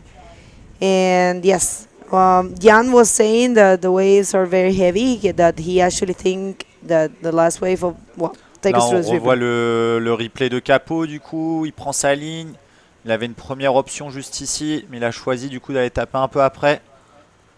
Bon rollo là, bien transpercé le lip qui est bien replaqué. Je pense que ça va être bien noté ça, parce qu'ils aiment bien du coup là quand on tape dans la section critique. Là vraiment pour prendre un bon score, faut essayer de prendre un bloc de vitesse, garder sa ligne et puis vraiment taper l'endroit le plus critique, hein, comme d'habitude. Mais bon, comme je disais tout à l'heure, c'est très très dur d'avoir sa ligne. Là, c'est pour ça qu'on a vu Nicolas Caponi qui a essayé de choisir son endroit pour taper, mais il s'est bien débrouillé là. Well, we're going to, you know what I want? Well, that's a link with us, and tu peux parler en français, de dire, de scanner. Ok, vous pouvez scanner le lien aussi là pour voir un peu toutes les informations. Ça va sur le site de l'IBC. Oui. Avec toutes les infos pour le jour J et les infos pour le lendemain. Il y a toutes les séries qui sont affichées sur le site internet. Il y a le live aussi. Yeah, il y a tout. But well, right now with these conditions and Nico performing that first wave is a 6, and actually the way he performed and meets all the judging criteria that we have, and it's very important, like you were saying, to go for the critical sections and perform. You don't need a very radical maneuver. With a simple roll, there you have it. You want to say that in French for the people in France to understand what's the judging criteria for the World Tour right now for the main division. Du coup là, comme elle disait Bégo, là il y a les critères de jugement à gauche. Donc c'est ce que je disais juste avant. Essayer de vraiment du coup de tracer dans la vague, avoir une bonne ligne et essayer d'avoir du coup vraiment le bon timing pour taper le lip. Et puis après, essayer de faire des grosses manœuvres pour avoir des plus gros scores. Donc là, on peut voir la Max, il a eu 0,75. On n'a pas vu sa vague. Peut-être qu'il y aura le replay de la vague de Max. The 0.75, the Maxime Castillo, the first one for red. Well, we'll see if we're gonna get to see it. But, you know, there's a lot of time that's actually not a high score. Maxime Castillo, who hasn't really taken much. You know, the riders, they want to be very careful. They want to be very smart, very clever in your wave selection. Because, you know, actually everyone has been saying, oh, this is the replay for Capo. I believe this is another wave for him. And no, yeah, this is the one, the 6-point ride for Nicolas Caponi. Great job there. Bien mérité la note de Capo là. J'ai pas osé le dire avant, mais je pensais aussi à 6,25 parce qu'il tape vraiment fort dans le lip. S'il avait tapé la première section directement, je pense qu'il aurait pris un bon 7, voire 7,5 du coup, parce qu'il aurait volé. Mais en tout cas, ouais, il s'en sort bien là, parce que vous avez vu le bordel un peu dans la mousse après, là, c'était pas facile. Hein. Oui, je suis d'accord. Well, we have the interview ready with the winner of the last heat, Uri, and Lucas. Take it away. Thank you, Bago. A very difficult situation in the water right now. We have seen a few waves surfed in this heat. The other two guys caught only one wave, and Uri 3 to 4 waves. So this is a world champion here, guys. So just to let you know at home, tell us a little bit how it was, how were you feeling in the water, Uri? Primeiro eu tô aliviado de ter passado. Que mar difícil, cara, muito, muito difícil. Acho que é o mar subindo ainda mais, já estava bem grande. E com a secante está uma corrente absurda tirando do pico. Então, tô aliviado. Fui para o feijão com arroz para conseguir passar. E tô feliz. So he's saying that it's super like a relief to be passing through this heat. The currents are absurd. So the currents are actually taking you out of the spot. So he did the basic there, the rice and beans we call in Brazil, and passed on to the next heat. So you didn't make on the non-elimination round in first, and now enjoy this second opportunity here to stay in the competition. How's your mindset and the confidence for the next days of competition here in Itacoatiara? Eu espero pegar uma condição melhor no próximo round para a gente conseguir dar nosso show, conseguir pegar umas ondas melhores, com mais potencial e se divertir mais. Que tá, hoje foi duro, foi uma guerra lá dentro. So he expects better conditions, despite being very big, but more clean conditions here on the next rounds, so he can, and all the athletes, of course, give that show that we want to see. And yeah, that was a tough one for him, he's saying. So take some time also to send a message to your people back home in Bahia.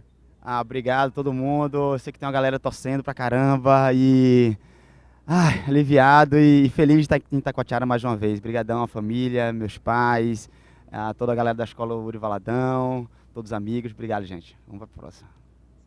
Parabéns, Uri. And back to you guys. Thank you very much, and of course, congratulations. Parabéns to Uri. It's great to see Uri. He hasn't been too lucky in this event so far, so great to see Uri advancing. And so far, it's Nico Caponi, our wildcard for this event. Là, on peut voir une grosse série qui vient de casser sur leur tête. Même si on a l'impression que la mousse, elle est pas grosse au live. Enfin, si elle fait grosse quand même, mais dans l'eau, c'est vraiment impressionnant. Là, regardez l'impact là. J'espère qu'ils vont tous passer, les copains. C'est bon, ils sont safe pour cette vague. Donc là, en gros, ça, c'est les grosses séries qui pètent un peu plus loin là que le banc de sable. Il y a quelques bonnes qui arrivent à bien partir de ce banc de sable au large parce qu'il y a des super gauches là sur ce pic là. Et mais en général, ouais, dans les séries là, quasiment tout le monde essayait d'être un peu plus bas pour réussir à avoir des vagues plus adaptées pour faire des manœuvres et des vagues plus surfables, on peut dire ça, parce qu'il y a plein de vagues qui sont pas surfables du tout, tellement ça fait des gros bumps dans la vague, il y a plein de clapots et c'est ça qui est vraiment dur à réussir à faire. Par exemple, moi dans ma série tout à l'heure, je suis parti sur mon gros rouleau où j'ai pas réussi à remettre.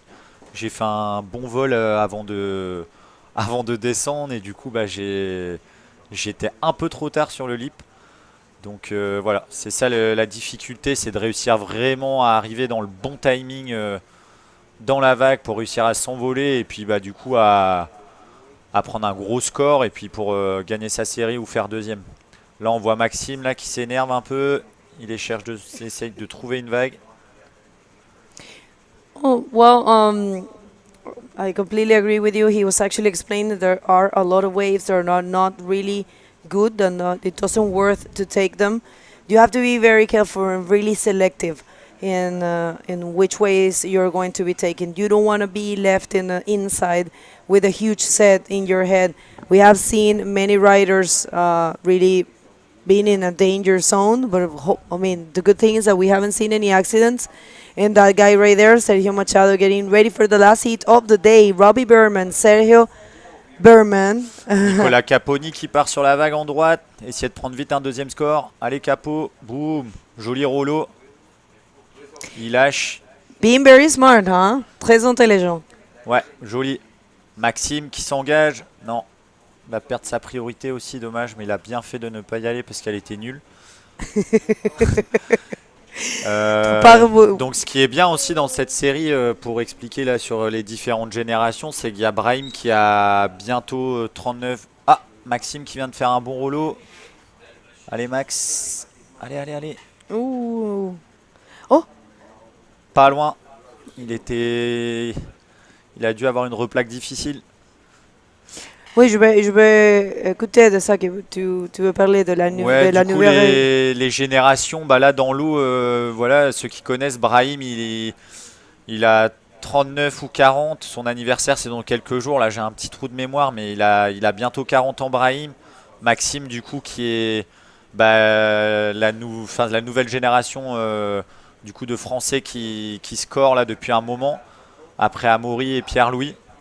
Et Nicolas Caponi qui a 20 ans, donc là vraiment il y a vraiment 3 générations quoi, avec Capo, Max et Brahim. Ils sont en coloc en même temps, en plus en colocation en ce moment ensemble. Donc là c'est la série des copains et que le meilleur gagne quoi. Et j'espère qu'on va avoir du beau spectacle. Well, I agree with you. 3 generations in the water. This guy right here, the Capo attack right there. With a good roll, this is his backup score. It's a 4.25, so Capo leading this heat. 20 years of age, Nicolas Caponi facing a very classic rider and an amazing one. Actually the biggest name in Morocco, which is Brahim Idouche. Brahim just turned 39 in Arica. Yeah. And Maxime Castillo. Maxime qui a pris un gros impact zone là en bas gauche, ça va, il s'en sort bien. Oui, et Brahim, c'est le roi du Maroc, hein, on peut le dire. Il a son image sur un mur dans sa ville. Donc Brahim, c'est vraiment la légende au Maroc et il a donné l'exemple pour plein de Marocains. Et puis il continue à le montrer parce qu'il a bientôt 40 ans et il est toujours dans le top 16 mondial. Donc c'est vraiment un super exemple pour tous les Marocains et pour tous les riders mondiaux qui souhaitent se mettre au bodyboard en compétition à fond. Well, I totally agree. He was saying Brahim Idouche is an example for the Moroccan bodyboarding. He has been competing for a number of years, and he is 39 years of age, and he's still on a great position in the World Tour. He's actually part of the top 16 of this year. So definitely he's an example not only to the Moroccans but also to the whole bodyboarding community. So yes, 3 generations of French-speaking bodyboarders there, because Maxime is 28, Capo is 20, and Brahim is 39. Heat of friends, you were saying?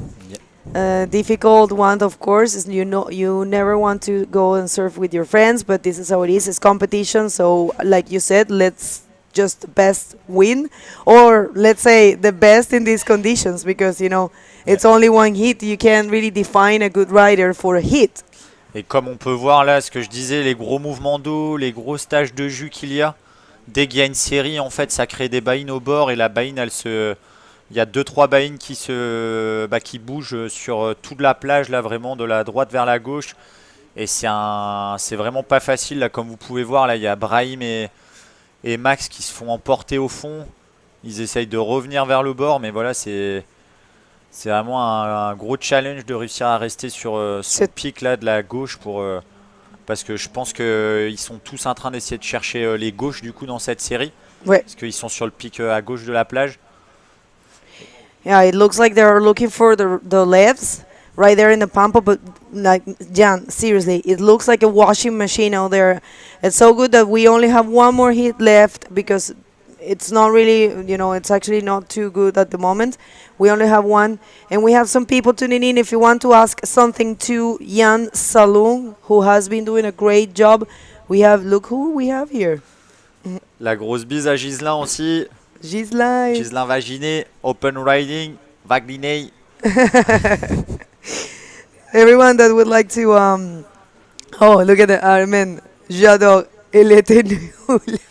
Donc là, on voit Capot aussi qui s'est fait emmener tout au large. Après, Capot, il est plus en sécurité là avec ses 2 bons scores quand même, 10-25. Là, c'est vraiment, c'est déjà vraiment un bon score là pour les conditions qu'il y a. Donc, on va voir ce qui va se passer.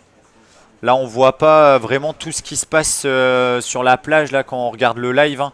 Ce que je disais tout à l'heure à des potes par message. Il y a vraiment des vagues à droite, au milieu et à gauche. Donc là, c'est le pic de gauche. Et des fois, au milieu et à droite, il y a des bombes qui passent. Mais l'endroit, cette zone-là, elle est vraiment critique parce qu'il y a encore plus de courant, encore plus de mouvements d'eau. Et les vagues, elles font... Je pense qu'il y a quasiment 1 mètre de plus au milieu de la plage et à droite. Donc... ça peut être une option si on a de la chance et on réussit à les avoir, mais sinon c'est un coup à se faire ramasser et à prendre des gros canards, enfin des grosses vagues dans la tête et du coup des gros canards à faire. Tiens Maxime, allez Maxou qui part, ça a l'air pas mal, ça a l'air de former. Il va chercher le gros rouleau. Non, allez Max. I think he actually landed that roll. Let's see. Allez hop. No, not really. Yeah, that was a very hard one. Je pense qu'il a remis. On va voir. Là, l'angle de vue, il n'était pas facile là pour les caméramans parce qu'il a pris du coup la droite du pic de gauche. Le bol avait l'air pas mal, ça avait l'air dur par contre d'avoir la bonne ligne pour arriver dans le bol. Ça formait, il y avait un bon mur, mais c'était vraiment pas un bol facile quoi, comme vous avez pu voir. Well, if you, yeah, it's definitely not easy at the moment. They have to pick, they have to Brahim Idouche, le roi marocain. Allez Brahim. Oh, so hard. Brahim qui est très à l'aise aussi dans les grosses vagues. Oui, il a l'habitude de surfer des grosses vagues aussi au Maroc. Et donc là, il essaye de combattre les vagues comme tous les riders dans l'eau. Il va essayer de sortir son épingle du jeu. Well, yeah, that's right. Actually, Brahim is very used to surf big waves in Morocco. So, yeah, he's not afraid at all. But, yeah, it's not about being afraid or not. It's just about finding a good and potential wave to perform a maneuver. We have seen, actually, Maxime is one of the best right now in the world. And he has been struggling to find a good wave. So maybe we can just speak. Did you see the post for the Anna? Yeah. J'allais dire, comme tu parlais de Maxime, du coup en anglais, là, vraiment, du coup pour revenir sur Max et son parcours, voilà, tout le monde sait, là, ça fait un moment que Max, il est sur le tour professionnel. L'année dernière, il a fait top 5 ou top 10, là, je me rappelle plus exactement sa place, mais il a vraiment fait des perfs incroyables. Et il est de plus en plus à l'aise, là, pour bientôt accomplir son rêve du coup de gagner une étape du World Tour. Et c'est ce que je lui souhaite. Hein. He's close, he's close. Il est pas très loin. Là récemment, vous avez vu à Arica, là, Pierre-Louis qui gagne. Tiens Brahim. Boum, petit rouleau. Oh, Brahim is pas only... une très grosse vague, hein, mais bon voilà, ça va peut-être lui permettre de prendre peut-être un 3 points, 3.5. Je pense qu'il y a un petit plus. Un petit peu plus. Oui, oui. Et du coup, pour revenir à petit bottom, rollo. Well, that was on verra ce que les juges vont penser. Yeah, that was it's coming around the 4.5 for Brahim, but that's very good because right now with Capo holding a score of 10.25, 7 minutes and a half in the clock, and these riders are looking for big scores to get that first position. So one spot left, I will say. Of course, you never know. Of course, we have seen changes of situation. I mean, we saw Tristan Roberts leaving the competition. That was a big surprise. And Tanner McDaniel in the second position, also a big surprise. So you really never know in these conditions. Ah, Il y a quelqu'un qui est parti. Et je pense que c'est un capot. Ouais, je suis pas sûr qu'il ait fait une manœuvre du coup capot sur cette vague. Donc comme Bego elle disait, hein, pour ceux qui comprennent pas en anglais, en gros bah là tellement les conditions elles sont dures, bah il y a des grosses surprises dans les séries. Il y a Tristan Roberts, le champion du monde, qui vient de se faire sortir dans la série juste avant, dans les dernières secondes. Il y a Tanner qui a fait deuxième aussi. Donc voilà, c'est vraiment un challenge de réussir à prendre des vagues. Maxime. It's a replay. Allez, Rollo. C'est le replay of Max. Ça a l'air d'être sa première vague de tout à l'heure. Et comme je disais aussi, donc bah là, Pierre-Louis qui a gagné le Harika, Amaury et Max qui était sur le podium aussi. C'est vraiment bah, incroyable ce qu'ils ont fait les gars l'autre jour à Harika, dans des conditions extrêmes. Là, à chaque fois, hein, pour ceux qui connaissent les grosses vagues, en vidéo, ça fait toujours plus petit. Ouais. Mais vraiment, en plus, là, par exemple, à Itacoatiara, là, c'est filmé en hauteur, donc les vagues sont un peu plus petites. Et à Harika, c'était pareil. Des fois, sur le live, on a l'impression que c'était petit. Tiens, on revoit mieux du coup, la vague de Maxime. Yeah, this is the Vraiment un last gros wave. wedge. Donc ça, c'est le Rollo qui l'a pas remis tout à l'heure. Dommage, il était pas loin. Mais il va se rattraper, j'en suis sûr. Et pour Harika, ouais, les gars, ils ont surfé dans des vagues énormes au main event. C'était vraiment impressionnant. Et ils ont vraiment scoré, hein, comme d'hab. Là, Pierre-Louis, Amaury et Max, ils ont fait le boulot sur le spot du Gringo. Et puis Flopos. El Flopo. Oui, c'est le nom pour les bodyboards. Voilà, le Flopo et Amaury Laverne en tant que bon capitaine et puis maître sur le spot, il a réussi à avoir encore plusieurs 10 sur 10, donc c'est vraiment incroyable. Enfin, il nous a bien fait vibrer. Et puis un autre qui nous a bien fait vibrer et qu'on était super content pour lui, là, c'est Pierre-Louis Coste, parce que ça fait un moment qu'il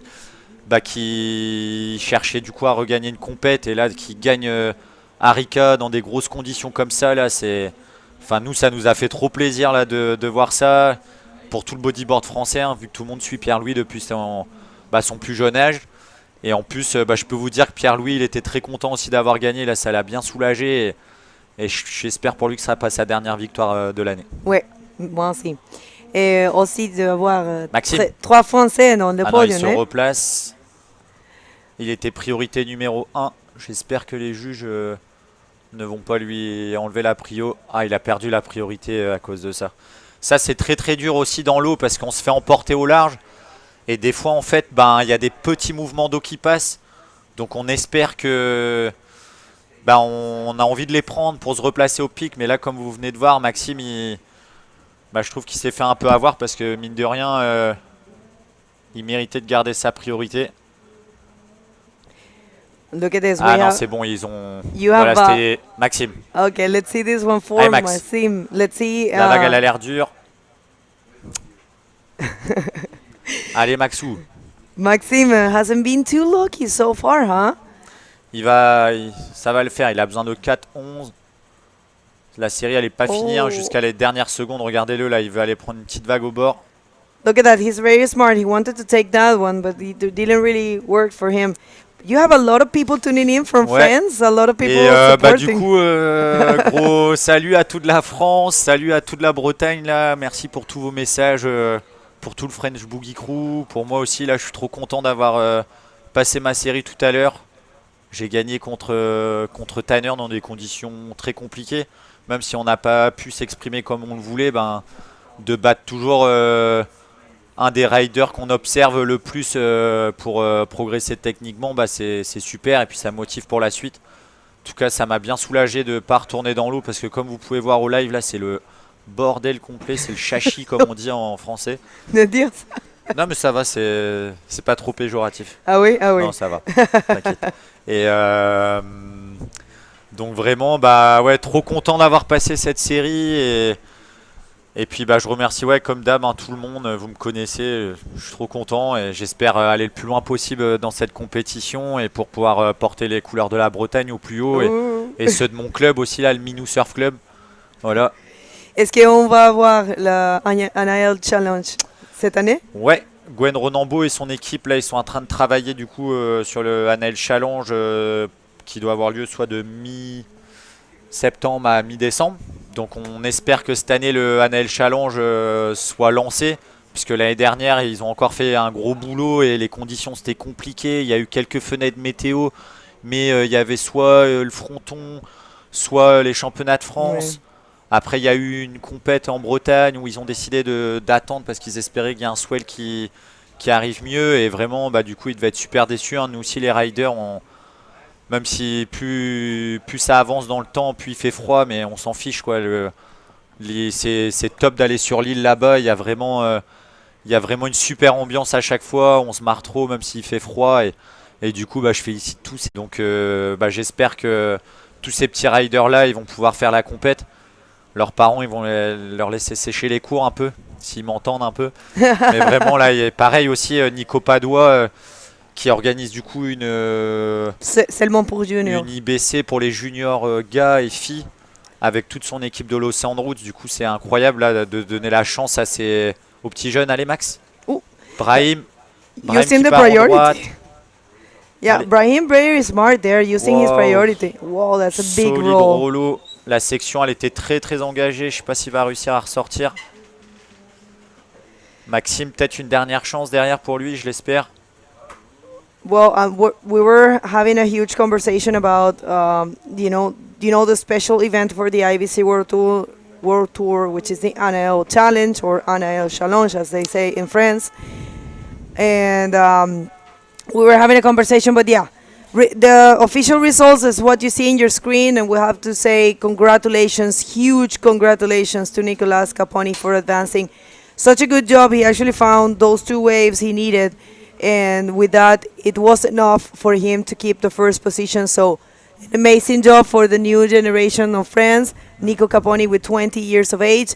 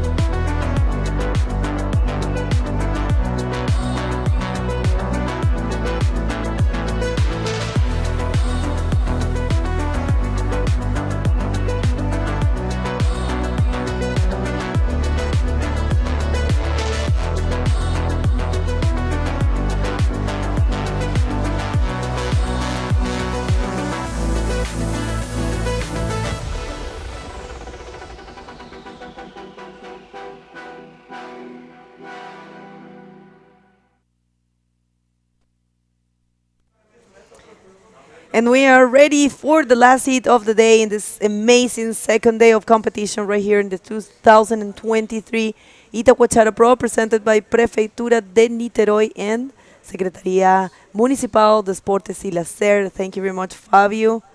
About to hit the end. Let's see this heat number 8 of the round number 4, the Rapid Charge round, and we have Robbie Berman from South Africa in red, Sergio Machado in yellow from Brazil, and Manuel Cepeda from Chile in blue. So what a surprise we saw in the last heat. Actually, Maxime Castillo leaving competition as well as Tristan. Huge surprises we had today. Yeah, of course. Look at these scores for Maxime Castillo. Couldn't find any wave, 1.50 and 1.50. So it's a bummer, like Maxime has been doing so great this year. And Brahim, it's managed to get second position. Huge congratulations for the wild card, Nicolas Capone. So this heat is the last one for today. We already have some waves. Let's check the scores. Just in and out for Sérgio Machado and Manuel Cepeda as well. So they still have 25 minutes to go. Sérgio Machado aí, o atleta brasileiro nessa última bateria. Vai precisar pegar uma onda boa para vencer aí os Manuel Cepeda e o Robbie Berman da África do Sul. E lá vem o Robbie. Go to the left, let's see. Good wave, pull in the barrel. Let's see. Oh, almost. I thought he was coming out of that barrel. Where is him? I think he did. I think he was a complete barrel. I'm pretty sure. Let's wait for the score to check. But I'm pretty sure he went out of that barrel. It was a nice position for Robbie. And this is second wave for Sérgio Machado. Let's see this one for Sergio. It's a roll. That's a complete maneuver. And another one. So good work. Sergio, I'm pretty sure he was looking the previous heat and he said, I need to perform few maneuvers in smaller waves. It doesn't matter. I need to save the heat. And I believe that's what he's doing. So good job there for Sergio. It's coming around the 4 points for him. Sérgio vai ali remando lá para o outro lado. Isso aí é um replay do vermelho, Bego. Actually, a very nice barrel. And let's see, we were trying to know if he actually made it out. He didn't. He got stuck in the last part, Fabio. That's a shame. That wouldn't be a good score for Bobby. He gets a 2. Yeah, he got 2 points. So good job there for Sergio getting a 4. I mean, just judging for what we saw in the previous heat, take us through this replay. Foi uma escolha boa do Sérgio. Ele tentou ali fazer o el rolo, conseguiu completar a manobra. Não foi um el rolo tão bem executado, mas conseguiu fazer 2 manobras e os juízes entenderam que foi 4 pontos. Ele que já começou bem a bateria aí, como você falou, o Bego, ele tem que começar a fazer as manobras. A gente está vendo aí atletas sendo derrotados sem onda praticamente, com notas muito baixas. Foi o que aconteceu com o Maxime Castillo na última bateria. Então o Sérgio já tem ali 5 pontos, vai trocar a nota de 1 ponto com certeza. Ele que está usando lá aquele canal ali, aquela corrente de retorno perto da pedra, que saiu correndo ali, eu acho que é uma boa opção para voltar rapidamente lá para o outside. Eu estava ali fora agora, realmente as ondas estão bem grandes agora. Bego, parece que o swell realmente já está subindo. Amanhã a gente pode acordar aqui com umas condições bem extremas. Well, yeah, last heat of the day, people, and wow, what a day we had. And like you said, very extreme conditions, and I believe it's a very good call that we had run 2 rounds today, because tomorrow, I don't really know what's going to happen. It all depends on Mother Nature. And Manuel, he's staying in the canton. That's the left, it's his strong side. Of course, he served for both sides, but it's very wise to actually stay there, and if you feel more comfortable, why not? And the waves there are actually a little bit more safe because you can come back faster to the inside. So yes, when we were talking about the NIL challenge for this year, and we also have a special event this year, which is the TAN Invitational. That's going to be in the crazy wave of TAN, which it means, if I'm not wrong, tooth, or yeah, it's what it means. So that's what Dion told me, and we're going to be seeing that one in South Africa this year. So make sure to follow TAN Invitational in their socials. And here comes Robbie, nothing there. So if you're from South Africa, you need to support this event. And of course, we will see the Walker Bay Pro as well. So good calendar. Let's see this one for Manu. Vamos a ver, Manuel, que está esperando esas izquierdas del cantón. No la pudo tomar. ¿Por qué, Fabio? I think he was like needs to paddle more to the peak of that wave. It was a beautiful wave actually, but he was too much on the side. Like I don't know. It's hard to position. It's so hard to be in the right spot to catch that wave over there. It seems to me, Bego, there's more options on the middle of the beach, more in front of our where we staying with the judges. But it's not easy at all. So we have an interview. We have an interview ready with Lucas. Take it away, Lucas. Thank you, Fabio. I'm here with Nicolas Caponi, just advancing his heat right now. Nick, the situation is very hard out there, and how was the heat, and how does it feel like knocking Maxime, one of the favorites for the championship here, also a French guy as well? How are you feeling in there in the water? Yeah, the wave were so big, so hard to get a good one. We were 2-3 friends together, so we know one of the next days of competition here in Itacoatiara. Yeah, thanks again to IBC and Itacoatiara to give me the opportunity with this wear card, and for the next hit, for the next round, I just get fun and see what will happen. You want to send a message back to your people at home? Carrément, bah, je sais qu'il est tard là, donc merci à ceux qui sont encore en train de veiller devant l'ordi, la télé ou le téléphone. C'était chaud, on n'a pas pu faire du gros show, c'était vraiment avoir 2 bonnes vagues et pouvoir s'en sortir, donc on espère pouvoir montrer du vrai show prochainement dans les prochains hits. Voilà. Congratulations, Nicolas. Back to you guys. Thank you very much. And yes, new generation, it's showing off in this event. What a surprise and a pleasant one, I will have to say. New generation, Fabio, we've seen riders like Zacarias Nunes, we've seen riders like Nicolas Caponi, Ethan Capdeville, Michael Janse, Carlos Bastos doing amazing, and Lionel Medina. All riders are less than 30 years of age. So it's been very, very pleasant to see that. Of course, we admire all of the classic riders, all of the pro riders, but it's great to know that the future of a sport is in very good hands. Of course, Bego. And if you guys want to know anything about the IBC World Tour, just link with us with our QR code there. So there's a lot of information for you guys. And of course, Bego, it's just amazing to see this happening. This is the IBC World Tour doing a great job with those Pro Juniors divisions, both on men and women. So our future it's in good hands. Wow, was in and out there again for Manuel Cepeda in blue. Still Robbie Berman in first position and Sergio Machado in second. Last wave for Robbie was a 3.50, so put him on first position. And Sergio Machado is looking for 1.50. Então, Sérgio Machado, brasileiro, agora está em segundo lugar, ele precisando de 1.50 para voltar à liderança. Já o Manuel Cepeda, do Chile, atleta que está com a camiseta azul, está precisando de 3.51. Então é super importante o Sérgio Machado já pegar uma onda para trocar aquela nota de 1 ponto. O Sérgio que Está fazendo uma campanha belíssima esse ano, né? Foi para Antofagasta, foi para Arica, está aqui agora em Itacoatiara. Ano passado ele terminou aqui o evento na 3ª posição, fez uma belíssima campanha, pegou muito bem ano passado.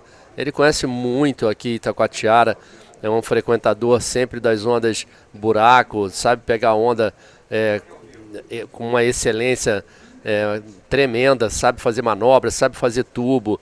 Então o Sérgio é totalmente capaz aí de passar para o round número 5 e fazer também uma belíssima campanha nesse evento que ele conhece muito bem. Ele que já venceu, né, Bego, a triagem aqui da Itacoatiara Pro. Yeah, that's right. And well, we'll see how this one unfolds. Definitely, Fabio, we don't know what can happen. It's just a matter of finding only, a few waves. It's difficult to choose. And Manuel Cepeda from Chile hasn't been too lucky so far. Look at that. Just a close out there for Robbie Berman. Let's see this one for Sergio Machado. Sergio Machado looking for a big roll. Actually executed it. That was a very good one. Yeah. Bonita onda ali do Sérgio Machado, hein, Bego? Que cavada que ele fez, onda grande. Ele conseguiu controlar muito bem a velocidade ali na curva da cavada dele, estendendo muito, batendo no lip. Vamos ver o replay dessa onda. Vai sair notão ali para o Sérgio Machado. Olha que onda com tamanho, ele muita velocidade, consegue furar o lip ali, passa à frente da espuma branca, completa, gosta da manobra, vai sair notão aí pro brasileiro de camiseta amarela. O Sérgio Machado tá precisando de 1,50 para pegar essa liderança aí. Tem até 10 entrando aqui, mas mudou para 9 o juiz, vamos ver o total. Um notão para ele, 8,5, 9, tá faltando só um juiz para a gente ver a média da nota. 8,75 para o Sérgio Machado, que notaço, Bego. Yeah, I think it's accurate. It was a very difficult maneuver to pull out, I'm sorry, and he did great. So Sergio, one more time impressing us all. Last year he ended up 3rd in this event, and he actually was 3rd as well in 2014. So he's no stranger to Itacoatiara. He's been very spiritual, very connected to his religion, and I believe spirituality is very important in a human being because it just connects you with yourself being, and it's showing. Look at that. That was a very difficult one to pull in, but the execution was perfect. He actually landed way in the flats in a great fashion. And what was that? A great roll for Manuel. Bueno. Chile, atención, el antofagastino. Manuel Cepeda se acaba de poner un rolazo. Vamos a ver qué le dan los jueces. No la vimos completa. Cuéntanos esta ola, Fabio. Oh, what a great wave for Manuel Cepeda. Stalling. Now he released the brakes. Nice roller for Manuel Cepeda, combining with a 360.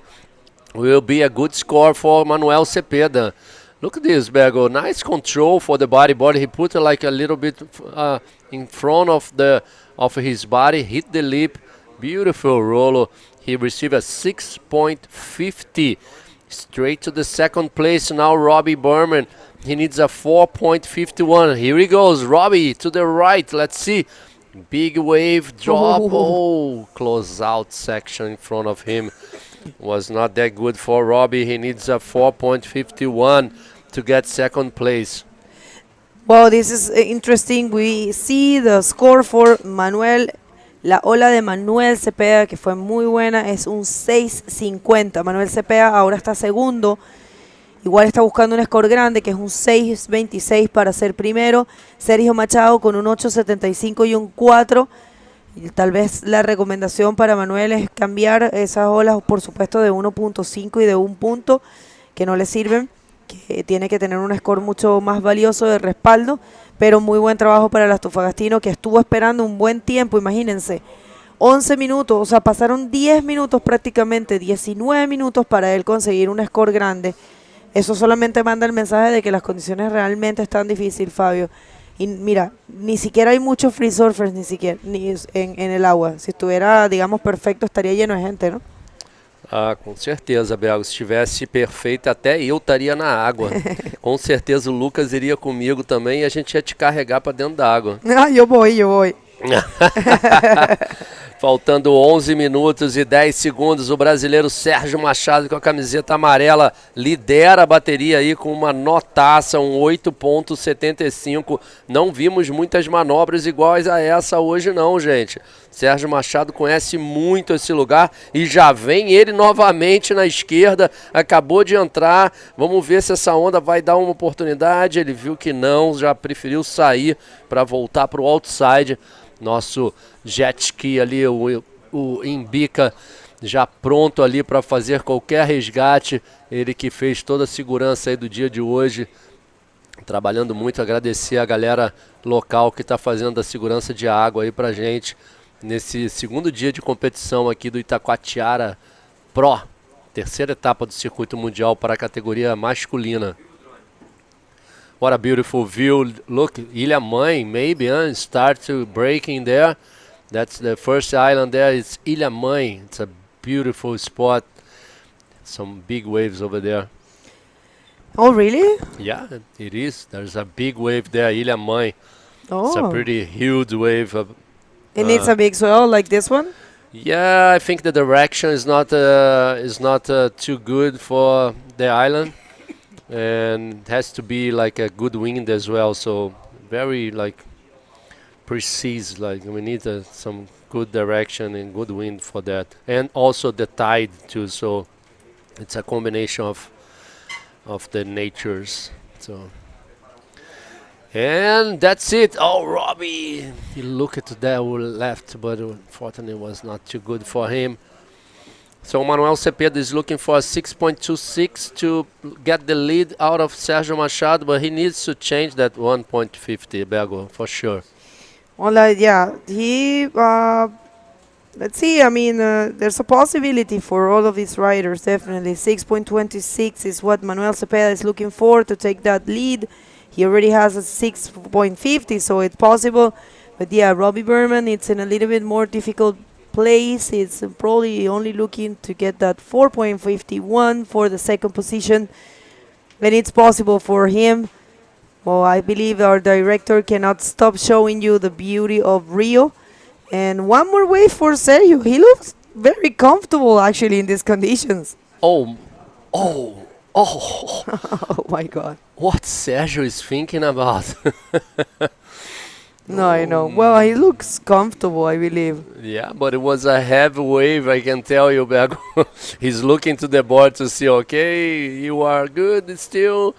And I think he's done for this now. I don't know, maybe he will run and go back. He wants to make a bigger score, you know. He wants to get rid of that 4 so no one takes that first position out of him. But yeah, he's very solid actually at the moment. So guys, this is the last heat of the day. For tomorrow, we are not really sure what's going to happen. Word is that the swell might be too crazy tomorrow, so we don't know if we're going to be running. But you guys, you need to follow the IBC World Tour at all of the socials. And here comes Robbie Berman looking for a 4.51 to take that second position and the possibility of keep advancing in this competition. A competition with a lot of surprises today. Lots of big new names and big names being knocked out, and this is only sending the message that bodyboarding it's just showing new faces and it's growing in all directions. And we would like to thank you all for supporting our sport and being with us, sharing this live feed, and of course subscribing to our YouTube channel. And here comes Manu. Manu to the left, nice wave, Bergo. Let's see, good bottom turn, pulling in a barrel. Let's see if Manuel can make that barrel. Oh, almost, Bergo, almost. It was a good wave. Very good. Manuel estuvo cerca de hacer ese tubo. Si lo hubiese hecho, hubiese recibido un score bastante grande. Él está buscando un 6.26 para ser primero, pero tiene que tratar de cuidar esa segunda posición. Si bien no logra el 6.26, tiene que buscar una nota mayor del 1.50 para hacerle la vida más difícil a Robbie Berman, porque un 4.51 realmente es una nota fácil de lograr. Obviamente las condiciones están difíciles, pero si Robbie consigue una ola y hace un rolo, va a conseguir la nota, a menos que sea en una ola muy chica, ¿no? Que hemos visto que no dan notas muy altas para eso. Yeah, Robbie now with first priority, he only needs a 4.51 to get in second position and 9.25 to get first. So here he comes, Robbie with red singlet. Let's see, stalling, using the legs to try to find some spot there on that wave to make any maneuver, but unfortunately Bego was too much white water in front of him, still in the wave, not really happened, nothing for Robbie on this last wave. Whoa. Yeah, unfortunate for Robbie Berman. He hasn't been able to show what he's capable of in this heat. And, well, there's still some time in the clock. He only need a 4.51. It's a possible score for him, given the fact that he has been surfing really good throughout this year tour, doing an amazing job in Antofagasta and also in Arica. So he definitely can find that score. And Manuel has to get rid of that 1.5, so he creates more distance. And look at that bomb on Robbie's head. Oh my God. Oh well. Pretty heavy, huh? Pretty heavy. I don't know what's gonna happen tomorrow, but I have a feeling that we might not be running. But guys, if we don't have an event tomorrow, I mean, if we don't have a competition, we will be doing a show for you for sure.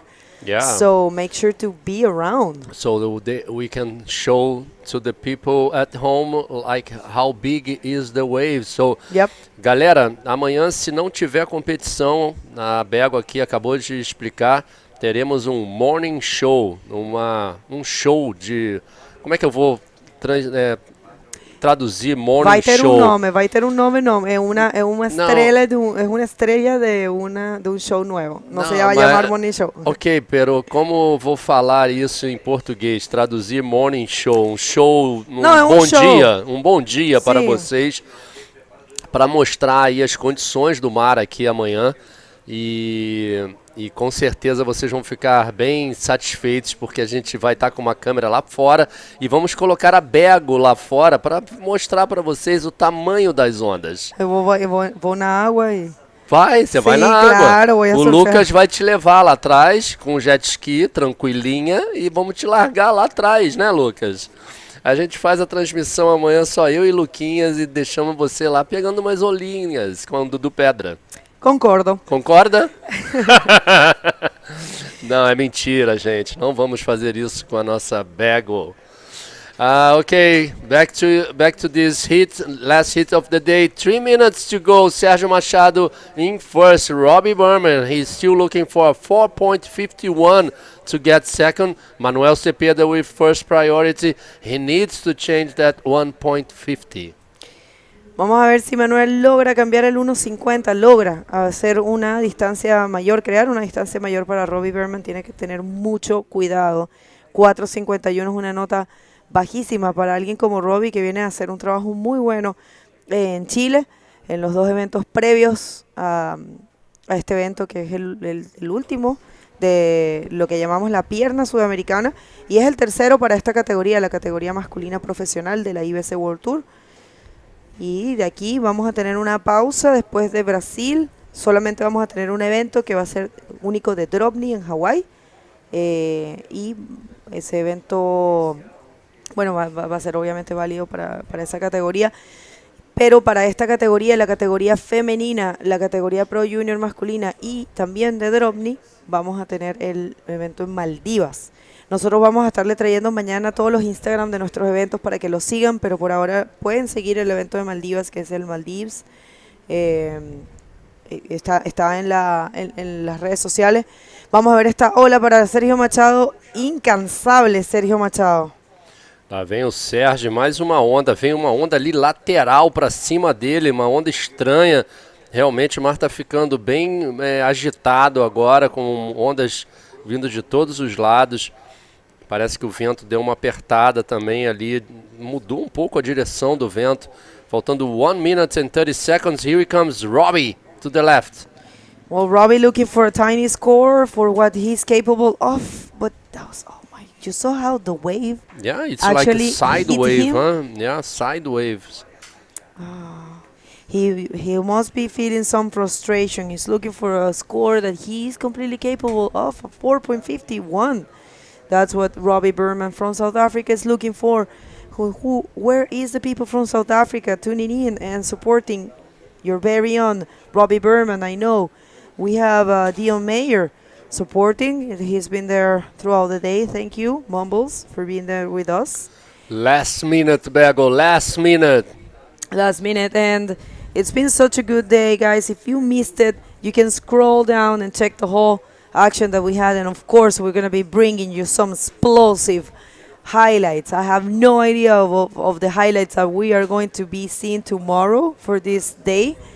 For sure there's going to be amazing shots, and you guys have to check it out. Subscribe to this YouTube channel where we're going to be uploading the highlights, and follow us at the socials and link with us.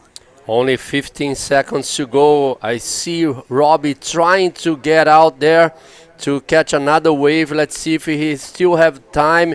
Only 5 seconds to go. I don't think it will be too much time for Robbie to catch a wave. And that's it. That's the end of the day, Bego. Se acaba el día y los resultados oficiales, como lo ven en pantalla, Sergio Machado y Manuel Cepeda avanzan.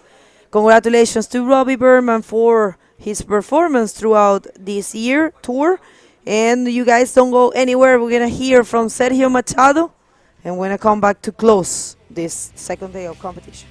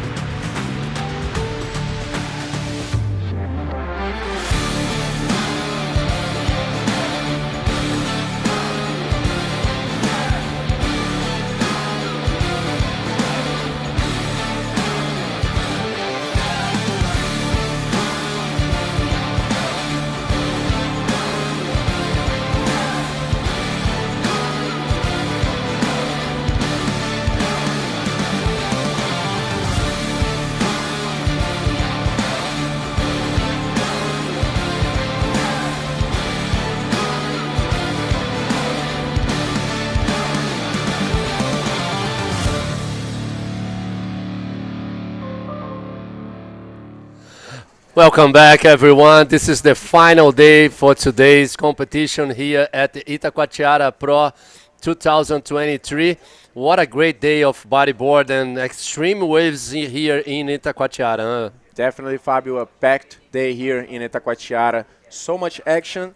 The ocean actually delivering here as always, as usual. We have seen some higher scores today. We have seen Zacarias taking that 9 with the beautiful barrel there. Yeah. We have seen Sergio also doing good right now. Some upsets as well. Tristan Roberts surprising us in this case, being knocked out by Carlos Bastos, 19 years old, only from Macaé. And yeah, what a day here. And Maxime as well, he lost too. So some upsets, some new generation coming in. So this is great. This is so great to see the work that IBC is doing, Lucas, with the Pro Junior divisions and men's and women's. It's great. So we've seen a great future for those men's division and women's division as well. Definitely, Fabio. The renovation of the sport is very present here. We just saw Nicolas Capone knocking Maxime.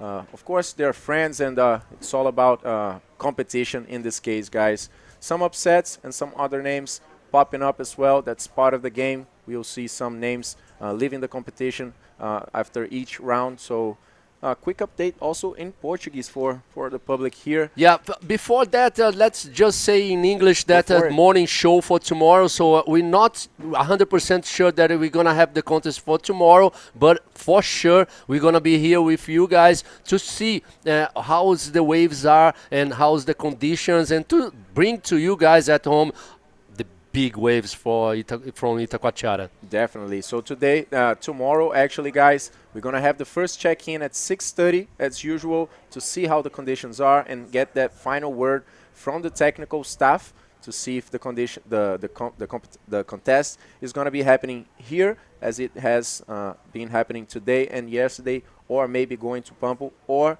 calling a day off because it might be actually too big for a contest. So yeah, stay with us.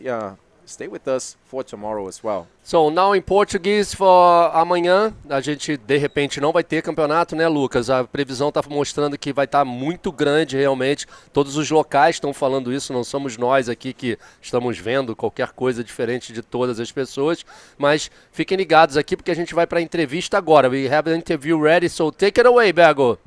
Thanks a lot. We're Sergio Machado. You did an amazing job out there. Actually got that huge score, and then you actually were very active. You wanted to change that 4.5. You wanted to make a bigger score. So tell us a little bit of what happened out there. Hello, everyone. Thank you so much for watching us, for supporting and follow. That's helped a lot the sport to grow. So yeah, there definitely was a cowboy style. Like you drop the wave like too much water, too much power. So yeah, I want to change the. I never knew my scores. I don't know how much.